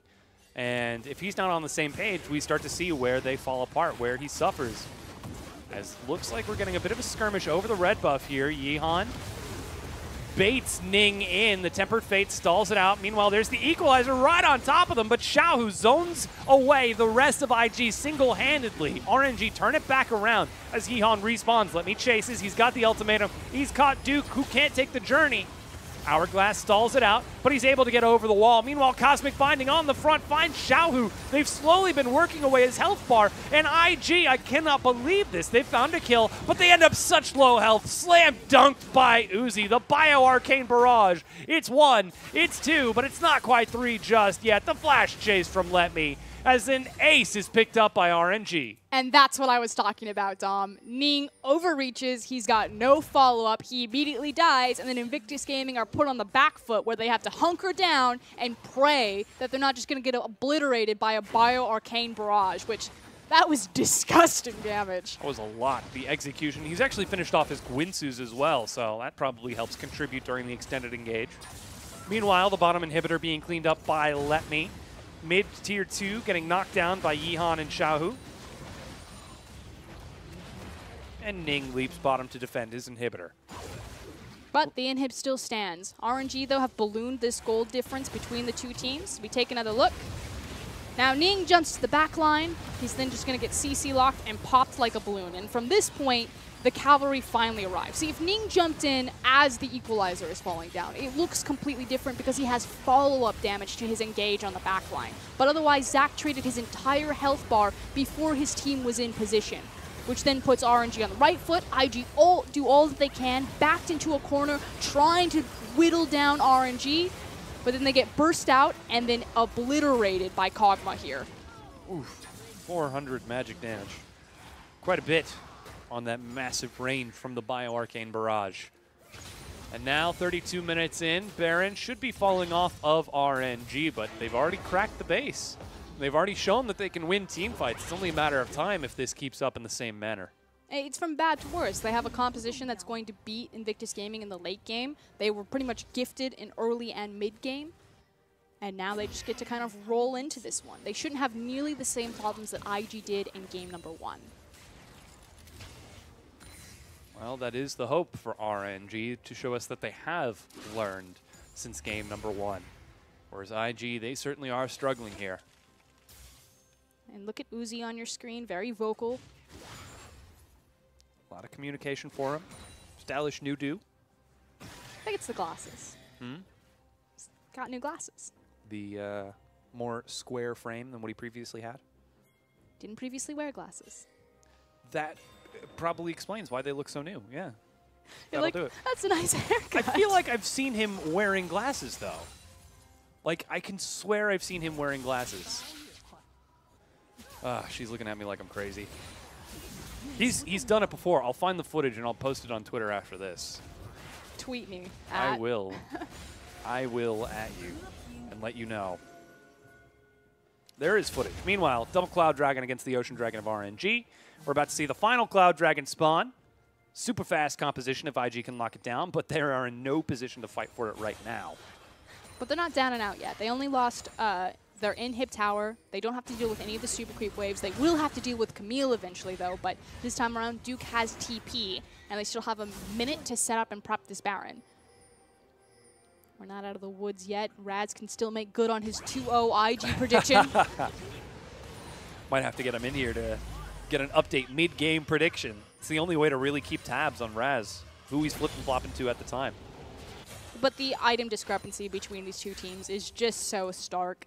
Again, and it's the gold that's in all of the right places. The fact that Uzi is sitting on 4 completed items as well as a BF sword.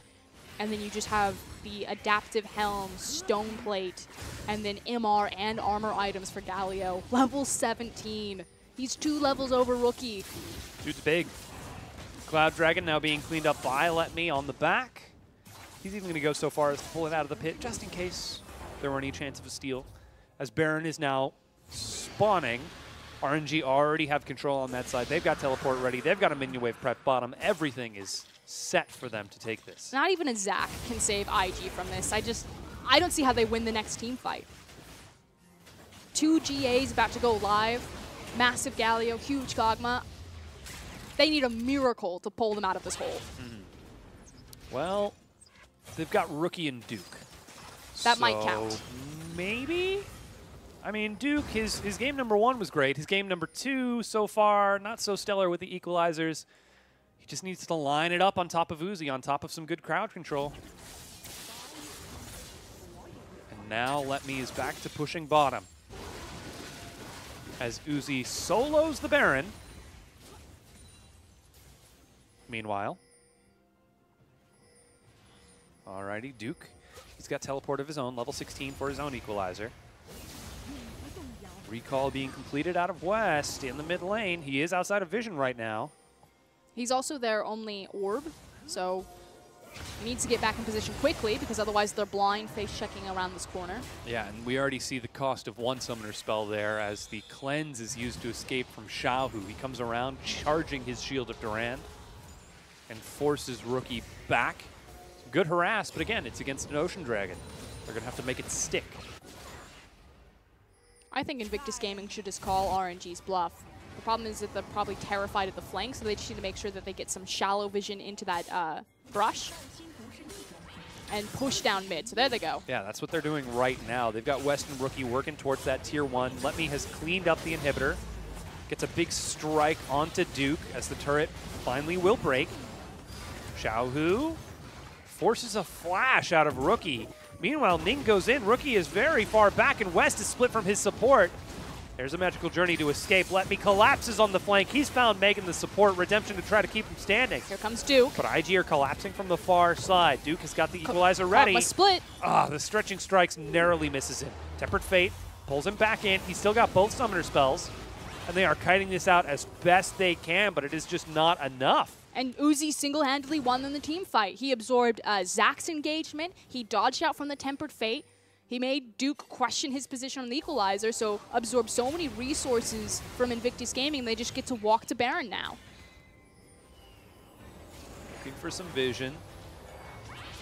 Tempered Fate not quite off cooldown just yet. Cosmic Binding tries to tag someone, but he just doesn't find anyone. West again is left all alone. That's a teleport flank from Xiaohu. He's looking for West, and he's not found it. Meanwhile, the rest of RNG are finishing off this Baron.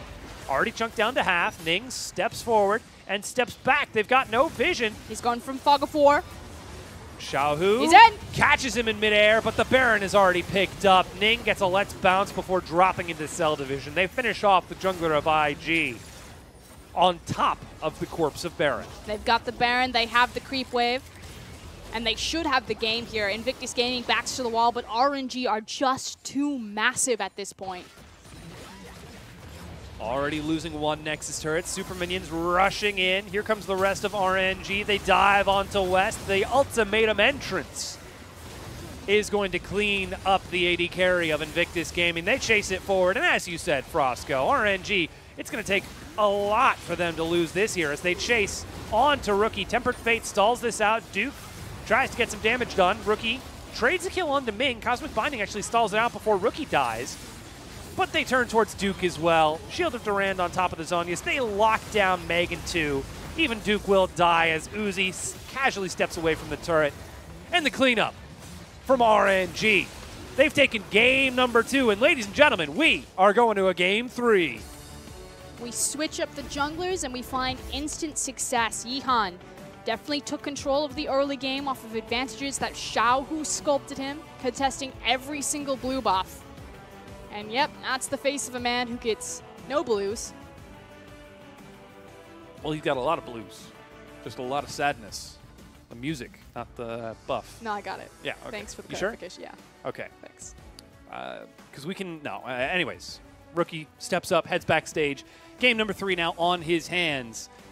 And somebody here to tell us what exactly happened during that series. What exactly happened during that game, too. And perhaps wipe his own hands of these predictions is Raz. You know what? While you guys are going through pick bans and I came in flip-flopping with a 2-0, Yeah. I made a mistake. You flip-flopped. I've definitely erred.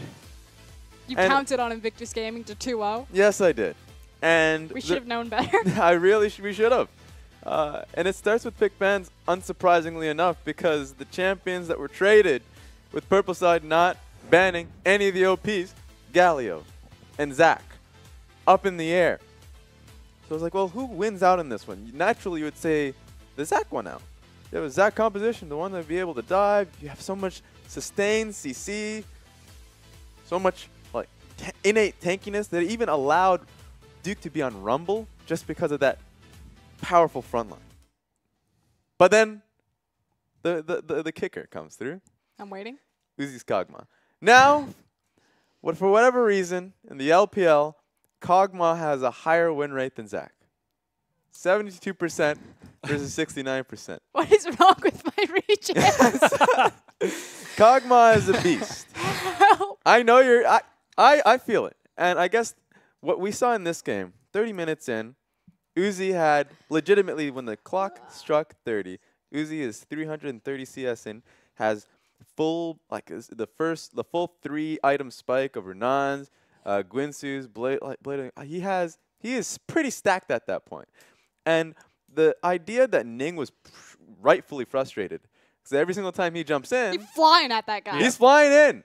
And naturally, if you're Zach, well, it's like, oh, am I going to have any backup at that point? He was literally going through Earth's atmosphere and just getting shredded as he was looking for impact. just everything was flying at him. He's like, all right, I'm actually half HP before I even land. This meteor, I've been shredded. Yeah. And so that's a lot of the fights played out in that kind of fashion. Zach lands. He's in dead. foreign territory, slowed by Kog'Maw E as well, and he looks towards the rest of his team where Zach's supposed to sustain, like just basically make it so difficult for RNG to win the team fight if they're dealing with that mega tank for so long. But the problem was Galio was legitimately just not dying. Jace was not. He was struggling to get even in the lane, especially after the earlier ganks put him in such a bad position, that especially since he built tier too. So if you're going to go into tier, be behind in your lane, it's a very tough road for Invictus Gaming to be able to win a front-to-back team fight. And exactly, that's what it came down to, front to back. If that's the formation that both these teams are clashing in, RNG are going to win hands down. Their composition is just so much easier to execute. You got huge Galio in front of you, you got Kog'Maw behind you. It was so important that these different pieces of dive tools could reach that Kog'Maw. And yes, Zach's flying back there, but if you look at where Duke was when Ning was already dead, he was never in the team fight. The equalizer wasn't landing at the same time. If that had changed, if it's Zach landing on Kog'Maw and the equalizer and a shock blast going back there, suddenly this looks completely different. So RNG gonna go backstage, it's totally fine to give away the Zach. But if they do that to a Korean team, if they do that to a team like TSM, they'll get blown up. MVP goes to that Kog'Maw player himself on his second game return here in the summer split. 7, 1, and 9.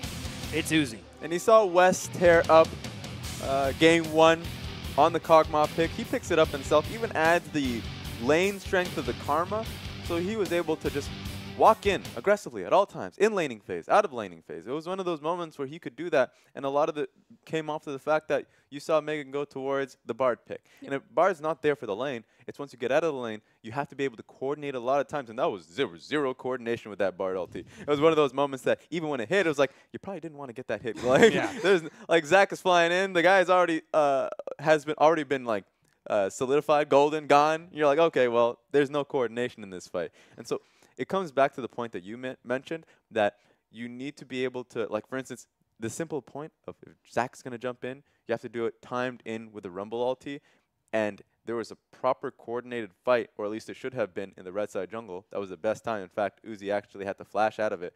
But it was Zach going in and already dying before Rumble ulti came down. And it's such a cool composition if it works and when it's played well. It's just Invictus Gaming, unfortunately, don't have the communication skills to execute on that one, which makes sense. They've been rotating their top laners. They're trying to figure out and settle their bot lane. It's just growing pains for IG. Whereas I don't want to take anything away from Uzi. It was great to see his Kog'Maw, but they cannot do that against a higher tier team. Well, we'll have to see if they get another chance, because we're going into Game 3, ladies and gentlemen. Don't go anywhere. We'll be right back.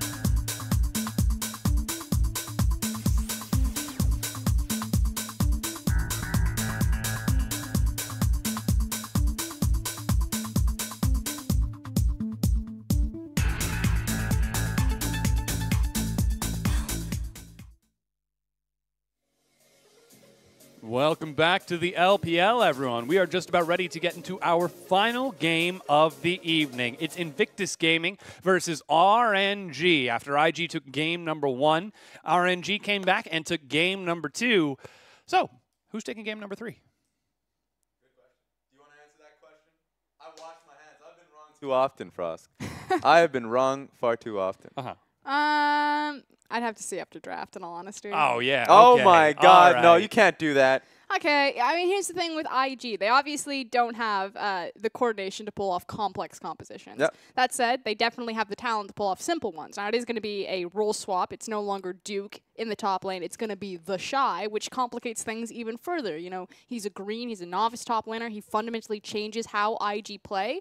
So I'm weighted towards RNG, but at the same time, RNG are going through their own metamorphosis right now, trying to turn into a beautiful Kog'Maw butterfly. Does it overcomplicate IG? Because suddenly they just have a split Maybe it makes pushing it really madman, simple. right? It's just like suddenly you have a split pushing Fiora main. Sure, Duke was kind of going towards that style, but the Shy is that just 100% like more. This guy is just all in, split push, time and time again, see hero, kill hero. And you're going to probably see Ning go towards that lane more often. So this is a big problem. Like, legitimately, this is an issue. You didn't answer the question, Raz. IG or RNG? This is why it's a problem, Frosk. You have one team that's going all in for split pushing, theoretically, versus another team that's just going to play around Uzi in the bottom side of the map. It feels like they're probably going to be looking to trade off, but I think I'll go with RNG because that style is looking to be a lot more easier to execute if they get the cog. I'll go with RNG because I feel like they have a better read on what makes them strong right now. With Uzi in the roster, it seems pretty clear-cut. Get this guy, a champion that he wants to play, stand in front of him. Whereas, even though the Shy takes the roster, I feel like Invictus Gaming will still go sideways with this in their draft. They'll be like, are you ready to play a team-fighting 5v5 teleport top lane? And they'll be like, yes. yep. Let's do it. Sure. And just defang what makes the Shy great. Well, he will be going up against Let Me right now as the Shy. He's going to have to show us something here. If he wants to try to split push at least hard enough to pull apart RNG, who looks like they've been pretty comfortable playing side lanes throughout this set, he's going to have his work cut out for him, not to mention the tendency for members of Invictus Gaming, referring to Duke and Rookie, to overextend at inopportune times. Yeah, I think this is a good task for the Shy. I think especially going up against Let Me, it's a good matchup because Let Me has showcased that he's willing to go Camille blind. Maybe not in this one, maybe he goes counter pick, but overall, if you do that, then picking up the Fiora into the matchup is actually really strong. It's a good tendency that he has that matches Let Me, because Let Me will, of course, he will try and match you with a carry top laner, but he will try to go for team fighting, and I think that's not the going to be the strategy here for MyG. We'll have to find out what that strategy is going to be, but hopefully by the end of draft, we will know what it is. It's RNG versus IG for our final game of the evening. Game number 3. And with a double jungle ban towards Ning, and then Galio and Zach banned away from IG, it seems like we might finally have normality with these picks and bans. Mad respect right now for Firefox banning away Rek'Sai. I'm glad to see her finally get the respect that she deserves, although this jungle pool has been whittled so thin. That's also Gragas hitting the board, so Ning is going to be exposed here, I think, or he's going to have to reach really deep into the pocket. Yeah, unless he's got something that we don't know about, Zach. And then Caitlyn is the final ban for Invictus Gaming. So we'll see if we do get another priority pick towards that bottom lane. It was first pick for Uzi in both Game 1 and Game 2, but it's Thresh for Ming. And so kind of your big junglers left are going to be the likes of Lee Sin, the Kha'Zix. There's also the Ivern. Now, it's not MLXG, it's still Yeehan, but RNG do have a very practiced sieging Ivern comp. And with Uzi behind you, it makes it that much more viable to kind of play double shield, but they don't prioritize the Kog'Maw. Instead, they grab the Thresh. That's why we see Kog'Maw now being picked up by West from Invictus Gaming. Don't want to allow that to pair up in the bottom lane, but Kalista is still an option for Uzi to return back to. And he has got a plethora of champions that he can return towards beyond even that. It's just pick your poison. You know, are you going to give Uzi the Kog'Maw? Is he going to take the Kalista? How hard are you going to take it in lane? Like, it's just a no-win situation. So I like the fact that they go for the Kog'Maw, that they take the Braum. It's defensive, they have options, but so far, West and Megan are just going to bunker down, latch the hatches, and try to hold on. We should hope so, as Kalista is locked in once again for Uzi in the bottom lane. His Kalista earlier did not see success, but he's Uzi. Yeah. And okay, So that's all I could say, though. Yeah. I mean, West and Megan, they know what they're getting into. And now we get to see something new. Bottom lane versus bottom lane. RNG, do they prioritize the jungle once again here? They do. Lee Sin, locked in. So I was suspect that maybe they would look for the Ivern, but instead it looks like Ning's probably just going to go back towards the Kha'Zix, now that the Lee Sin has been picked up. So despite the fact that they pinched the jungle pool so hard, both junglers will make it out okay. Well, that's yet to be seen for Ning. He has to pick it up here, otherwise you would assume it's going to be the first thing off the board. Yeah, even more bans. Kha'Zix is going to be the pickup. This guy's like, I hear Maokai got some buffs on this patch. You can Maokai jungle? Yeah. Oh, man. I am waiting for the tank junglers The to good old truly days. return. The Amumu jungles. I heard you like Bandage Toss. That Cloud thing has Templar. so much range. His time is now. Oh my gosh. I randomly played an Amumu jungle game a few days ago, and it is amazing. The new Anguish passive. My favorite thing is when I see the Amumu throw the bandage toss backwards and then it connects and you're just like, you really didn't want to hit that, did you? Oh, whoops. And he's just pulled in. But no Amumus here. We do have our junglers locked in. Looks like a priority towards top and mid for the two. Fiora banned away from the Shy, and Talia banned away from Xiaohu. The Shy still has his pick of the litter in terms of what he wants to take in the top lane because there was so much focus in the jungle. He's got, you know, the Cannon if he really wants to reach there, the things like the Gnar, the Jarvan, the Renekton, closer to home and closer to meta. He can look for his Rumble. He's played it in the past, so he's not hurting too bad to lose his tried and true #1. with Kassadin now banned away just afterwards towards Xiaohu, we're going to have to see what the Shy goes for up next, because we're still looking towards mid and top for both teams. He could also just take the counter pick. Corki also, not Corki, Rookie, wow. Could play Corki. They are not synonymous. Could play something like Corki and pick it fine blind here. Unless it were banned away. It'd be a shame if something were to happen to it. Don't play with my heart, Rookie. He's not. That's just West being silly. Ah, West, you joker. You say that very confidently. If they were to instant lock it, then yes, that would be one thing. But the fact that they're hovering it for so long, yeah, swapped over to Jarvan, something that makes sense.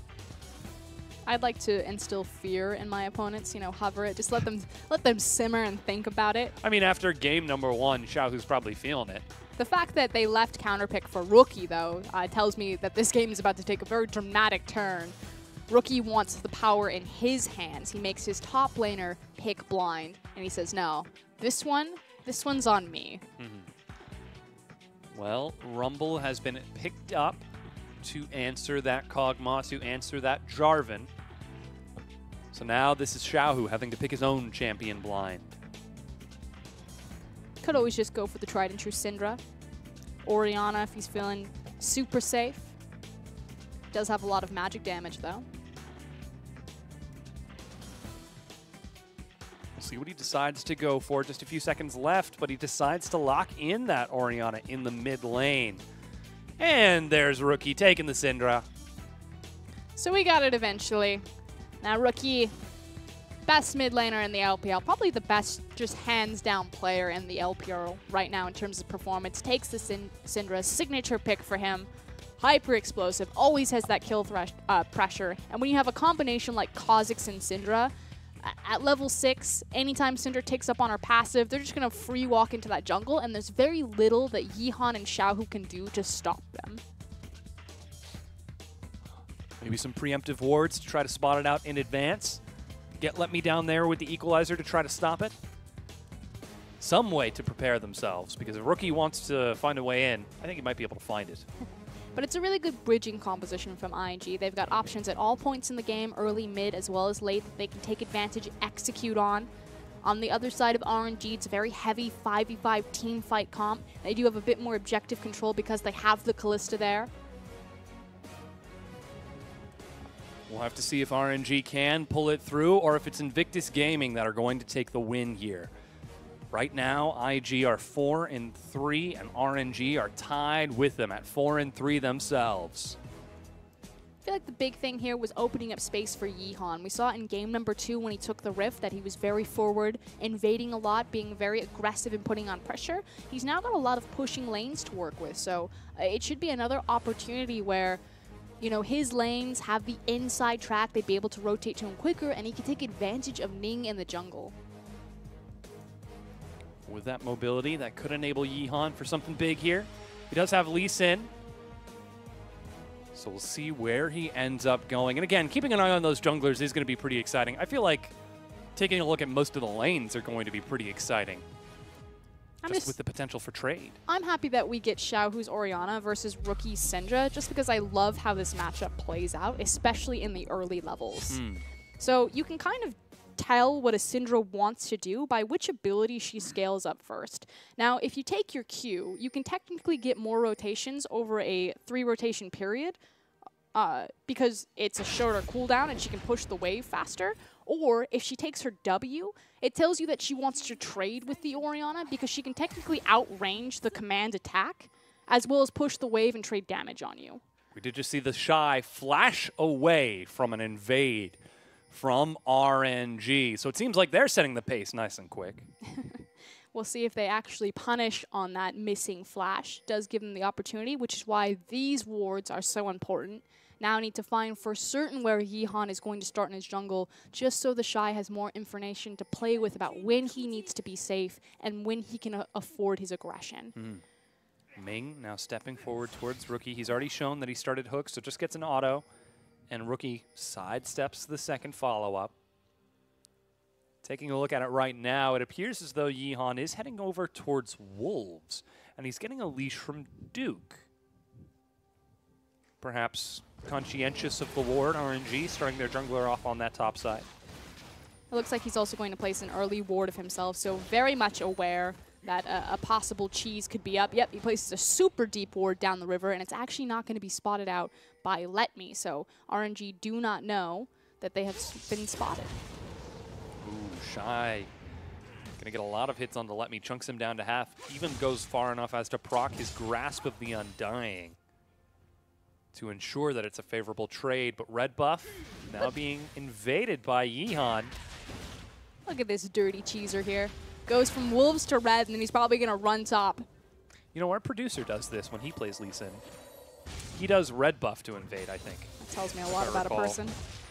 As level 2 is picked up by the Shy, LetMe takes a scrap shield to try escaping, but this is not a great way to start the lane. Look at the damage. He's just getting bopped in the face. And Rumble is so low that he's going to have to wait for the pop before Yeehan can even do anything. He hopped over the wall, and he may be trying to get level 3 or just trying to finish off this Krug camp. Ning sees his red buff is missing. He actually pinged over towards the Krugs, but Yeehan got it. does get that level 3 with the large Krugs. We're in a race top. Uh-oh. Uh-oh. He's just steps ahead of Ning. Leaps in. Look at the damage now being traded back. Manages to land the slow. Sonic Wave onto the Scuttle Crab, but Flash is available and a ward hop over the wall. The hero Scuttle Crab right there. So Ning, instead of immediately looking for the gank, it was naturally that he wanted to punish Shy up in the top lane. Although as I say that, hold up, because we're going to see a dive. Shy is getting some damage. It's about 300 health. The minion wave is about to crash in. Ning shows himself. Hook tossed bottom, catches West, Ignite and Flay. Exhaust onto Uzi. The stun. Procs with a long-range auto, flash forward. He used his own heal used aggressively, but first blood, Uzi. He's trying to take the lantern. He does. He gets away, and Megan gets slowed by the Rend. Meanwhile, top, they did trade 1-for-1, and the hook bottom as RNG start this game off 3-1.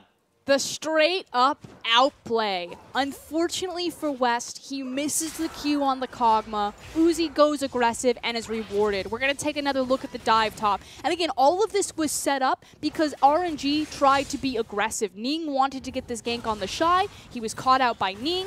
Ning then goes punish. And LetMe's trying to do what he can. Trades 1-for-1 in the end. That's the best you could ask for with a nice flash. But ultimately, RNG win across the map despite Ning's early blunders. Yeah, that is 1,000 additional gold in their pockets. Excuse me, Yeehan. Yes. But Yeehan will now return towards his jungle. He's been taking advantage of the time in which Ning has been diving. Still a full level down, but he should be able to catch up rather quickly as he will get his own red buff back. Luckily, not too much of a need for blue buff on Lee Sin. Yeehan's just night and day far ahead over this Kha'Zix right now. Feels better in the jungle. He took the Krug camp away from Kha'Zix. He took both red buffs. Xiaohu trading with Rookie in the mid lane. You mentioned the early levels would determine how this lane plays out. Well, so far it looks like Xiaohu, he's stepping up to the challenge after a reinvigorated performance in Game 2. And he gets to play aggressive like this because they know where all of those junglers are. Yeehan, though, is just continuing to dominate Ning and getting much-needed support from his bottom lane. Blast Cone as he loops back around, just keeping an eye on this Kha'Zix. Ming actually being brought up as well. There's a Syndra there, too. The Lantern from behind. Flash to get away from the Flay as Xiaohu takes a long Lantern. And we said this from the beginning, you know, RNG have so many pushing lanes or pushing lane opportunities that it was going to open up space for Yeehan to be aggressive. And from minute 1, that's been the name of the game. Invades, contests red, tries to set up early gank, now contesting things like the Gromp, involving Ming. Wow, Ning and Ming, this was tough. Yeah. Why? Man, they used to lane together duo. too. Yeah. I can see that going great. Ming saving Ning. No, that was the other way around. Ah. Still don't know if it's worse than Zyra and Xayah in the same lane.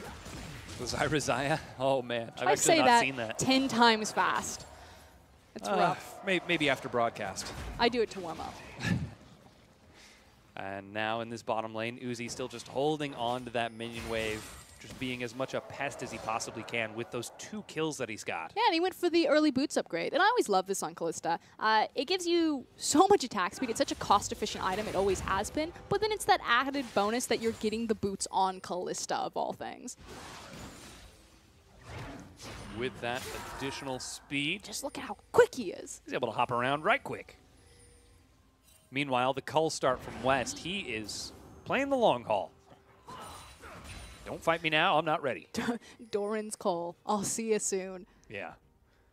Ning's actually heading back towards the top lane. He's spotted out by a ward. Let me's level 6. Tries to bait it in, but there's a Cataclysm. He missed the Cataclysm on himself and dies because of it. Well, he was going to die anyway. That was the difference of, am I going to take anyone with me? That was the difference. It wasn't great. It was not, no. No, not. Equalism. Equalizer Exactly. onto the minions. Yeah. When you miss that bad, that's what that's called. It's the catalyzer. Yeah. As Yeon fights out the minions.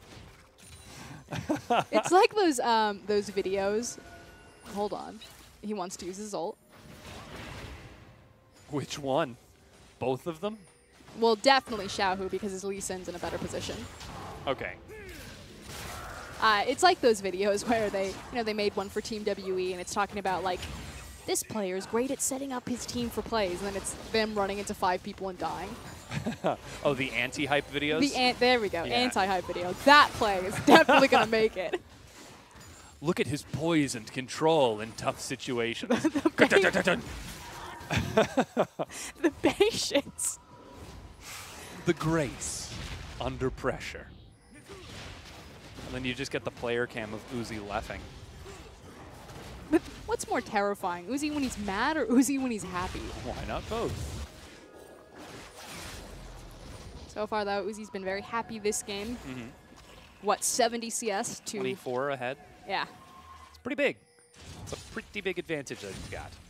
And it helps even further because it's a Mountain Dragon, so even more priority to get advantage on that bottom side, rotate it into easy gains. More the merrier. Drinking his protein shakes. And he's got that rumble in the back pocket. So I feel like this is all just going to sit quiet and still and then get very loud as soon as we play bottom. Just like a lot of League of Legends. As long as EDG are playing. Well, EDG, their game number 1, I think, was a little bit different. And, there was an interesting philosophy discussion we had, when we were prepping this meeting. Although, as I say that... Ultimate traded one for the other. Stun comes in. As there's the lantern. Go for it, He got Xiaohu. He gets it. Over the top of Megan. And here's the interesting thing. We have teams like RNG, EDG, who will play around the bottom side. Team WE do it a lot. But Invictus Gaming will never do it. They'll counteract the bottom. We saw that from Ning early on in the series. Flash stun going to be punished from Rookie. You got to hit your stun, bud. Close. He had the right idea. But And Xiaohu, that's grace under pressure. with someone like Rookie in your mid lane who's going to be so aggressive, who's going to look for those aggressive flash stuns, Invictus Gaming will always play through the mid. But when the meta doesn't favor that, I just feel like they're one of those teams that just get patched in. The stronger the mid lane champion pool is and the stronger the mid laner means on the game, inherently the stronger IG will be, but they don't have the flexibility or the adaptation to be an elite team in the LPL because they don't have the other resources around them to do it. Oh, bit of damage from Uzi as he trades onto Megan. A little bit overextension from Ming. He takes way too many turret shots. Teleport. Gets the Shy into the back. Uzi flashes as he tosses his support to safety. But that was the catalyzer. Landed right on him. Just herding him into the jungle. He does manage to free Ming, so my life for yours. Uzi doesn't look pleased after that one, however. No, he does not. It's also going to be the Shy picking up another kill, so getting even more confident on this Jarvan. Went for the Hex Stringer, so feeling okay across in the 1v1. So then to get back to the question that you posed earlier, what does it take for IG to become an elite team? Just wait for a meta or try to change their style as, ooh, recall is canceled. West, he's walking away. Oh, landed a kick in the, oh, turret actually did not fire at him. No fadeaway shot. Yeehan survives. Just makes it look easy, too. Yeehan's been so flashy this series. And to answer your question, again, it's IG. They'll only play reactive around their bottom lane. Even when they have things like Ashe, they won't play around that big cooldown. We saw that, you know, just last game with West taking that pick. And I'm not saying that this is, you know, the definitive best way to play League of Legends, but it's interesting. IG will always play around mid. Coming out of the woodwork to collapse on Xiaohu from 3 different directions. What am I supposed to do?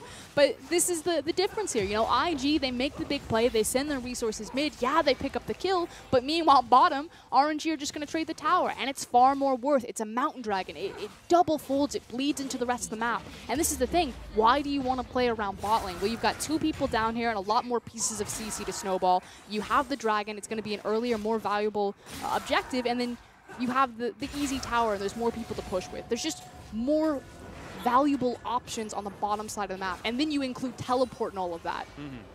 Do you think it could be as simple as replacing a stronger bottom lane? For example, if Uzi and Ming were playing with rookie Ning in the Shy. Undoubtedly, West and Megan are the weakest bottom lane in the LPL. Statistically, that's also true. Okay. In every measurable way, they are lackluster. With the gold that they get, with their CS per minute leads that they don't get, with the damage that they're outdoing, they've just had a rough time. But is that inherently because of West and Megan, or is that because IG give them less resources than any other LPL team or any other LPL's bottom lane gets? Well, we don't have an answer here at the LPL, but we're certainly looking for one. Yes. We just saw Invictus Gaming trying to sneak the Dragon off of the recall from RNG, and though they were temporarily stalled out by a ward, RNG made it to the pit in time and scared away both Yeehan and Megan before claiming the Dragon as their own. They also catch the blue on timer, and we'll get to continue just taking objective after objective. All on the bot lane. Yep. All these valuable pieces that Invictus Gaming really want access to, they don't because of this man. And look at the vision that they've got set up on this side of the map. And this isn't just IG not playing to this side of the map. This is RNG actively playing towards it, setting up wards, contesting vision, and just showing up everywhere. And now we have to open up the discussion of Yeehan versus MLXG. Yeehan just seems to have a much more rookie. Oh, he's in the pit now. He doesn't has have his flash. No, he doesn't. Oh, you're right. He doesn't. Yeah. The Shy going to slide back away. Xiaohu chases in. Stun onto Xiaohu. Ming follows through Yeehan. Misses the Sonic Wave. Meanwhile, oh, the Shy denied out of the slide. He still gets the kill onto Xiaohu, though, as Rookie's in the back just waiting for them to overextend. Knock up onto Ning. There's nothing to save him. And they managed to get that kill. Now they turn towards Rookie. The hook from Ming locks him down. Double kill for Uzi. And RNG just walk over Invictus Gaming, pick up all 3 kills on the top side of the map, now have the creep wave streaming in behind them. They have the tower, the Rift Herald, anything they want. And suddenly this bottom lane advantage that RNG had very deliberately opened up for themselves spills over, not only into the mid lane, but also in the top lane. 8 kills to 5, and even the top tier 1 going down. And with the Rift Herald being picked up in tandem with it, it's then very soon going to be either an inner tower in one of these side lanes or an easy broken mid lane. I'd say since you're against Syndra, I'd like to see it placed in the mid lane, just so they can open up their ability to play around Baron since they have a Callista that much earlier. If you use it in a side lane, you're not going to get the same access into laying down deep vision around that pit. We'll have to see where that Herald ends up going. For now, it's sitting in Ming's back pocket.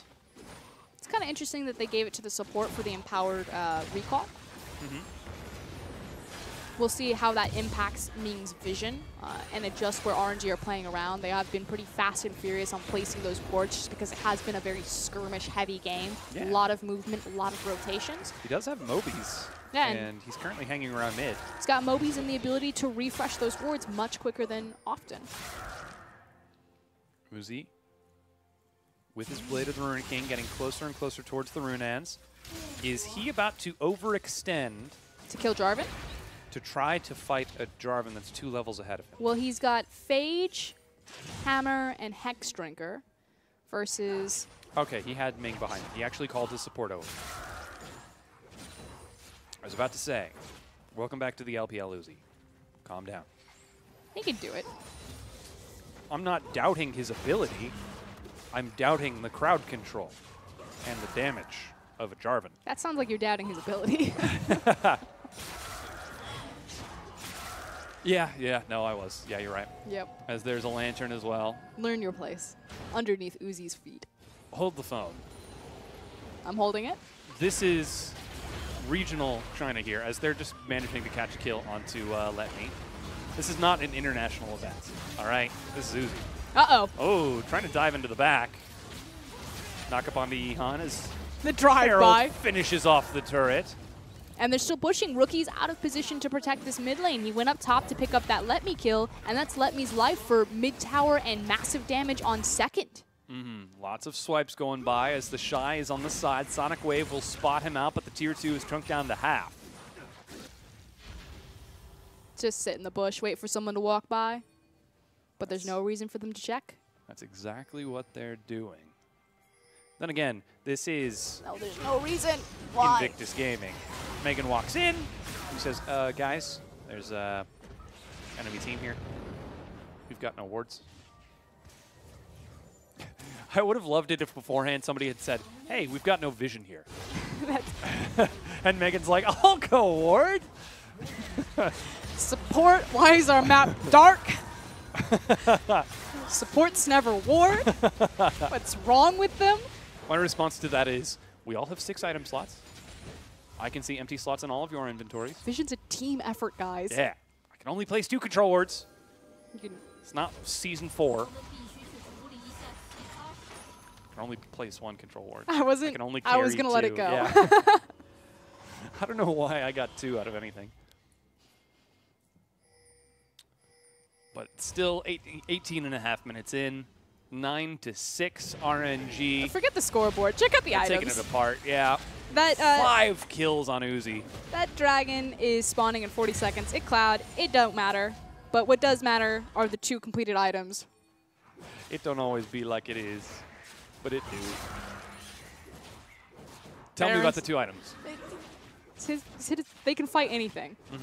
They can walk into any situation, and when RNG have the confidence to do that, they have the confidence to set up and engineer the situation correctly. In spring split, we were commending RNG for being one of the most decisive and swift teams. Once they got the Baron and the lead, it was over. They certainly have the lead, and while they don't have the Baron just yet, they've got 40 seconds before it spawns. And this is the difference between Invictus Gaming and RNG. And I feel like we unfortunately have to label IG with that every time. It's like they come so close, and it's like, but what's the difference?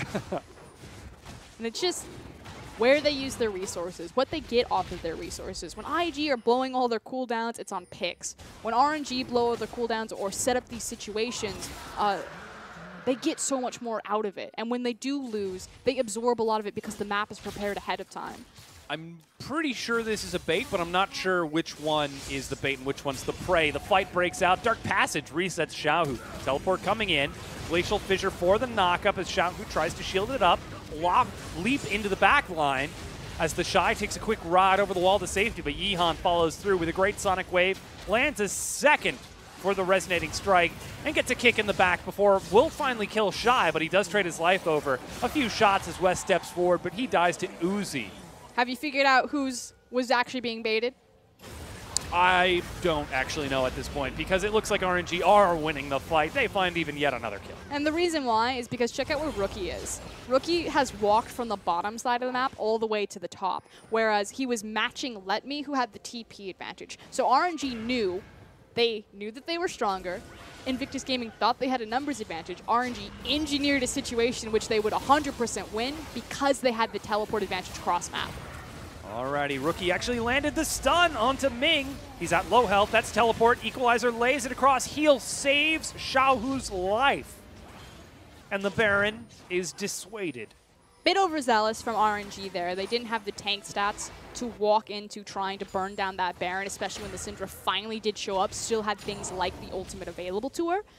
That said, just go back, reset, continue to snowball your lead. This is, what, 5K now in favor of RNG. And just try the exact same maneuver again. You've already broken 2 mid lane towers, so you can creep that vision so much deeper for IG. Set another trap. And now they will try once again. Fresh recall. Take a look at that gold lead. 3,000 ahead for Uzi. He is 8-1-0. Welcome back to the LPL. I've been saying it all night, but every single time it has a different connotation. Whoop, there goes that trap.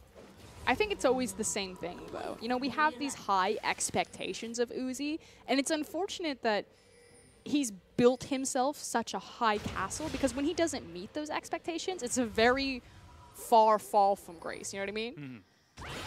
It's like, play perfect or get flamed. And that's just a really unfortunate place to be in. Well, now Baron is being started off. Again, it is one Mountain and that Kalista. She's continuing to stack up. Xiaohu trading with Rookie as they go toe-to-toe. The Shockwave will be traded. But Rookie still has his ultimate, which now puts RNG on the back foot here. They're missing a key piece of damage, and Invictus Gaming now have ball in their court. Or at least they don't have to worry about Xiaohu's in their court. That is true. Thank you, Dom. Yeah. Would you buy Dunkmaster Yes. Orianna? Yeah. Absolutely. No hesitation. I feel like it's untrue to basketball, though, because it kind of looks more like she's kicking the ball around than throwing it around. She never actually touches it. She definitely picks it up and puts it on her head. Orianna? Yep. Does she recall when she does that? Or is like There's I mean, literally a ball on her head right now. It floats around her, and she keeps her arms out like that. Yeah. And then boop, it floats behind her. It's a psychic ball. That's the whole idea of the telekinetic whatever. Yeah, I got it. You're really not... All right, we're going to have a chat about humor and subjectivity. I'm putting myself out here, and I'm just getting dumpstered by my analysts. Would one say dunked? The ball's in your court now. We've got the Baron You've dance got to going. be the funny one from now on. That's not what I built my brand on. I wasn't like, I'm going to be the funny one. I was like, I'm going to be the critical one. Oh, boy. Yeah, you already said it. Baron looks to be the name of the game. RNG are just playing around this vision once again. The Shy is bottom with no teleport. And let's see if RNG have got timer on that. Yep, seems like they do know. And because they pull the trigger and they have the Rin stacks in there, the only option IG have is to fight them and force them off the Baron. They cannot look for a smite contest. Xiaohu's on the side. There's the equalizer separating the team. Baron is picked up by IG as Ning leaps away over the equalizer. Doesn't get much easier than that, but look again at the preparation. It's not just the vision game, it's the fact that all of the waves are pushing forward, that the Shy had to walk so far to even get involved in the play, and because he's delayed, because he's walking there, doesn't have his teleport, it opens up that time window for RNG. Lay the equalizer, you don't have to use it offensively, just defensively to create space. And that's a big commendation to the communication from RNG, that they were able to recognize, hey, Jarvan's over here, he doesn't have teleport. I'm looking towards Ming as the effective, I guess, facilitator of communication for this team, and what he has done. And that's actually a fair estimate. You know, we've seen Ming both with Uzi and without Uzi. It's nice that when he started on the roster, when he was being trained up to fill Mata's shoes, that he did have someone like the great Uzi standing next to him. But ultimately, even with Y4 on the roster, RNG have been just as crisp and clean in calls like that. The things that made them great in spring. So hopefully, if they can just take Uzi's skill and take the development of Ming and put them together, they will rise back to the top. Well, that is the hope, and they need to start rising here. As they use this Baron buff now to siege a tier 2, trying to break it down. I think they need to play more of their side lanes. It's still very scary to run front to back into IG's comp. And you also have to respect the flank potential from the Cataclysm, so give respect to the Syndra, use your Baron in multiple waves, and try to pull IG apart. They've already shown that they're quite weak to making the correct decisions when it comes to macro play. The Shy is now heading top to answer Let Me.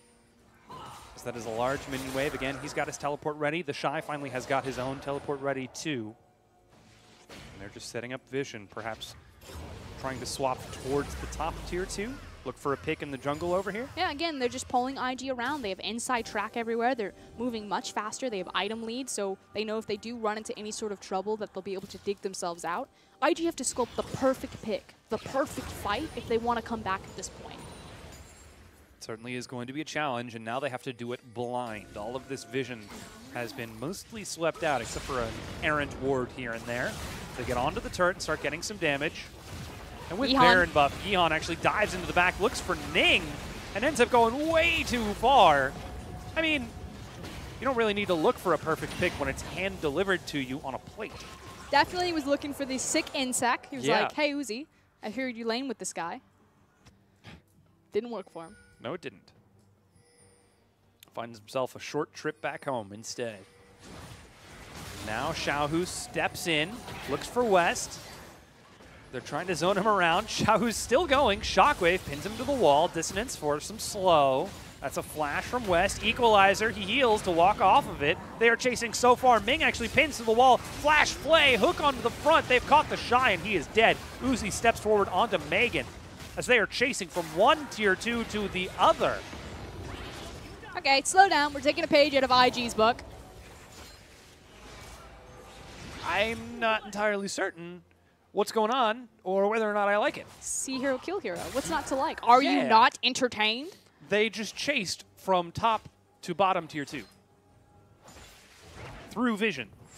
You know, if I'm Uzi, if I have a GA, I'm this far ahead of the game, and I'm about to win my series, I'm going to chase someone for 2 tier towers. 2 minutes, yeah. Yeah, maybe that's all it is. Maybe I've never actually been that far ahead on Kalista. 8-1-1. There's a Baron power play. Yeah, I have never actually been that far ahead on Kalista. As Uzi turns towards the turret. Getting some damage there. Yeehan, gets slammed, but no ultimate from Rookie to lock him down. And the tower finally falls, but that's the entire Baron buff for RNG, and they did not break IG's base, so Hope is still alive. It is. They've got that Kog'Maw. 2 items. Only a longsword on the way for that 3rd item, so it is going to be a little while before we see West really come online. That's a 2nd Runance. All right, Uzi. Calm down. You need to not be on autopilot. A 2nd Runance Hurricane and sold it for a Phantom Dancer. Same thing. He's just clicking the Zeal item. Get me in there. Just buy me the items. Get me towards the enemies. I actually find it quite difficult to manage Kalista when she's moving that fast, though. You just or block. No, I understand, but she moves real fast. That's the idea. It's like, Jesus, take the wheel. You just let go, and she's flying all over the screen. So I always have a lot of respect, and I think it's awesome when I get to see players like Uzi and like Deft when they use the Kalista, because I know how hard it is to control that. So swift. So much power. So much untapped power. No, that's Cinder. Who also is barefoot. Yeah, I think the craziest thing is that Kalista is leaping all over the place. She's barefoot. Because I'm thinking of her passive, which is martial poise. Look at the icon. Oh my god. Next time you get Kalista. This is how Dom's brain works. He went so far. Look at the icon. You went so far down the rabbit hole that the next thing that comes out of your mouth is, yeah, because she's barefoot. Look at the passive martial poise. Okay, Kalista's barefoot. We do have a window, 1 minute 10. Okay, all right. They're probably going to try to throw an ultimate before then because they want their ultimates to come back up. Pyra. When we were at ESL and there was that massive technical delay, and we were just like, what do you do? Uber doesn't want to go out there because the crowd, they just want the games to start. And Joe Miller's in the room. We're just like, Joe, this is your time. You can come back. It won't matter the delay because they'll be so happy to see you. Let's go. And Joe's like, no, we can't do it. And Pyra, he's sitting there quietly. He's really thinking the situation through. And he goes, I got it. We'll have Joe go out in a banana suit. It's like, what? Dracos and I lost it. But why a banana? Where did that come from? It was the most pyrotechnics thing that could have come out of his mouth. The only way that gets better is if after he's like a D-man and a gorilla outfit. There we go, the duo. To be fair to Joe, he took it in stride. He was like, we'll think about it. Meanwhile, Dracos and I are in the background with our hands up. Oh, just like the rest of this fight, Ming leaps in with his own hands in the air. They're trying to get this damage across, but Uzi is just firing across. Meanwhile, West is still doing some work here. Frosco drops her pen on the table. Definitely a The fidget game's spinner. not over yet, Frosco. But they did zone off Invictus Gaming. They have vision control of the area. They've got Callista on the objective. So again, IG, you have one option here, and it's to kill RNG. They are taking some time to work through this Baron. It's down to half. Xiaohu's in front. There's the equalizer Zoning again, zoning them Shockwave. away. The Shockwave missed. Ning goes in way too soon. He stealths before flashing away. The Shy is in the back, trying to finish it off. Yeehan and Uzi are able to finish it off before finally leaping back. Meanwhile, West, he's still doing what he can. He's got the cooldowns, but does he have the damage? Turns out the answer is no. He's lost 2 and hasn't killed a single member of RNG. Yep, they disengaged successfully. They hit the back button, and with the empowered recalls, they're back in the driver's seat. So IG did what they could. They saw 2 valuable cooldowns and the equalizer and the shockwave go down, tried to capitalize, but RNG are just too cohesive. And what are you doing there? I do not know. I need these Krugs. I think he was trying to recall. He hadn't even aggroed Krugs at that point. It was the Arcane Barrage that did it. Maybe he was looking for a pick onto West? Oh, he was looking for those Krugs. Meanwhile, Mountain Dragon now being picked up, the second for RNG. Never mind. And they can't quite make up their mind. Yeah, they're just going to let Yeehan finish it on the backside. They ask why he's late. He got held up in traffic. See, this is where your mind goes, and I'm just sitting here like, Earth Dragon, like The Rock. And You're welcome. I'm just disappointed. Let's take the best WWE actor and let's put him in every movie. Ooh! It'll be a slam dunk. Just like that kill onto Let Me. Got popped. Man. Ooh, that's actually a hook. There's not enough follow-up, though. The hook seems to have broken the game. At this image, though, you're like, that's going to be a bad time for Ning. He's going to have a bad time. You just see the ball. Record scratch. That's me. you're probably wondering how I got here.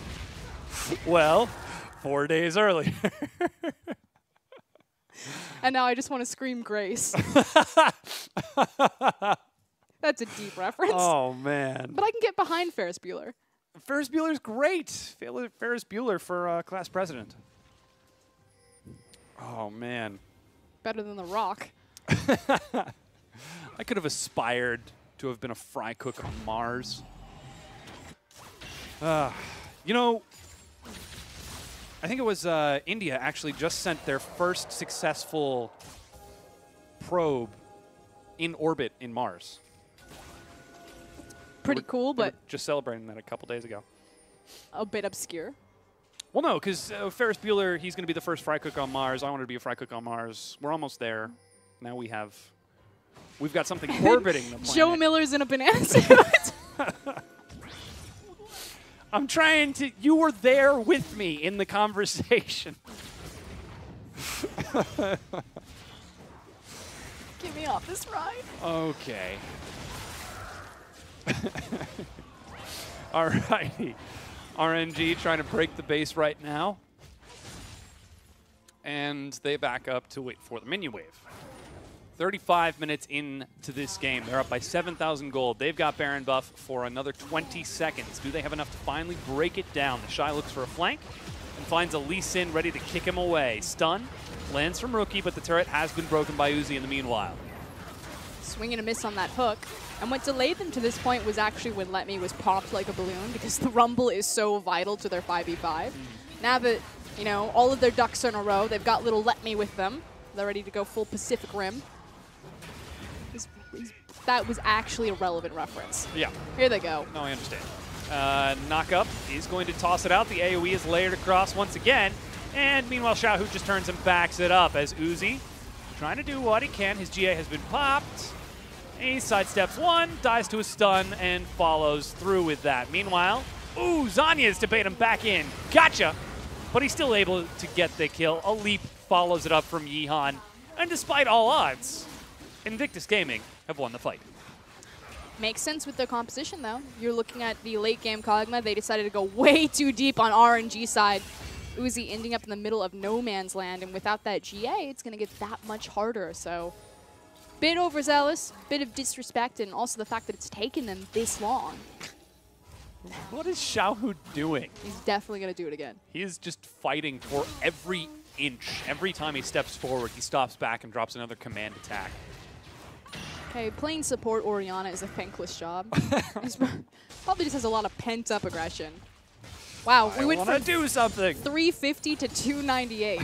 Collectively, we're going to crest 600 in our Baron power plays. Yep. Only just. Bottom tier 1 finally broken by Rookie on the bottom side of the map. And 2 minutes before Baron is back up. And while RNG might have had a massive advantage, might have had all of the momentum in the world, Kog'Maw's got 3 items now. And while they're not the best 3 items, certainly still going to be help. But the nice 3 items is actually Rookies. Yes, Kog'Maw's going to hit hard, but as long as he stands next to Syndra, no one can hit him hard. And Rookie is absolutely terrifying with his 3 collective items. And I'm going to assume that that's going to be a death cap to, you know, top it all off there. Little cherry on top. And we already saw him, you know, 100 to 0 let me. He's got his pick of the litter of who he wants to hit next. Meanwhile, Gwinsu's also has been finished. Uh-oh. That is a dead Kha'Zix. Good ward. Thank you, Observer. Yep. That one right there. That ward, yeah, we see it. And now suddenly it's a 4 versus 5 with mid inhib already cracked. Still a minute before Baron, so RNG with wards in their pockets and momentum behind them once again. They seem to be set to try to break the base. But there was a cute little trap being set, but now who's actually trapped? Equalizer, they try to follow through as Ming catches up. The hook will miss West because of a great Glacial Fissure temporarily stalling Ming, but that means that RNG turn towards the inhibitor. And it's going to be in free inhib, and then they can relax back towards the Elder, relax back towards the Baron, and pick where they're going to strike next. They've got 30 seconds before it is back up, and they are now sweeping out a lot of this vision from IG. They've got bottom wave pushed in. They've got top wave prepped and ready. They're going to sit in a bush. They're going to wait. Someone's got a face check to lay down the vision. The only clues that IG have is they have 2 wards, one on the top of the Baron pit and one on the back of the red. That's going to be real tough, but Ning steps forward to bat once again. He was actually and steps right around. He was standing on the vision, and that's what gave Ning the heads up not to just immediately walk into that. And now RNG are turning towards the Baron. Double Mountain Callista is going to do a lot of work. Meanwhile, Elder is up right now, and it looks like IG are content to trade it. They're racing for it. They are definitely not going to win this race, but they're going to try. Oh, no. RNG are slowly collapsing towards it, but will IG be able to finish it in time? Again, that's the Gwinsu's now fully stacked up on West. He looks for the execution. Megan with the body block steps in. That's Elder Dragon picked up. Yeon's on the side fighting the Shy. Meanwhile, Xiaohu's in front trying to back it up. RNG reset the fight. They try to collapse, but are slowed. Kicked back into the wall. A quick slide on top of the blast cone. They finally kill the top laner, but Xiaohu is leading the charge toward the base. He's also got inside track. He can hunt someone down here. Nope. He was thinking about it, but decided against it. So what was really cool there is the fact that RNG had to give respect to Invictus Gaming, give them those crucial seconds to finish the Elder Dragon, because they didn't have vision set up ahead of time. The blue trinket, I believe, was down from Uzi. I'm sure we'll see in the replay there.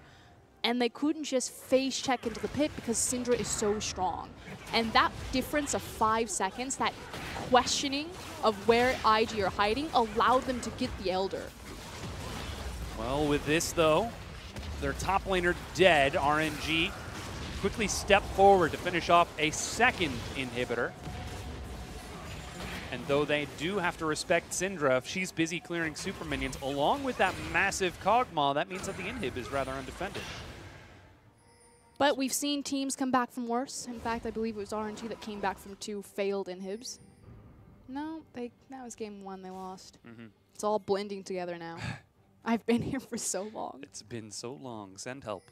As Xiaohu rushes over towards his very important blue buff. They've still got Baron for 90 seconds, and they're still at a negative 250 gold. They're just going to eat up every piece of gold that they have available in the jungle, get all of the waves pushing, and then 5-man stack, ride the rails into the top lane. Seems like that might be it. Even though they've got teleport, even though they do have the ability to try, just keep everyone together. Why risk it? Why risk a pick? They've also played strong with their composition. You know, they have so many zoning tools between the Orianna as well as the Rumble to create space for Uzi to go off. Yeehan is showing that he's more than willing to look for those inset kick plays. They're just waiting for the minion wave, slowly stepping forward. So hesitant they are that there is a Syndra just outside of vision. Well, she's definitely just outside of vision, but it's underneath them. Good use of Uzi scouting with W there. And RNG very steady and strong, moving up their vision line, inching forward, moving the chains with them as this creep wave is what now, 2 cannons stacked? Yeah, this is a big creep wave. Hook will miss. Here comes the minions. Slowly being cleared out there. That's the Gwinsu's damage for you, just shredding through that, but the double cannon is firing away. And with the Bio-Arcane Barrage from West, that it will slowly work down those big creeps. Yeehan could go and collect the creeps in the middle. There he goes. So now we've got 1 super creep wave pushing in. Yeah, the Shy is still trying to hold on to bottom. Quick sidestep away from the Force of Will, just to make sure he doesn't get caught by a quick stun. Rookie has to back away over the equalizer, chunk down to half along with West. Great equalizer. As they step forward, Uzi is exhausted before the fight even breaks out, and they turn now on to the final in-hit. And without killing a single member from IG yet, it looks like they're trying to end the game. IG, you gotta fight. Somewhere they have to draw the line in the sand. Baron up super creeps on the Nexus turrets, but it's still not quite enough to break this open. Stun onto Ming. Force of Will miss. Here comes the next super creep wave from top. Still just firing more and more as wave after wave crashes in. The Baron buff is about to fall off. RNG on top of the inhibitor actually reset position as Rookie tries to zone them away. A hook onto the Shy. He gets pulled in, but not enough damage to break through the front line. That Kog'Maw, that Syndra, they have got to be respected. And Rookie's doing a phenomenal job getting out to those side lanes. Another whiffed ultimate from Xiaohu. Wow. And they disengage. They temporarily break 3 inhibitors, but then have to reset back for the second. And mid lane. RNG don't have the confidence anymore. They aren't pulling the trigger. Yes, you're looking down the barrel from a Syndra and Kog'Maw, and yeah, you do need to give that respect. Speaking of which. They leap in onto Yeehan. He's nice and tanky at this point in the game. Soaks the damage. That means that Syndra ult is on cooldown. Uzi steps up to bat. We're just playing in between windows of Scatter the Weak and Death Sentence. Ooh, there's the stun. Xiaohu is caught, and Xiaohu is dead. Oh, immediately the box is dropped, and this could be a very bad sign. They're turning it around. He managed to tag onto Let Me, but he gets the Dark Passage to safety. Just barely scrapes out, and meanwhile, IG's base is just hemorrhaging right now. Super creeps on the Nexus. Someone needs to go back. Looks like it's going to be Rookie. Yeah, the minions will spawn to temporarily buy some time. That's but a like teleport. You said, teleport is coming in. Whoa, whoa, whoa. Let Me immediately drops his Zungas as the rest of RNG turn it around. He gives his life up for free to try to pull them apart. That was on top of a ward. He knew they were there. Okay. Well said, Scatter the Weak. I see how we're going to play it. Forces the minions back in the Nexus, though Bear is still standing, and the next minion wave is about to crash in. Oh boy. What's up, Giggles?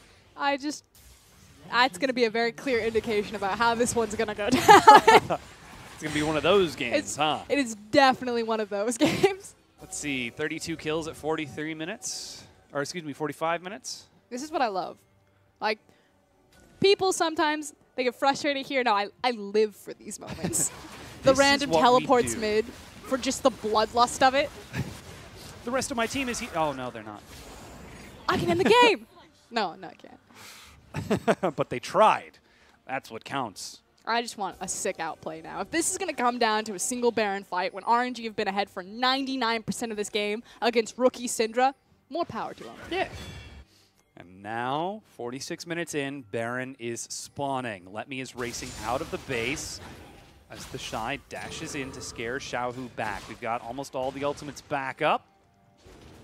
looking at a lot of summoner spells as well, as red buff is even being picked up and the inhibitors have respawned. Yeah, and that's the most important thing, is that you've got 2 inhibs that are back live, which give IG the ability to even look for this play.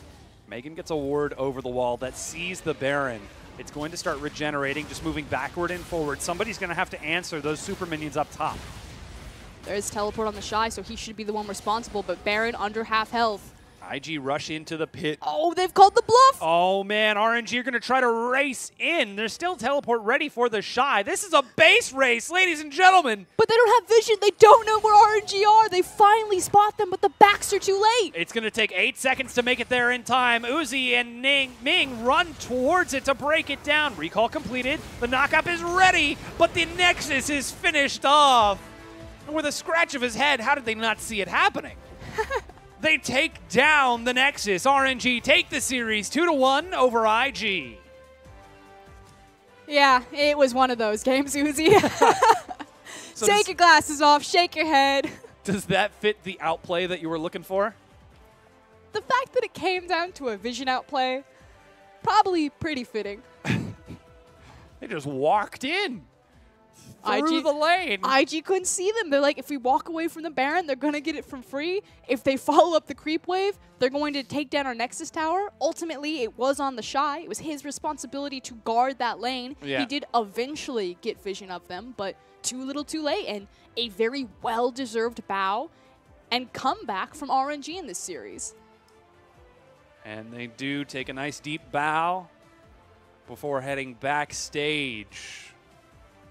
RNG 2-1 now over this win over IG. That is going to put them at 5-3 in the standings. Whereas Invictus Gaming now find themselves once again tied with Dan Gaming at 4-4. Look at the smile on that guy's face. Welcome back to the stage, Uzi. Always good to see you again. Had a strong performance on the Calista, particularly in that lane phase. If we think all the way back, I know it was a long game, to the very beginnings there, it did start and kick off with this guy. Yeah. Explosive across the map, top, bottom, but ultimately RNG were put on the right foot for victory because of his performance. I can remember he was at least 9-1-1 at some point. And those KDA might have suffered towards the end of the game. Still an excellent performance. And an excellent performer here on the desk with us is Raz. Welcome back. Oh, hey. That was a fun set. That was fun to watch, mostly because what was it really? I sensed some trepidation. No, that was fun. Wait a minute. RNG legitimately, they had a clear path to victory. But Invictus Gaming, it was one of those moments where you start to realize how good Rookie is on Syndra and how that's legitimately starting to matter within the game, because they could have very easily took the set versus RNG here. And on top of that, West was walking up far more on the Kog'Maw. Exactly. Confidence. So there was more confidence in the team fighting coming out of IG, and it was a smart ending from RNG to be able to take it like that. Because honestly, if it had been decided in that one key team fight around Baron, IG was shoring up the confidence to be able to match them, and I thought that it was a really strong call, obviously, for Uzi to just use that one broken inhib topside to just ride the wave. That was great. Yeah, just casually walked right on into the base and closed out the Nexus the old-fashioned way. Fine, if we can't take a team fight, then I'll do it myself, darn it. There's that veteran status coming in. You know, we talked about how Ming has been grown and developed into this strong shot caller, but it is that much more helpful when you have someone like Uzi standing next to you, leading the charge, like, guys, let's go. We're into the game right here. Yeah, and something that I actually wanted to keep tabs on over the course of this series was Xiaohu's performance against Rookie. We sort of alluded to the fact that he was growing to become this top-tier mid laner, going up against the best mid laner. Xiaohu had a very rough series, which is unfortunate because Rookie played so well on a Syndra, and I feel like a lot of people will take this away and be like, Xiaohu is definitively weaker. In the toe-to-toe head-to-head, Rookie crushed him, like straight up. But that was not indicative of Xiaohu's actual skill. We have seen this guy perform above and beyond what he showcased in this series. So I wanted to see both of them play at their best and clash. Unfortunately, we got Rookie's best. We did not get anywhere near Xiaohu's. That's probably fair. I think there was a lot of key points within the series where Rookie just legitimately outplayed Xiaohu in a lot of cases. So I think this was an interesting set because we got to see a lot more of Xiaohu's Orianna. And I thought that we didn't get to see that before, and I felt like he didn't know where to put down his ball placements. Obviously, at the end, we saw him have some interesting sombreros. But you're right. Hopefully we get to see him perform to his height in Rift Rivals and perform to that what we saw throughout the entirety of the spring and I guess the beginning of the summer split. The sad thing though is that this was his shot at Rookie, and we always know that like mid laners want to take their shot at Rookie, and they'll probably still beat IG, but that doesn't mean that you beat Rookie. Xiaohu doesn't get that opportunity again unless IG meet RNG in playoffs, because this was cross-conference. MVP, though, for this game will go towards his support, Ming, 0, 1, and 15. And Raz, I know you were super high on Ming at Rift Rivals. Are you super high on him still as he carries over domestically, especially with a performance like that? I definitely do, because in the laning phase he was getting proper hooks, and then they went towards the top side of the map. There was the 3 kills successively going towards RNG, and that was just hook after hook after hook.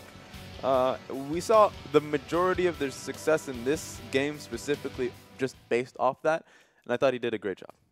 Yeah, a very good performance from Ming.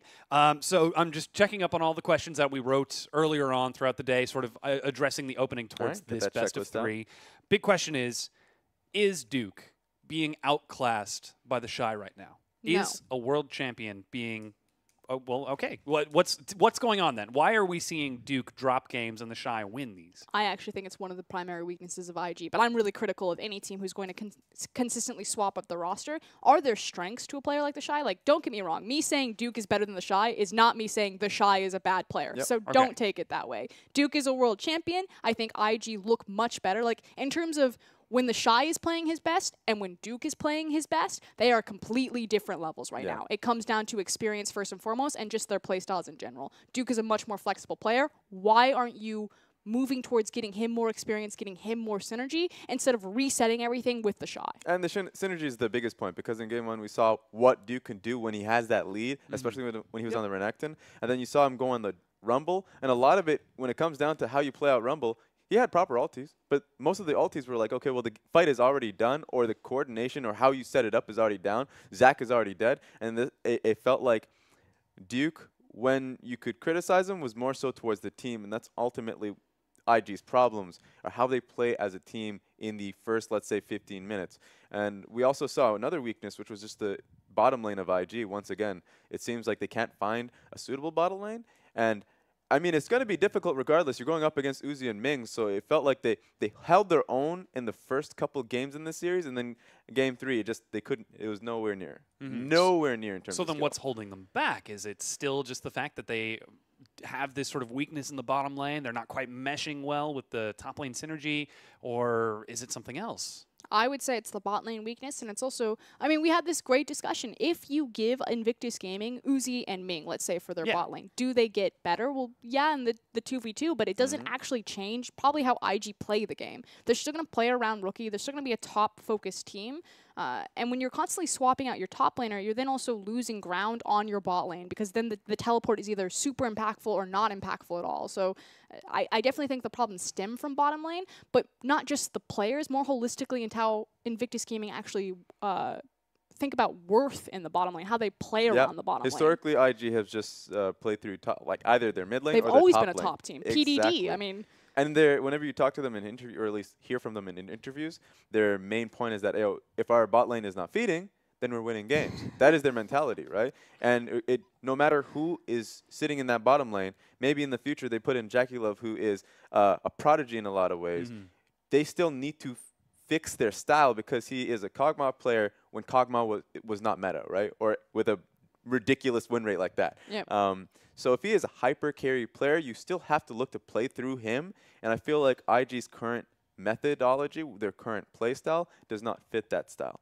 And so if you constantly leave resources away from your bottom lane, if it's going through mid lane and top lane through very successful players, I'm not saying that they're not successful, but you will fall through on 2 members in your team, that's going to be a bit of a problem. And it's actually, even if you find games where your top laners carrying you sets, it comes down to consistency, and they're not going to be able to find that level of consistency. So then, while they do have that option to play with Jackie Love after, I think it's October or November when his birthday actually is, to turn 17 and play with the team for the current year, if IG play at the current level, is there hope for them to see success? I mean, there's always going to be the possibility, just because you do have talent like Rookie, but they're never going to break top 4.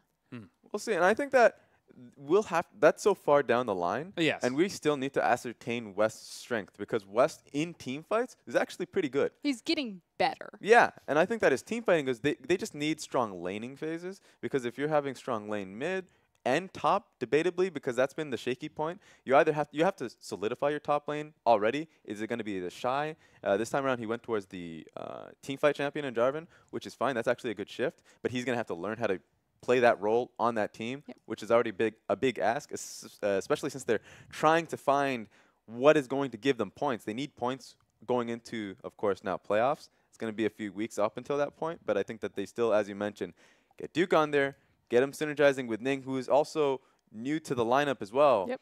There's no reason for that, I guess, the swap to be made. I mean, the saving grace for IG at this point is that they have Ime and Snake sitting in their group. And if you think that IG are inconsistent, wait till you get a load of these teams. Like, Snake and Ime are all over the board. They're having a midlife identity crisis. They can't figure out where they want to play on the map. And so IG might be able to scrape into playoffs just on the weaknesses of their own group. Yep, that's true. Yeah. Well, hopefully they'll get an opportunity to do that. Again, we're still looking for those teams to also continue growing as well. But let's turn our attention towards the other team on the other side, RNG.